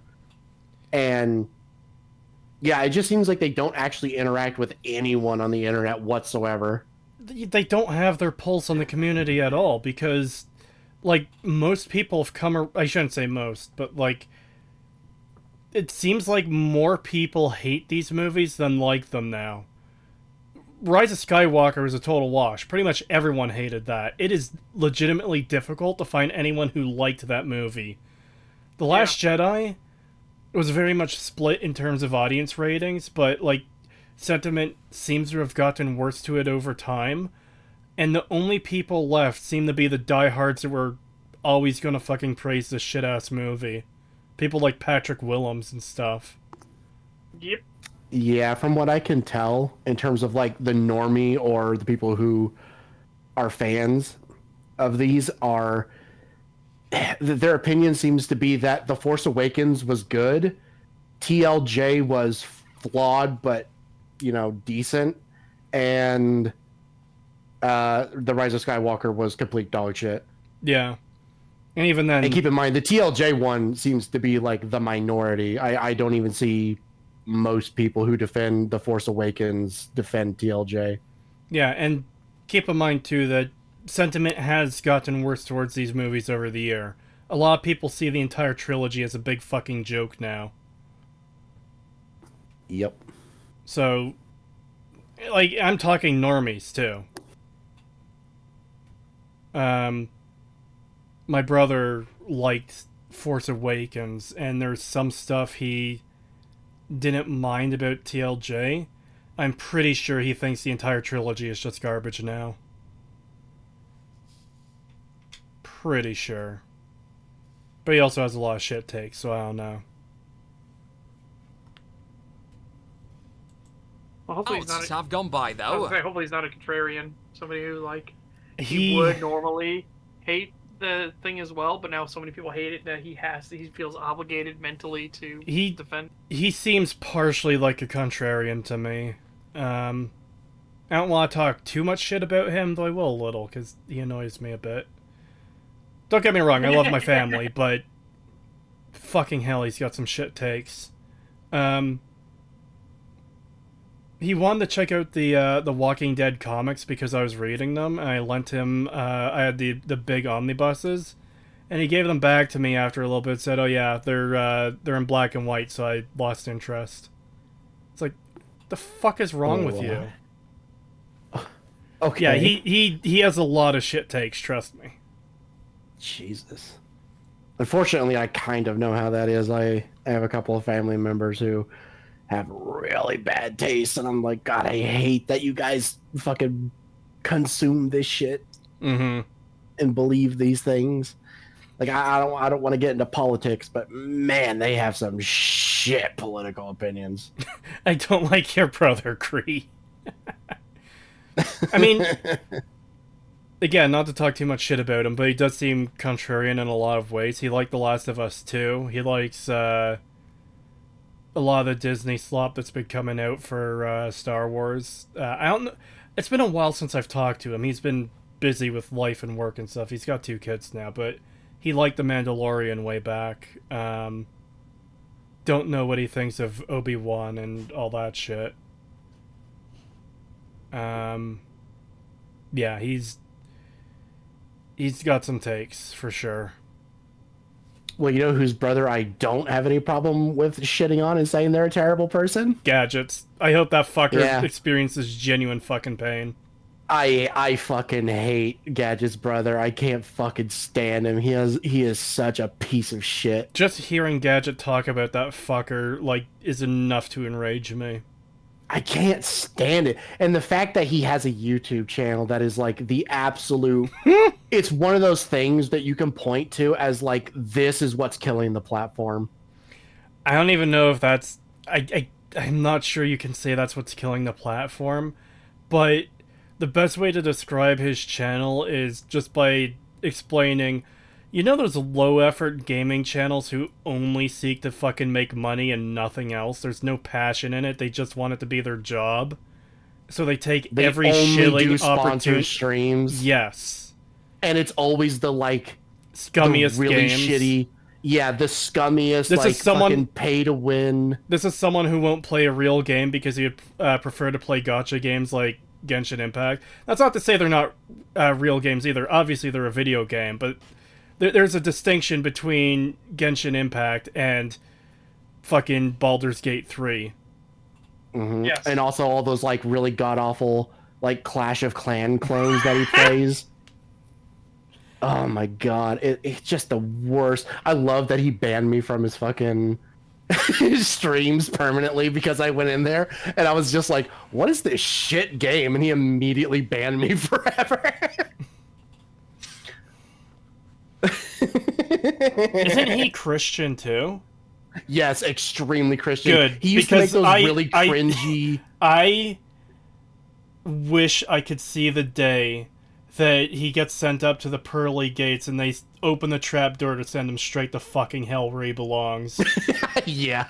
I want to Remember be he there. used- I don't care if they send me down too. I want to be there to watch the look on his face as they fucking catapult his ass straight to hell. Remember, even when he was an adult, he was making those like really cringe anime Christian comics where he was like Goku and he would scream like Christian passages at his enemies and they would be like disintegrated. Oh my god, I didn't even know about that. What the Yeah, fuck? it was. I fucking hate his brother. Also, keep in mind, his brother has killed like I don't know how many animals at this point because he refuses to listen to anybody and won't take care of them. And every time the vet tells him to do something, he'll do the exact opposite. I fucking hate his brother, man. He's such a piece of shit. Every time he talks about him, I just want to fucking strangle him.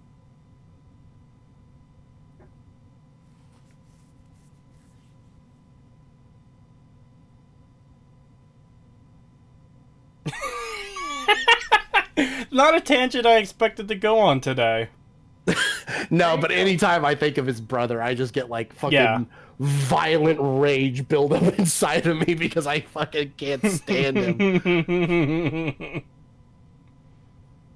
Yeah, he's one of the scummiest people that I've had the misfortune to fucking know. Yep. Oh no, it's not a shitpost. It's completely. Okay, I'm gonna This- tell you something that fucking Gadget told me about his brother that he would do that I just outright said, like, if I ever had a brother who did that to me, I would absolutely kill him. Like, I would actually beat on his head until there was nothing but tonsils. Jesus. Apparently, he would make like really dumb anime poses and like scream catchphrases at Gadget, and he would punch him at the end of his like dumb anime catchphrase or whatever and pose, and he would just like end it by punching Gadget like in the chest or the shoulder as hard as he could while screaming like some dumb anime line at him. And I'm just like, if I had a brother who did that to me, I would actually snap him in half. He has the power of God and anime on his side. Gadget once described his brother with that exact clip. Yeah. Yeah, he literally linked that clip and said, like, oh my god, they got raw footage of my brother. Fuck, there's another thing there I was going to talk about this guy, and I forget what it was.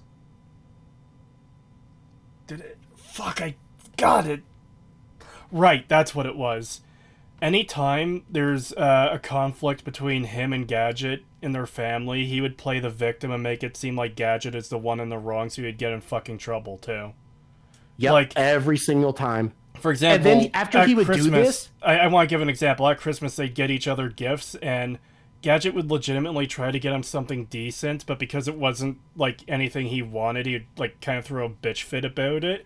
Well, he would get the most absolute fucking garbage thing for Gadget, and because he would act like the fucking victim, Gadget would be the one that gets in trouble. Yep. And then he would tell his parents and be like, oh, he got me a shit gift. And then meanwhile, he would get Gadget like the worst thing you could imagine. And his parents would always get on to Gadget and shit like that. I'm just like, oh my God, I fucking hate it. And the reason why I hate him so much is because we had a personal, like, so we were in a call together because Gadget wanted me to explain. Keep in mind, I didn't know how bad his brother was. I was just being told that like he didn't know how to get their dogs to stop fighting, and because they were worried that they were going to kill each other or something. And I was like, oh well, I'll tell you how to deal with that. So he put him on a call with me, and I'm explaining to him very simple, like this is not difficult to understand stuff, and I'm trying to explain to him like how you can acclimate your dogs to each other so that they don't attack each other. And he basically cut me off halfway through and was like, no, that's too much work. I'm just going to punish them every time they do it. I'll just smack this one in the face every time it does that. And I'll lock her in a separate room for like 5 hours by themselves. And I was like, you're a piece of fucking shit. No wonder all your animals fucking die, you dumb bastard. Oh, I wanted to kill him. I wanted to reach through the fucking phone and just rip his fucking throat out when he said that. I fucking hate him. He's a piece of shit. And apparently he's killed like over a dozen rabbits and like 2 dogs or some shit because he doesn't take care of them. I fucking hate him. Yeah, I wasn't joking when I said I want to be there when they open the trapdoor to send him to hell. Yeah. I would even be like, you can send me there right after, just please. Just this one thing, let me watch. Yeah. Just this one.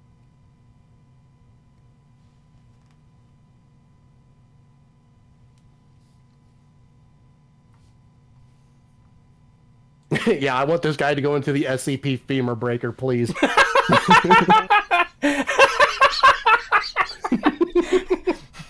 No, we're going a step above the retard squisher. You're going into the femur breaker.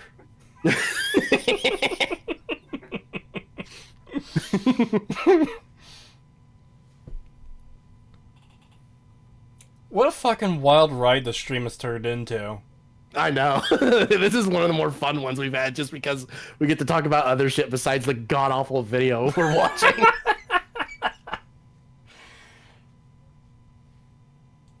Have gone by though. It's become increasingly more common to hear of folks subscribing to that latter opinion, with many gradually coming to appreciate the compelling risks Johnson took and the exciting path. Again, stop using these fucking descriptors and like these are set in stone. This is what it was. It was compelling. No hold on. Did he just say more people are coming to Ryan Johnson's view? Yes, that's what he did say before. I don't even know how you come to that conclusion in fucking 2023. These movies are hated now more than ever.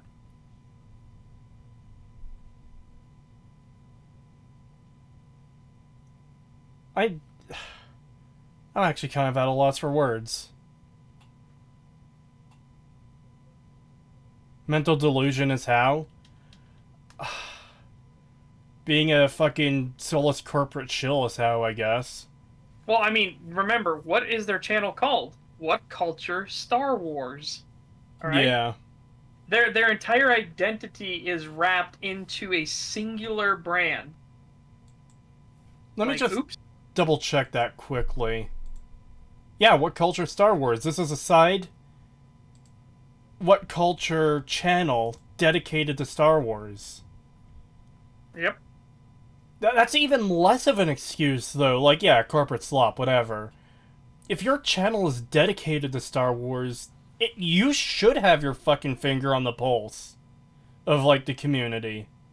No, but I mean, they're trying to defend their precious. They're trying to defend their income source. They don't give a fuck about the community. This is literally content for them. Yeah, I get that. But when the people you're selling your product to are the people who are going to inherently disagree with what you're doing, like,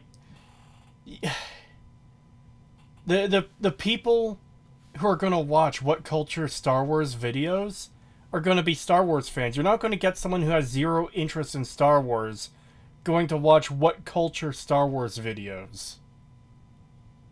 The only people this... Yeah. The only people this could... Like... This video, in particular, could ever appeal to is the people that were going to agree with them anyways. And even then, those people should be questioning things like... Even, oh, there's two camps. There's the ones who liked The Force Awakens and there's the ones who liked TLJ. Like, I'm sure even the most diehard of Disney trilogy fans would be like, hold on. There's a lot of people who actually hate both of these movies. You know? Mm-hmm. Yep.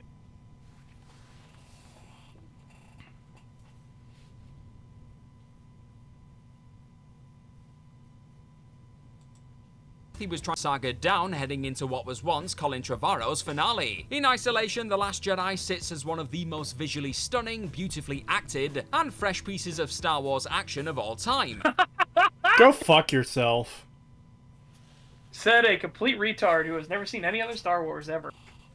Go fuck yourself with a rake. Jesus Christ. Like, what an insult to the originals. Like, yeah, there's some not so great effects, and there were the Ewoks and stuff, but, like, I would choose any singular scene in the OT over anything in the Disney trilogy.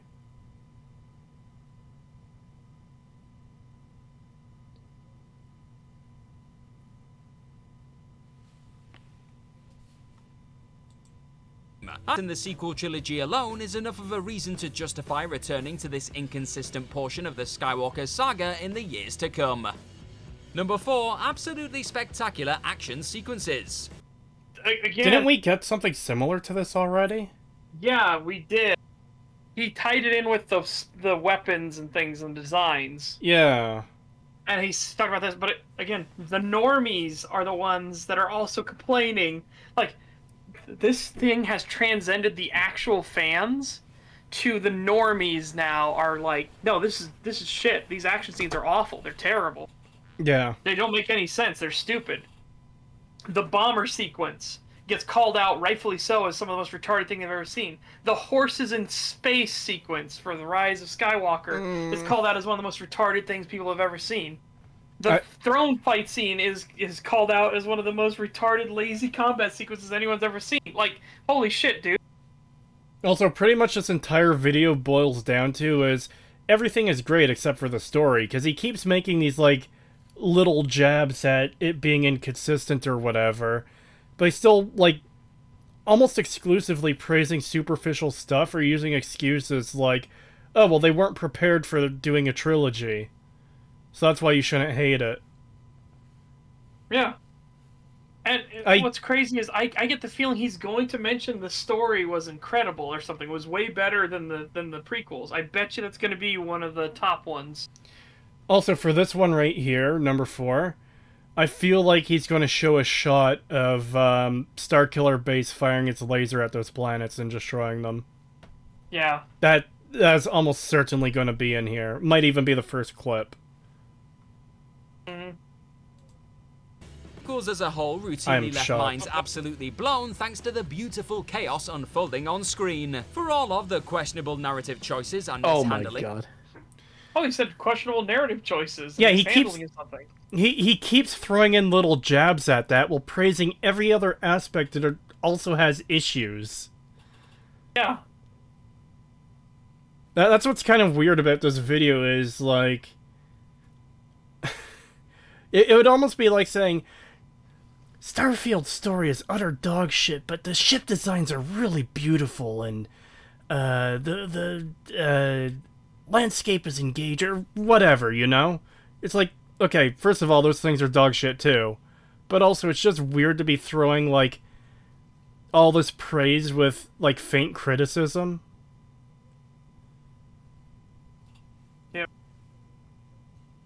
See, of certain there's a way to recut the prequels to make them really, really good movies. You can't do that with the sequels. Yeah. There's no other way to recut them to do that. Beautiful chaos is one way of saying stuff happens for no apparent reason, and I love it because I have no standards. Yep. Yep. It has to be bait. It could be bait. Well, I mean, this is WhatCulture. Everything they do is fucking bait for views. Yeah. Just like Watch Mojo and all that other fucking shit. The Templin Institute. I just remembered a moment from fucking Rubber Ross's stream yesterday playing Lethal Company. One of the emotes they added is the fucking soy jack point. And they got one of them the mask fuckers, like, chasing them, and they were trying to lure it over the ship so they could get a thumbnail of, like, one of the players soy jack pointing at the mask guy, and they fucking got it. Nice.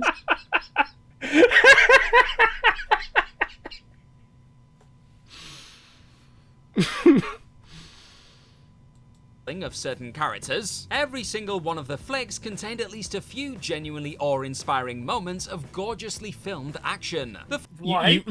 God, you could criticize him for including pretty much every scene here, but the fucking they fly now scene stands out to, like, sure, it happens a little after they fly now, but, like, it's still from that scene. Yeah.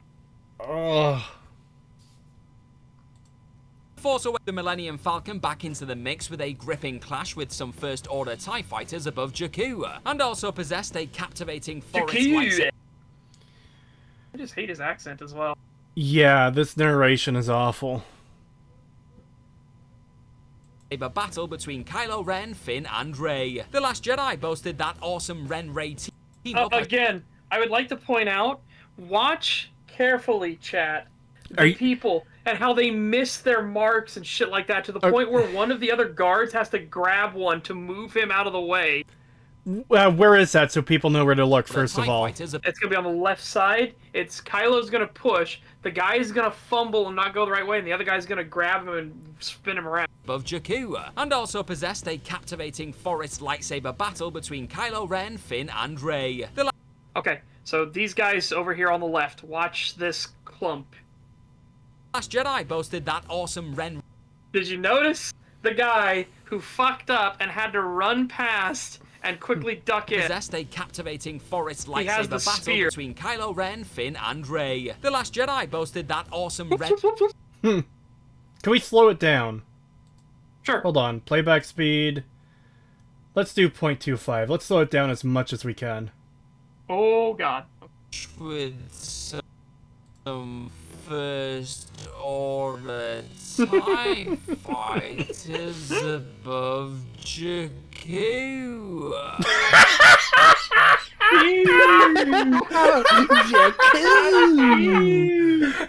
Oh my God, it's like that old meme of the fucking French inspector. Jakku! And also possessed a captivating forest lightsaber. See, the unfortunate part about playing the video in slow motion is you have to hear all this fucking cock gobbling in slow motion. Yeah. All this literal Disney dick sucking, just super slow-mo. Battle between Kylo Ren, Finn, and Rey. The Last Jedi boasted. Spear guy fucked up. See? He's now out of position. This guy here at the front. Because he could stab Kylo in the back right now, or he could stab Rey in the back right now. He realizes he's out of position. He gets tapped. He goes, whoop, whoop, gotta go this way. Yeah.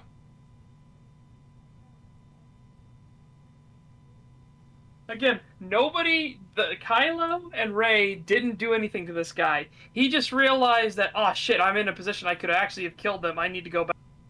I need to get out of here. 2 pounds from Threadnought before I press play again. Oh, they fly now? They fly now. They fly now. One of the most... I shouldn't say one of the most stupid moments in that movie. In any other movie, that would have been one of the most stupid ones. But, like, there's just so much stupidity in Rise of Skywalker. Did they ever... did they even consider shooting that scene again? Probably not. And Rey. There's something I'm watching for The here. Last Jedi boasted that. Okay, so here's something else that's really fucking retarded, I just saw. You saw... If you're talking about Kylo. Yep. Because Oh my god. I saw this the first... That, like, 10 years before. I saw this the first time, and I saw him stab into the ground. I'm like, why the fuck is he stabbing into the ground?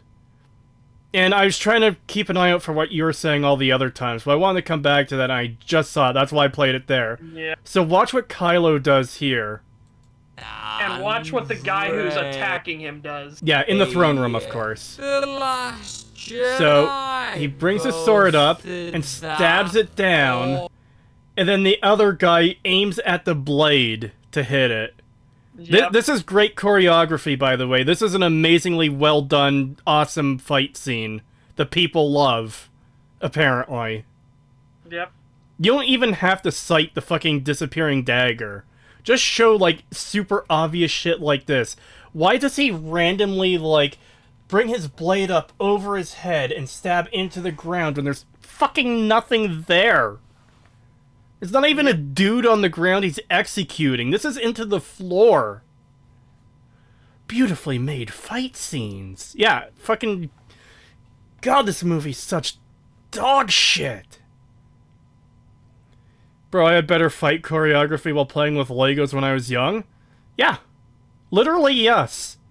Because even kids know that, like, hey, my Lego figure is fighting that other Lego figure, the sword has to fucking hit them.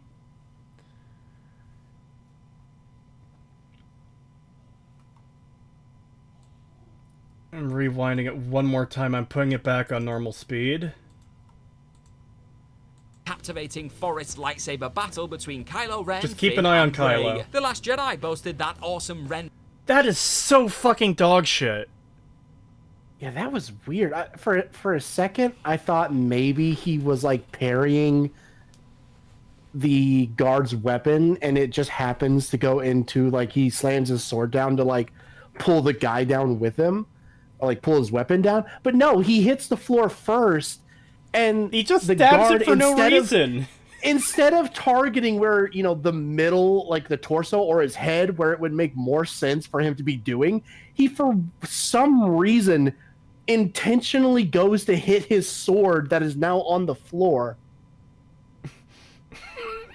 Like, why? Yep. I'm playing it again.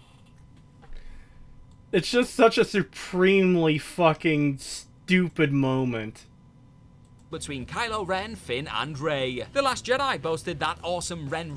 You even see the guy, you see the guard fucking, like, pause and redirect because he knew what happened there was completely fucked. Because he was going to hit Kylo if he kept swinging!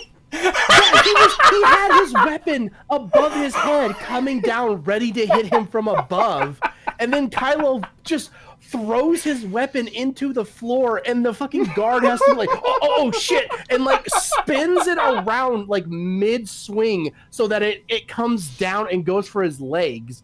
And it's like, why would you do that when you're already going for his head, and he's now opening up his upper body to be hit? Why would you then correct yourself, like pause for a moment, and then go for his legs, which are now being blocked? Chat, if you didn't see it, I'm gonna play it again.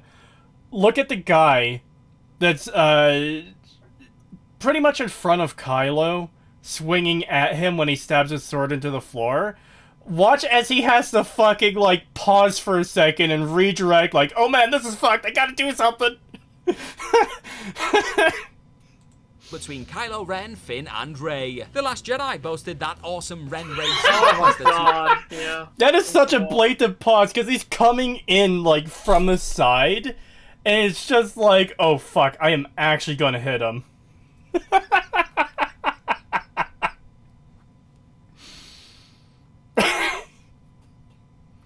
Hey, this is a reason why you shouldn't hate these movies, guys. The fight scenes are fucking brilliant. Even just the way that they're walking around, the guards, I mean, it literally just looks like people on a set, like, bumbling around. It doesn't even look choreographed, really. It literally just looks like people in suits just kind of running around and bumbling like it's a fucking interpretive dance fucking scene or something.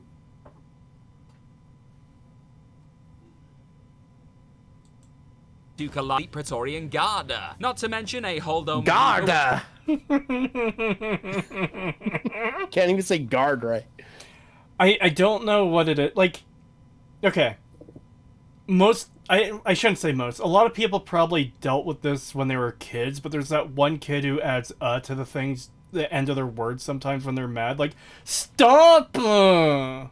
Like, that's something I had to deal with from other kids when I was a kid. Like, them just doing that, especially when they're annoyed. But I've kind of discovered that there's some British people who do that too. Because, it's not something I really noticed, but I've been getting a lot of comments on the Many a True Nerd video recently, where people are mocking his pronunciation of words, where he's adding, like, to the end of words. It's like, oh my god, I actually didn't notice that before. But yeah, that is kind of what's happening. And that's what's happening here, is he just adds to the end of stuff. It's like, why are people talking this way? Why are people talking this way? I don't get it. I genuinely don't get it.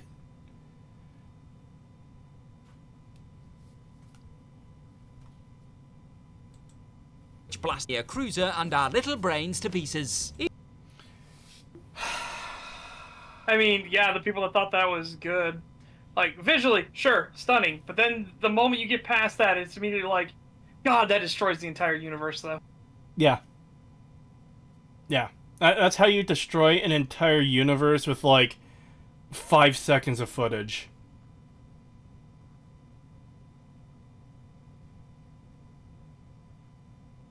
It's the gay/valley girl accent spreading to Britain.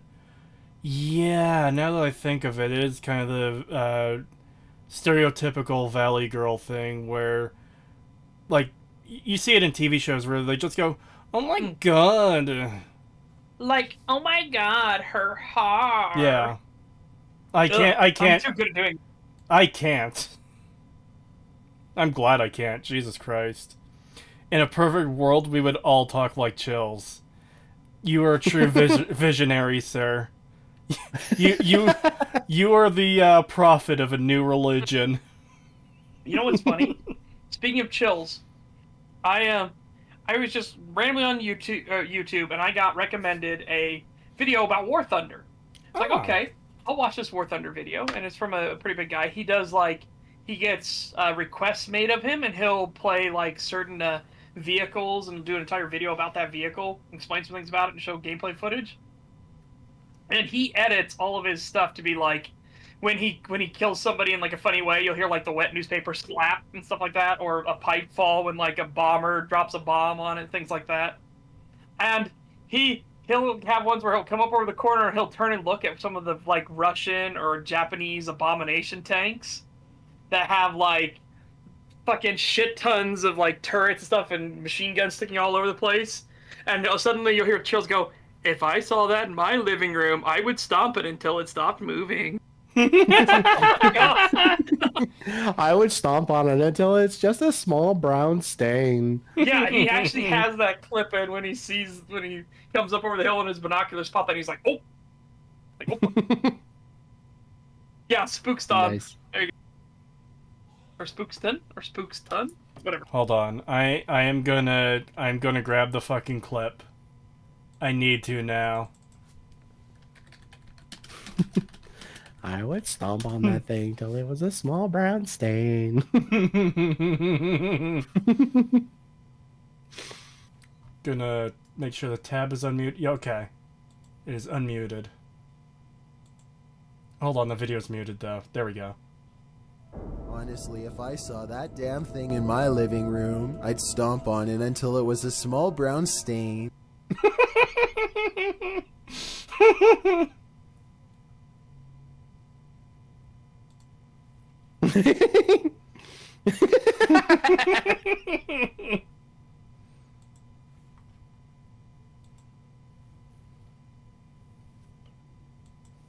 Even the White Walker contained a thrilling lightsaber clash amongst the waves on the moon of Kethbia. The trilogy may not be known for its consistency when it comes to the overall tone or story being told across the 3 films, but the Disney chapter of the Skywalker saga did at least consistently produce some of the most riveting and inventive action the franchise has ever seen. Fucking No, it bullshit. No, it didn't. Again, the stuff you showed actually proves it didn't. Also, remember one of the, like, amazing fight, or, like, action scenes in this movie is all the Star Destroyers, the Death Star Destroyers being destroyed because they don't know which way is up, even though they're fucking facing so the tops of their ships are upwards. Just keep moving in that direction, you fuck! God, this fucking video, man. It's so bad!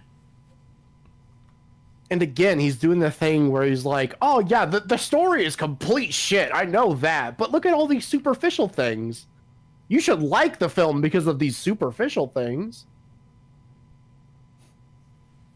Jesus Christ, man.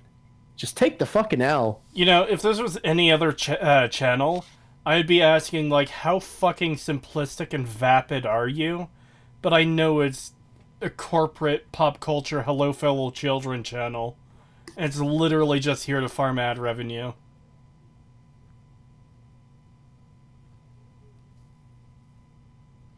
Why does this guy constantly admit the story's all over the place to try and tell us it doesn't matter? Or, sorry, only to try and tell us it doesn't matter because key jangling. That's why we hate it. Yeah?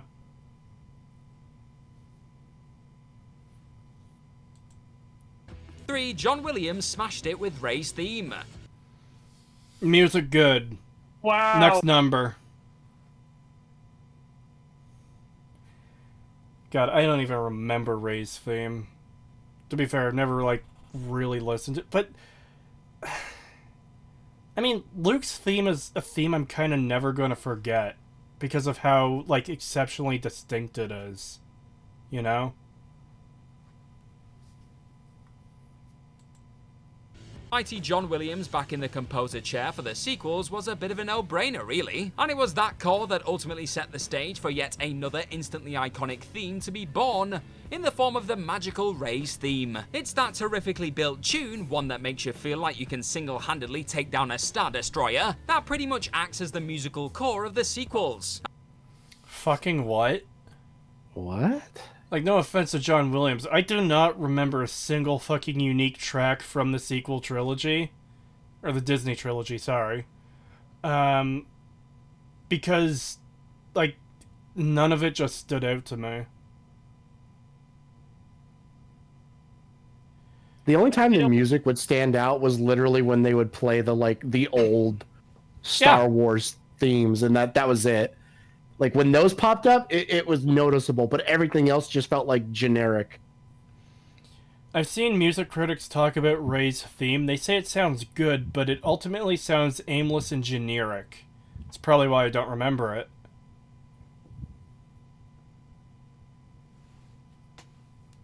That reminds me of some music channels I'll watch, because they'll be like music from Dark Tide and stuff like that. And I'll be curious what they think, because they're like professional orchestra players or opera singers, stuff like that. And I'll be curious on them. And yeah, almost everyone I've ever seen that talks anything about the Disney Star Wars thing is like, it's fine. Like, it's a piece that exists, but it's not memorable. You're not going to be humming it afterwards. You're not going to be... This isn't a thing you'll be, like, sitting there going... Ba-ba-da-da, da-da-da-da. Yeah. Like, that's not going to happen.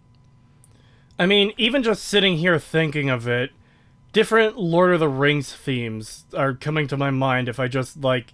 It's been a while since I've seen the movies, but you still got, like, the, I think it's the Ringwraith theme, the dun dun dun dun dun, dun, like that really good one, and God, I'm trying to remember some of the others, but like they're so good that they're like almost with you forever. And then you get the Disney trilogy here, where it's just like it's a complete void. Yeah, nothing even comes to mind for me in terms of TLJ music. And this isn't just a matter of these movies being bad, so of course we don't remember the music, because remember, the prequels aren't great either. They do have their moments, but they're not great either, and there's still, like, really fucking good music in there. Yeah, I definitely will always remember, I won't always remember the name of the song, but I will remember the song itself. The one where they're fighting on the lava planet. Mustafar. Tale of Fate or something like that. Duel the Fate is that's the Phantom Menace. Yep. Yeah. That's the most famous. Yeah, that's the one most people reference.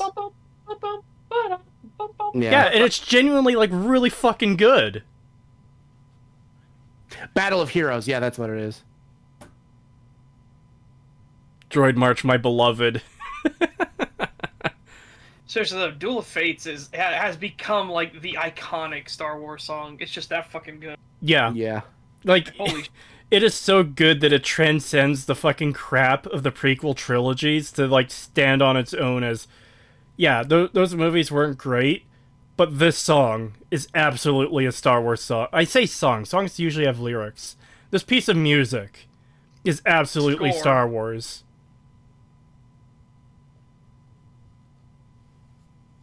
So I'm curious why music, or when I suppose music was referred to as score.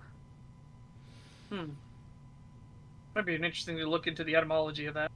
Maybe. Answer reminder, as if you really needed one, of exactly why Williams ranks as arguably the greatest film composer of all time. While the sequels may not have contained quite as many instant hit themes. 1 second. Of all time. While the sequels... Biden, no! No! Not another little girl again! No!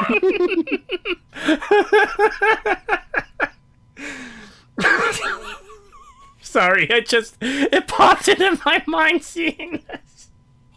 I love that there's become a trend of like TikTokers, like little kid, like around like the ages of fucking like 10 to 13, making videos on TikTok where they're doing the fucking, you know, like when you go in the bathroom and you turn the lights off and Oh no, you know, like Bloody Mary. But instead of that, they're just turning the lights on and off really quick, and then Biden will show up behind them, sniffing them for a moment, and the kids be like, "Oh my god!" like turn around. Remember, kids, if you don't eat your vegetables, Biden will get you. I just love that that's just become a thing that fucking like kids will do on their own. Fucking like TikTokers and shit will just make random videos like this where they'll just like they'll flip the light switch on and off, and then they'll put it like a shitty fucking cropped image of fucking Biden behind them and like freak out. Like, oh my god! Like he'll only be there for a second because they'll turn the light back on and he'll be gone. But then they'll react like, oh my god! You know those like cheap ass indie horror games where like the monster is just a JPEG that's floating around the map? I can imagine one of those with him now. Just a generic cutout of him like doing his weird smile, just floating about. Now, I'm just imagining. Well, I'm remembering the fucking. I don't know if any of you watched Chibi Doki at all. She has this running joke where she'll like she has like a voice changer, and there's one that sounds like an old man and it kind of sounds like Biden, and she'll put it on and she'll just be like, "I'm so cold. I'm so cold, Obama. Help me. I'm so cold." That's why they want shit talk banned. It's so funny because she plays with like the achievement hunter guys, and she'll do that, and then they'll just be like, "Oh no, Obama, sit," or they'll be like, "Oh no, poor Biden, sit down. Don't worry, Biden, we'll help you. We'll get you a blanket." I really don't want to get political, but I think there's something to say that it's become like normal and accepted for people to make fun of him. Yeah. I'm just going to leave it at that. Dude, did you... Okay. Again, this is not... I'm not going anywhere further than this, but did you see the video that got posted that was totally about, like, what Trump will do if he is reelected? And it was from a group called The Resistance. Oh, boy. And it was about how he was going to set up a, I declare martial law and stuff like that. And it was like... You look at that and it's like, try to make Trump not look like a badass, emperor for life? Impossible. Oh yeah, I remember seeing that, and then a lot of the stuff that they were showing that he was gonna do is stuff that they've outright been like advocating for years, like the social credit system and shit. It's only allowed if they do it. Yeah, exactly. Like so they've been talking about wanting the social credit system, and then they portray Trump as like, oh, if you reelect Trump, he'll enact a social credit score system just like China. And it's like, oh, you mean that thing that you've been openly advocating for years? Yeah. Dude, like I said, I'm not going any further than that, but that video, it's like try not to make Trump look like the God Emperor of Mankind challenge impossible. Dude, it's a video that does the exact opposite. Like, whoa, fucking sweet. And then the fact that created by the Resistance, and it was just like, oh my god, you cringy fuck. Yeah, it was so cringe. There's less than 3 minutes of this video left. Can we make it? Yeah. We can do it. Made on quite as many instant hit themes as the original or prequel trilogy, Rey's theme undoubtedly still ranks as yet another piece of musical magic Williams managed to sprinkle into the galaxy far, far away. Simply put, even the sequel's biggest haters can't help but get lost in Williams' masterful work. I like how the entire discussion... any of his work. Yeah. Not in this movie, or in any of the fucking sequels. We don't know his work. Hey, Cree, you streaming something later? I don't know, but it's unlikely at this stage. If Stag was only like 2 hours long, 3 hours long, there would have been a greater chance. But by the time we're done here, I'm probably not going to feel like streaming later today. I work Monday, Tuesday, so there won't be a stream until Wednesday at the earliest. Yeah, the entire discussion on this section was just, I can't for the life of me remember what the fuck her theme is. Yeah, or any of the themes in that weren't from the other movies. Yeah. Yeah. I can't remember a single one. Because, like, obviously I recognize, like, the main theme that plays at the start of every movie, but that's because it comes from the previous fucking movies. Yeah. Yeah. And they're so easy to pick out, too. Like we mentioned, there's the two we mentioned with the fight scenes. There's the one where Luke looks over at the two sons. Yeah. As he's, like, deciding about the leaving. Yeah, the that's mournful one. that's his thing. where it plays the Star Wars leitmotif, only slower pace with all Yeah. string Yeah, that- instruments. Oh, so good. That is Luke's theme. Yeah. Yeah. Da, da, na, na, na, na. Yeah, that's Luke's theme. Yep. I really like that theme. Yeah, it's so, all these songs are so memorable, and then you look at TLJ and it's like, I cannot think of a single fucking tune from that movie. Yeah. I feel too like some of the best movies you're gonna remember because the music from them, because for the absolute best movies they usually try to do like really good fucking music. People always cite, you know, Indiana Jones, Lord of the Rings, the original Star Wars trilogy. Even something like "Oh Brother, Where Art Thou," I will never get that song "Man of Constant Sorrow" out of my head.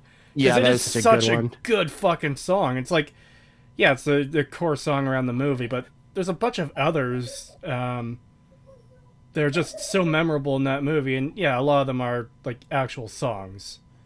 Point is, And you have stuff like the Jurassic Park theme yes, that plays. You have the Terminator theme during the movie. Dun dun dun dun dun dun dun dun dun dun. yeah, It's so fucking good. There's so many good songs from good movies, and then you look at all this schlop we're getting now, and it's like, name one song. yeah. The one this guy named, I didn't even know they had one for her. Honestly, I didn't know they had a Rey theme. Yeah, I didn't either.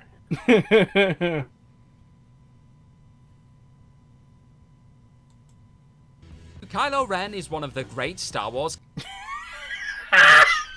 Bruh. He's like the most inconsistent character in all three fucking films. What are you talking about, you fucking absolute clown? And he's such a fucking childish baby who throws fucking tantrums constantly. Like, that is like the one consistent thing about him, is that he's a fucking crybaby who throws goddamn tantrums constantly. And then he dies like a bitch at the end of the movie. It's not just that he dies like a bitch at the end of the movie. He gets stabbed by Rey and sees a vision of Han Solo, which is literally just his imagination. He's forgiving himself for killing his father. After that conversation, his last line of dialogue is "ouch," and then he fights the Knights of Ren and defeats them. He gets thrown off a cliff by Palpatine because Vader once threw him down fucking mineshaft in the Death Star. Then he comes back, Rey is dead. He kisses her, using the Force to bring her back to life, and then he dies and fades away immediately. Ouch, Kylo Ren's final words. Literally, yes. Literally fucking yes. It's insanity. For, like, as shit as these movies are, this is still one of the central characters. This is, like, the main villain, the big bad guy. This is the Darth Vader of this film. And his final word is, ouch. And we get, like, a decent amount of time with him after that. Kylo's a carbon copy of Darth Vader? Not even close. He's an attempt to be a copy, but it's a really fucking shit copy. He's like the 40th photocopy of an image, you know? You photocopy an image, and you photocopy the photocopy, and you keep doing that, and the image just degrades and degrades over time until it's this massive fucking sludge on the page where, like, you can't tell what was supposed to be there.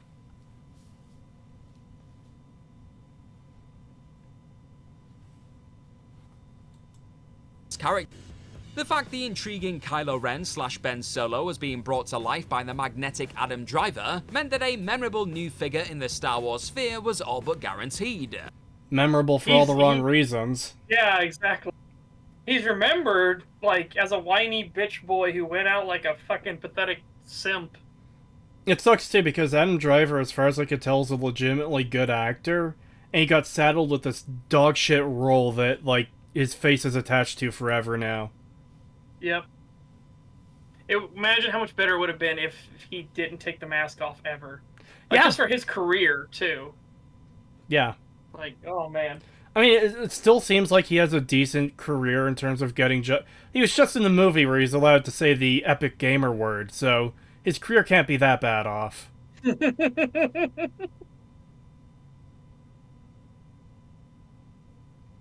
What if we switched that character into this movie and put Kylo Ren in the other movie so we could have this movie with it?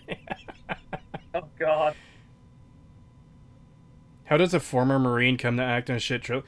Adam Driver was a Marine? I don't know he was.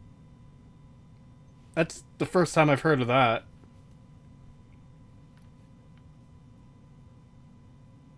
Driver seems like a pretty cool guy, says the gamer word. Yeah. Seems the gamer word, doesn't elaborate, leaves.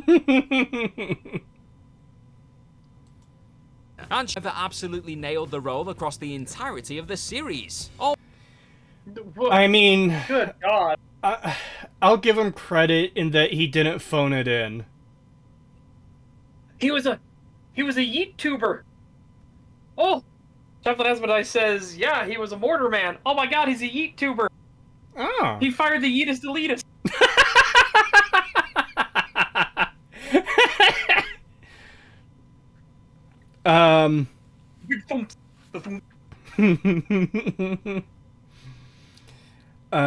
Yeah, I'll say that his acting, he acted the part well, but the part was immensely inconsistent and dogshit and terrible, so, like, Yeah. it seems like he did the best with what he had available to him. Yeah, absolutely. And him raging and throwing tantrums actually would fit in with, like, the the dark side. It's just so fucking edgy. The way the dark side heals themselves and psychs themselves up for battle is literally called Seethe. It's so good. So you're saying it's used in the Old Republic MMO, where you so to like are regain you health and your status, you'll seethe. So your character will literally pace around like angry noises and have like waves of heat and black energy coming off of you. You're just like, so you can cope, seethe, and maul to victory as a Sith? yes, absolutely. That is actually what you do. And it looks like it too. Oh, hang on. One of the few guys laughing when Ricky Gervais clowned on the Golden Globes, too. Nice. Yeah, the more I find out about this guy, the more I have respect for him. He seems like a decent person. The fact he would be willing to play the role that he did in that movie just says a lot, you know? It's like, the fact that he was willing to do that, it's like, yeah, okay. You're pretty cool. But yeah, I remember seeing clips of the thing that Setch is talking about. Yeah, the Jedi would, like, have, like, a meditation thing where they would, like, sit cross-legged, and that would, like, regain their force power and stuff. And then, yeah, the Sith would have, like, the C thing where they would... where they would get angry. Seethe is a starting healing force power for the Sith Inquisitor. It allows the Inquisitor to restore health and force over 15 seconds. Yeah.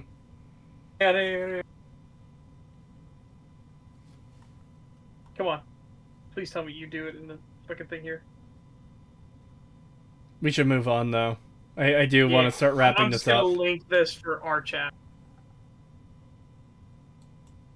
always captivating glimmer of hope and light on the back of or during Ren's many explosions of frustration and rage. Ren's arc is possibly the most satisfying of the entire sequels. Okay, so you're actually just a fucking space alien masquerading as a human now. Yeah. Like, even the hardest of hardcore Disney trilogy defenders, like, have massive, insane problems with The Rise of Skywalker and believe that it ruins fucking all the amazing setups in Rian Johnson's shit-ass movie. Yeah. Yeah, a lot of the, like, fucking driver simps who were, like, super lustful over him and shit, they lost their minds over how he was treated in The Rise of Skywalker. They lost their shit. I'm pretty sure they sent JJ like death threats and shit because they ruined their precious.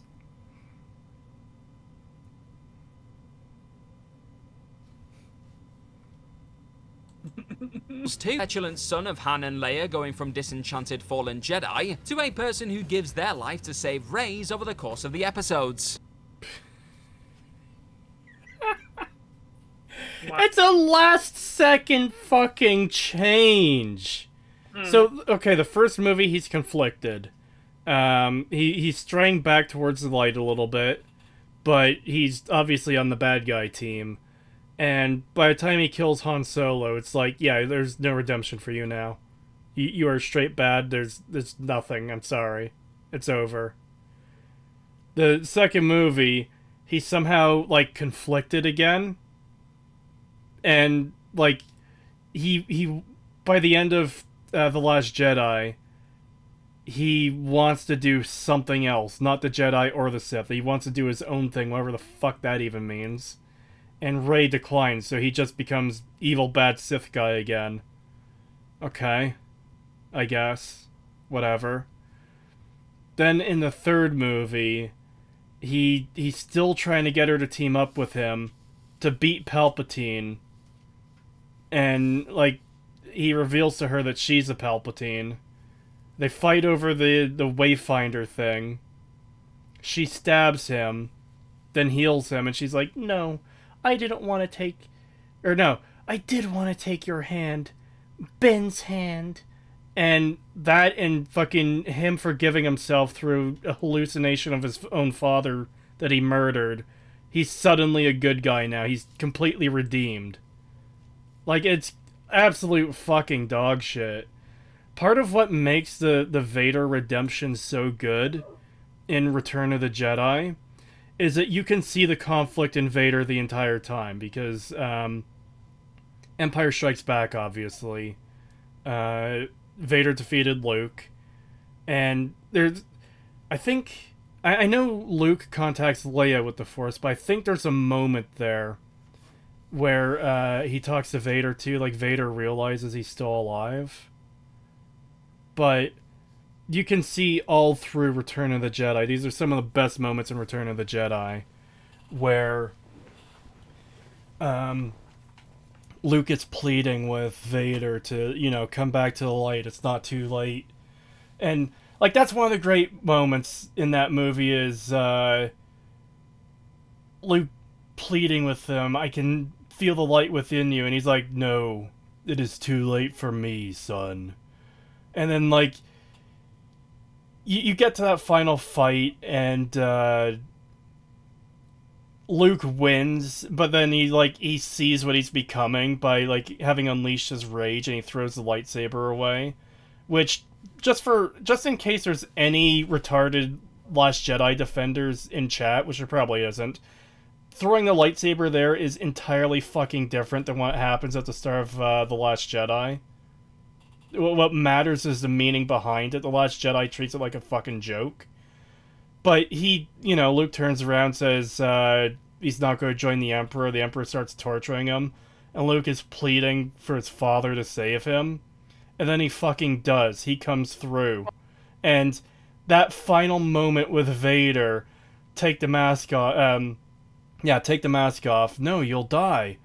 I want to see you with my own eyes. And, like, God, it's so fucking good! Well, the other thing, too, that really helped is to start, like, really chipping into it was when the Emperor was telling him to kill Vader. And he throws the lightsaber away, as you said. Yeah. And he looks at him and says, no, I'm a Jedi Knight, like my father before me. Yes. Oh, that line right there. So fucking good! I legitimately want to watch Return of the Jedi, like, right now, just talking about it. No, Father, I need to save you. You already have. Yes, it's so good! And we get, like, they want Kylo's redemption to be that, and they fucking took nothing from it. They learned nothing from it. the fact that he fucking forgives himself through a hallucination of his father he fucking murdered. His last line is ouch, and then like he does pretty much nothing. Like, yeah, he defeats the Knights of Ren. Okay, they stopped existing in the second movie. You brought them back so you could defeat them at the end, and then I don't know, him and Rey are a dyad, which what the fuck does that even mean? Pagan, are you... No, he's sick. He's sniffling because he's got a stuffed nose. But, yeah, I'm very sick still. But Ben Solo's grand redemption is he kisses a fucking plank of wood to bring her back to life. Like, come the fuck on. Fuck you. Fuck everyone involved. I was just thinking, I kind of want to do an edit now of Kylo Ren in that stupid mask where he hears, Vader talking through it. And I just want to replace the audio with fucking, that's what the mask is. And then just have the fucking, the gumball voice actor calling him the F word. Oh my god. Make it that you gotta make it Gumball himself like marching towards the screen like that one PSA. Baguette.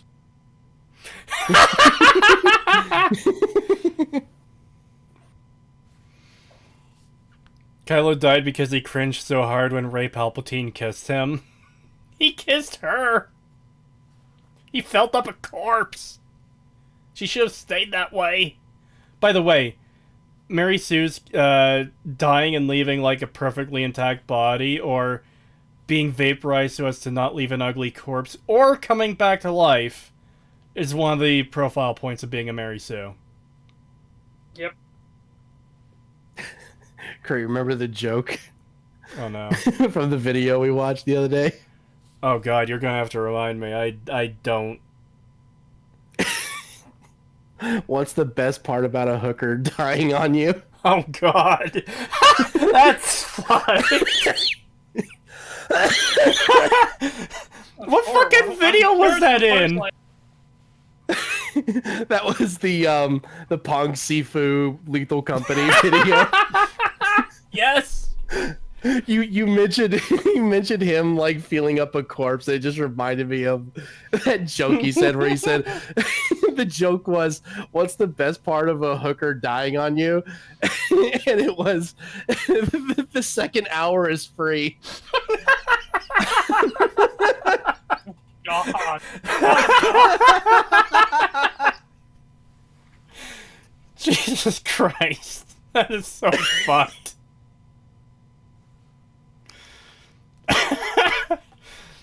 Fucking Drew in chat. Yeah, this has been a wild roller coaster of a stream. Holy shit. I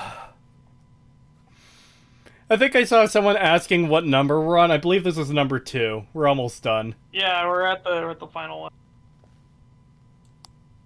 This definitely fumbled the likes of Finn, Poe Dameron, and a number of other new faces. Oh my god. Well, They fucked up everything else, but come on, guys. Kylo was pretty well, cool, first right? of all, they fumbled Kylo completely from the very beginning. But secondly, they didn't fumble this bitch at all in the third movie. They handled her perfectly. Yeah. Getting rid of her was the best thing.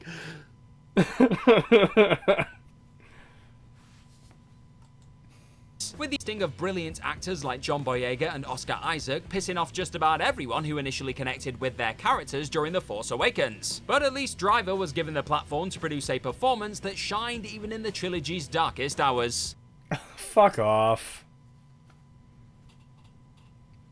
He did the best with the material he had to work with. That's like all you can say for it. He's a decent actor. The material was utter irredeemable dog shit. These actors were all done dirty. Yes. Legitimately, every single person in this movie deserved better. Yep. As far as the actors go, at least. Even Daisy Ridley, I don't hate her. She probably has some talent besides acting like a corpse or acting like a plank. Yeah.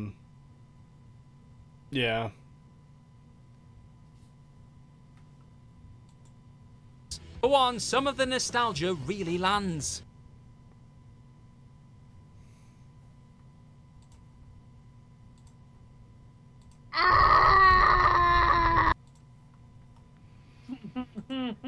Some of the... God.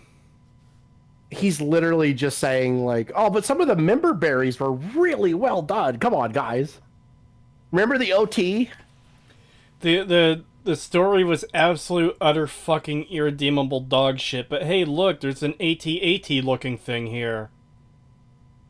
Oh my god, guys, Funko Pop character returned! Yeah. Why is Pagan back to his old Discord icon? Because he fucking wanted to change his icon. Why does it matter? Pagan likes to change his icons. Yeah, I just wanted to do something different. Yeah. I missed using this one, so I was like, you know what? I'll use it for the next Stag. I'm probably going to change it tomorrow. But yeah, I just wanted to change it for a little bit because I've been using the same one for so long. Yeah, I remember when you used to cycle them out very frequently, like every week. Yeah.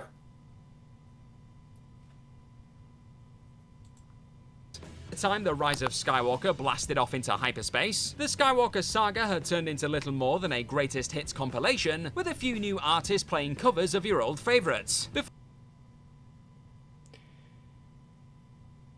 It's worth mentioning that most cover songs aren't really that good.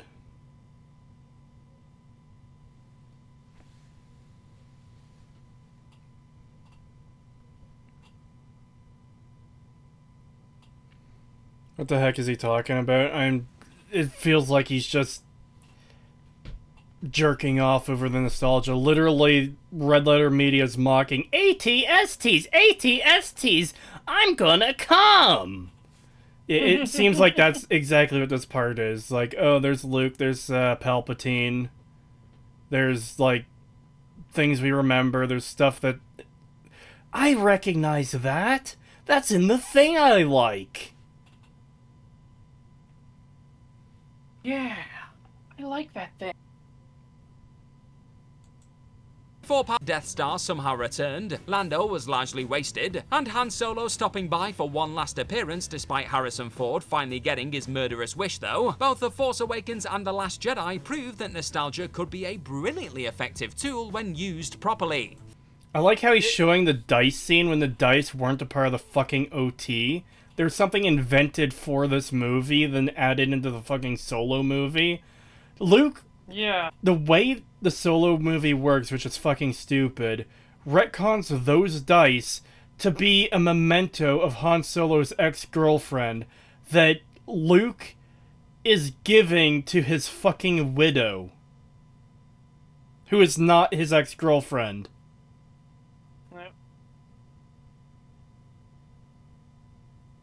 Whiskey in the Jar by Metallica, great cover. Yeah, that is fucking good.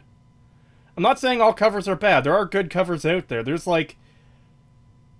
two covers I've heard of Man Who Sold the World that I really fucking like. And I like the original, of course. But, like, there are a lot of covers that are just, like, not great. Or they just copy the original, like, perfectly. So it's like, okay, it's a cover, but I might as well just listen to the original. If you're going to give me something, it sounds like the original.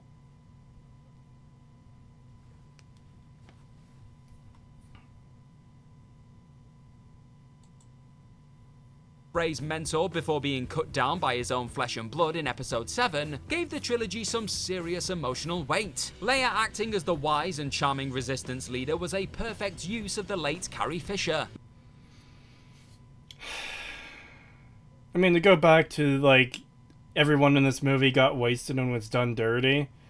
Like, again, they completely wasted her. They could have done so much with Carrie Fisher's character, and they turned her into, well, fucking Mary Poppins, first of all, but then, like, just not a great leader, not an intelligent person. Like, she wasn't done as dirty as Luke or Han, but, like, she's still not done well.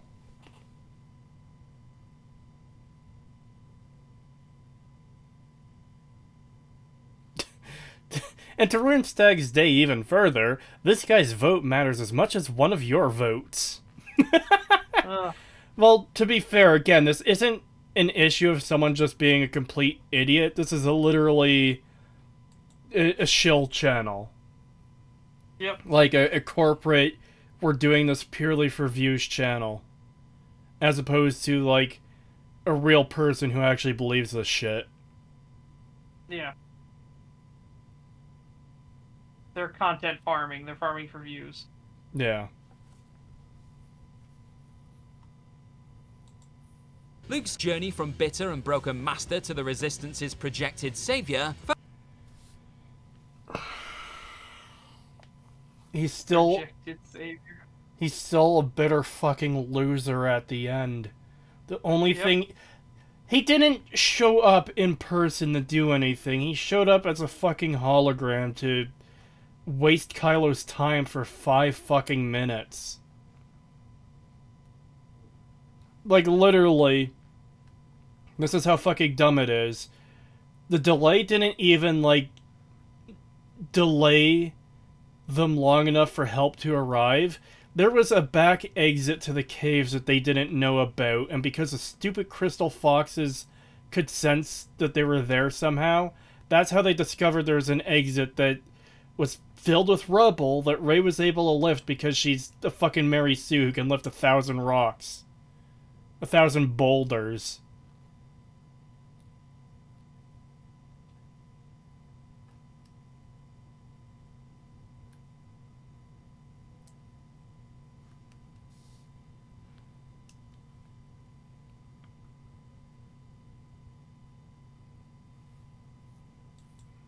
Felt like did yet satisfying farewell, and Frank Oz briefly popping back up as Master Yoda was enough to force even the most soulless audience member to crack a smile. Oh, fuck off. Yoda was wasted too. They turned him into a fucking idiot. The fact that Yoda appears at all is, like, immensely damaging, because you could have at least written his lack of action off as, oh yeah, his spirit passed to the afterlife or whatever. He can no longer appear as a Force ghost because he's not remaining in this realm. The fact that he shows up means, like, he could have gotten Luke out of his stupid depression years ago and just fucking didn't. Or could have guided him, like when Luke was doing his Jedi Temple thing, and when that fell apart, Yoda could have attempted something, but he didn't. Yoda is a Force troll now? Yeah, he fucking calls down lightning to burn the tree because the sacred Jedi texts are in there, but oh wait, no they're not. Just to troll Luke Skywalker. Like, Yoda didn't go out and tell anyone else, he didn't appear to Leia, he didn't... Well, I mean, every single Jedi survived Order 66, except for the fucking 5 we see get killed in Revenge of the Sith. So he could have gone to any of them and said something, but he didn't either. How recent is this video? 5 months ago. Yeah. So this doesn't even have the excuse of being, like, in the midst of the honeymoon. This is long after the fucking, like, the death note has been signed, the autopsy has been performed. It's my headcanon that when 3PO said he was looking at his friends, he just pulled up a memory of the Falcon when he was with the OG characters. That's one of the most obnoxious lines in Rise of Skywalker, when they're about to... They have to erase his memory, and it's being turned into a tragic moment so they could get him to read the Sith Wayfinder because the Sith language is illegal for robots to read for some reason. So when they do this, he's like... Or no, he's looking at Rey and Poe and all of them, and Poe's like, "What are you doing there, 3PO?" And he's just like, "I'm taking one last look at my friends." It's like people he's barely ever fucking interacted with. He spent maybe 5 minutes total with them on screen. As opposed to, like, Luke, Leia, and Han, who he spent his entire their entire lives with, basically. That was a meme that went around back when that film came out, was an edit of that for him to be holding a picture of the original crew. God, I'm getting so fucking mad at these movies again because I'm remembering so much shit about them because of this fucking video. For all nostalgic beats and choices that felt like you were being force-fed sweets you used to eat as a child, never forget that the sequel What?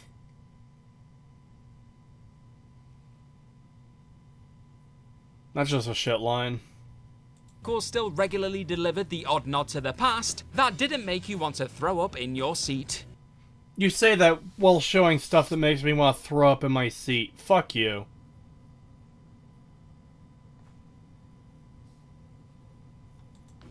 And that's our list. Know of any other reasons to stop hating Star Wars sequel trilogy? Well, let us know about them in the comment section right down below, and don't forget... Remember to comment on this video so you can drive engagement so we get more views for our shit videos. God, what a piece of fucking shit. Yeah, that last part too. Like, oh yeah, they did all this stuff in a way that didn't make you want to throw up. Like, they dedicated an entire episode of fucking South Park to how shit the fucking nostalgia baiting was with the member berries stuff. Like, the fuck do you mean, dude? It was one of the worst examples of fucking nostalgia baiting I've ever seen. The nostalgia bait was so bad. As you mentioned, the South Park episode, they literally invented a new term, a new phrase to describe this with the member berries. And people use it. It is a part of culture now that, oh, they're member berries. This movie is just full of member berries. Yep. God, what a dog shit video. I'm glad that's over. Fuck this channel. Yeah.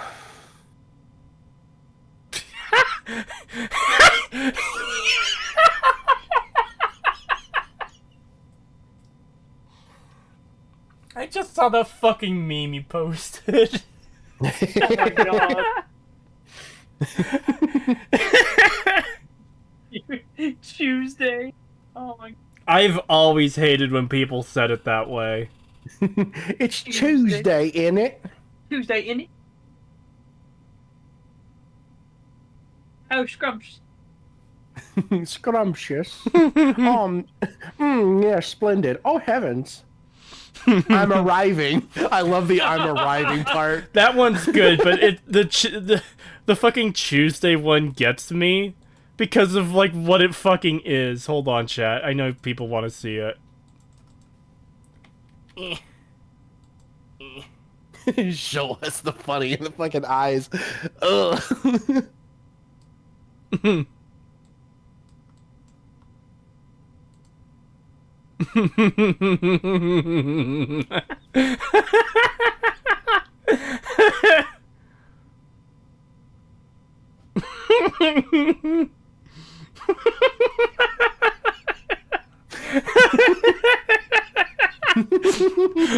Why are they fucking talking about it being Tuesday with fucking having sex?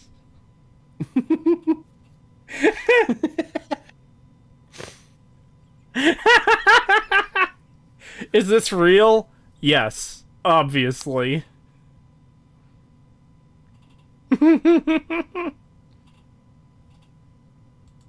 Alright.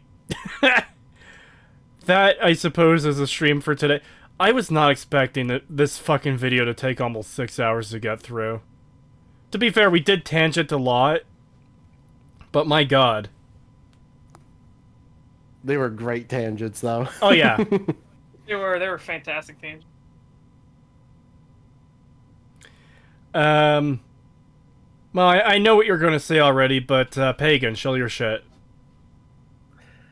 I have a YouTube channel. I plan to do stuff with it eventually. Yeah, that's about it. Such shill. I have a YouTube, Twitch, Rumble, and Kick. You can feel free to go to any of them. I stream every weekday, 10 a.m. Eastern United States time to 1 p.m. Eastern United States time. I unfortunately, my keyboard got fucked. So I'm on a backup keyboard that's a membrane keyboard, not a mechanical one, and it's awful. So I'm not playing certain games until that gets fucking sorted. So that's going to be interesting streams. So probably a lot of Monster Hunter streams coming up in the future. Just And quickly, yeah, if you want to join my Discord, we watch a free movie every Saturday. This Saturday we watched Enemy at the Gates. ooh, that's a good movie. Yeah, it's a good movie. Super fictitious though, like lots of bullshit, but a really good movie. Have you watched The Beast with your community? I have not. That's a good one too. It's about a tank of Russian people in, I think it's Afghanistan, during their, like, I guess, I'm not sure you'd call it an occupation, but like when they were there. It's a good movie. Yeah. Oh, I'll have to check it out. This weekend, Enemy at the Gates really made me want to watch We Were Soldiers again. So I think we're gonna watch We Were Soldiers this Saturday. And if you've never seen the movie We Were Soldiers, it is a fantastic movie. Based off of the book We Were Soldiers Once and Young. Great book, great movie, and just a really inspiring movie. Honestly, it's an old Mel Gibson movie, really good one. You mentioned the mechanical keyboard. I was reminded of that Lethal Company meme of the blind dogs being like, yes, another mechanical keyboard user, please. Yeah. Yeah. The click and the clacks, they are so much better. Seriously, the tactile feedback on these membrane keyboards is awful. Just absolutely awful. I hate them. Like, holy shit. Yeah, the movie We Were Soldiers is a fantastic movie. It's set during Vietnam. It is one of the first major battles of the Vietnam War. And, oh my god, it is such a good fucking film. I swear to God, chat, I'm not laughing about Vietnam. You have to believe me.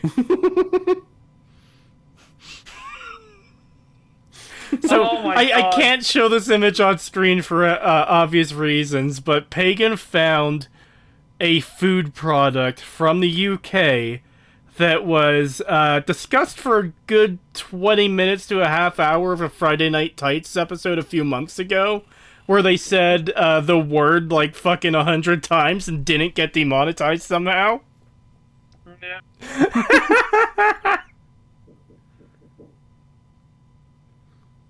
Did you guys talk about the Has-Been Hotel 50K vid? Why the fuck would we talk about that? Ever? No, we didn't, and we're not going to. Golden Gay Time? No. It's it's Mr. Bryan's 4-pork... Maggots. 4-pork maggots. Baguettes. Yeah. Raggets. Mr. Brains. It's Scooby-Doo saying raggets.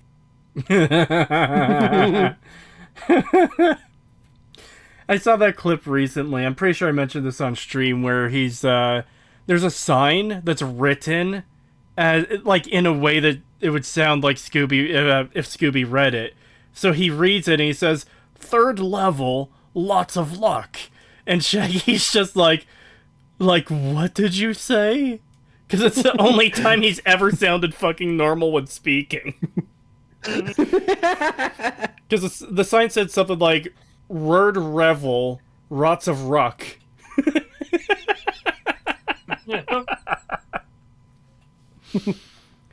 Anyways, do you have more to shill Setch, or were you done? I didn't mean to interrupt. We also found out that there are 5 Dragonheart movies, so that's the thing I never knew existed before. And we watched the 5th one, and the 5th one was really good, and then we watched the first one, and it was also really good, holds up really well. I'm shocked the 5th one is actually really good.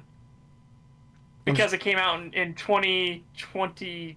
It came out very recently.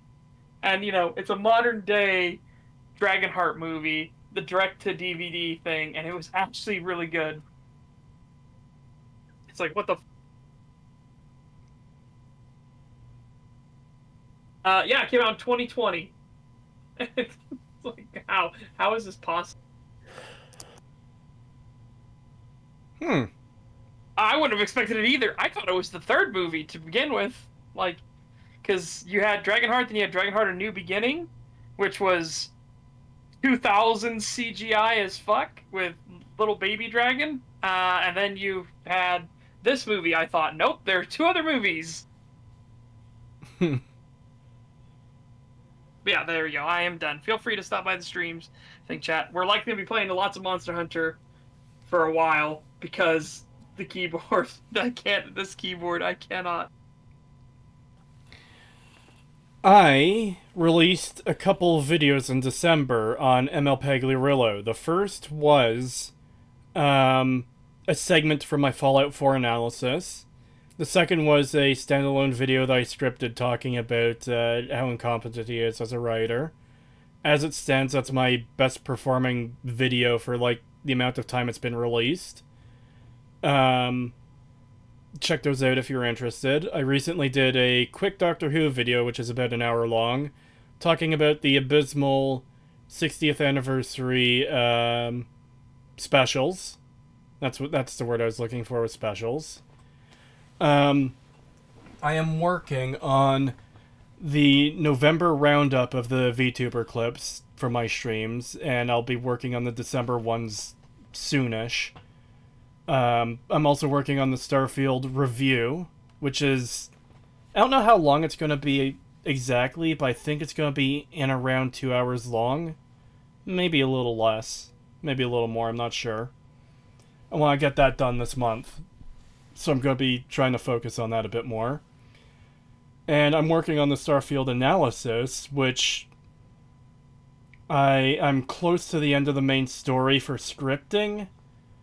And, like, there's still a big chunk to add in. There's still, like, a couple thousand words to add, maybe. And, that I have no timeline on completing, because I still need to do the 4 side factions, all the game mechanics and everything. Like, the only thing that's scripted so far is most of the main story. In between that, I might be working on other smaller videos. There's a coverage of a movie that I still really, really fucking want to do. And I started scripting that, and that got put on the back burner because of Starfield. So yeah, I have no idea. And obviously I'm still doing the gaming VTuber streams. I don't know what I'm playing next, or what I'm going to continue playing, or whatever. I need to get back to Oblivion. Any update on the Fallout 4 analysis? I do need to do the research streams on Nuka World and Far Harbor. I'm not looking forward to those, but I do have to do those. I don't know when those will be completed either, but I have started scripting part 5 of the Fallout 4 analysis, covering the smaller DLCs and the Creation Club stuff. And I'll be getting into Nuka World after I start playing that, of course. Can't wait for it to be completed in 2030. So this is the thing with the Starfield analysis. I assume that's what he's talking about. I want to get the Starfield analysis done this year. If I really focus on it, I know I can do it. I will not be touching the DLC unless they're either exceptionally good, which is nearly impossible, or exceptionally bad, which, I mean, I don't know how you get worse than what we already have, but, you know. If I find out one way or the other, I might have to either tack it on to the overall Starfield analysis or do another video. The Starfield analysis itself, I have no idea how long it's going to be. Usually I could start estimating when I have, like, a decent, like, half the script done. And I'm not at that stage yet. The main story is already going to be, like, 2 hours to cover at least. I haven't decided if I'm going to make it one big video or if I'm going to break it up into parts. Because I could do, like, part 1 main story, part 2 the 4 side factions, part 3 everything else, the side quest, game mechanics, or whatever. If it's under 12 hours long, which it might be, I don't know. Again, I have no timeline on any of this. I might just do one big video and release that.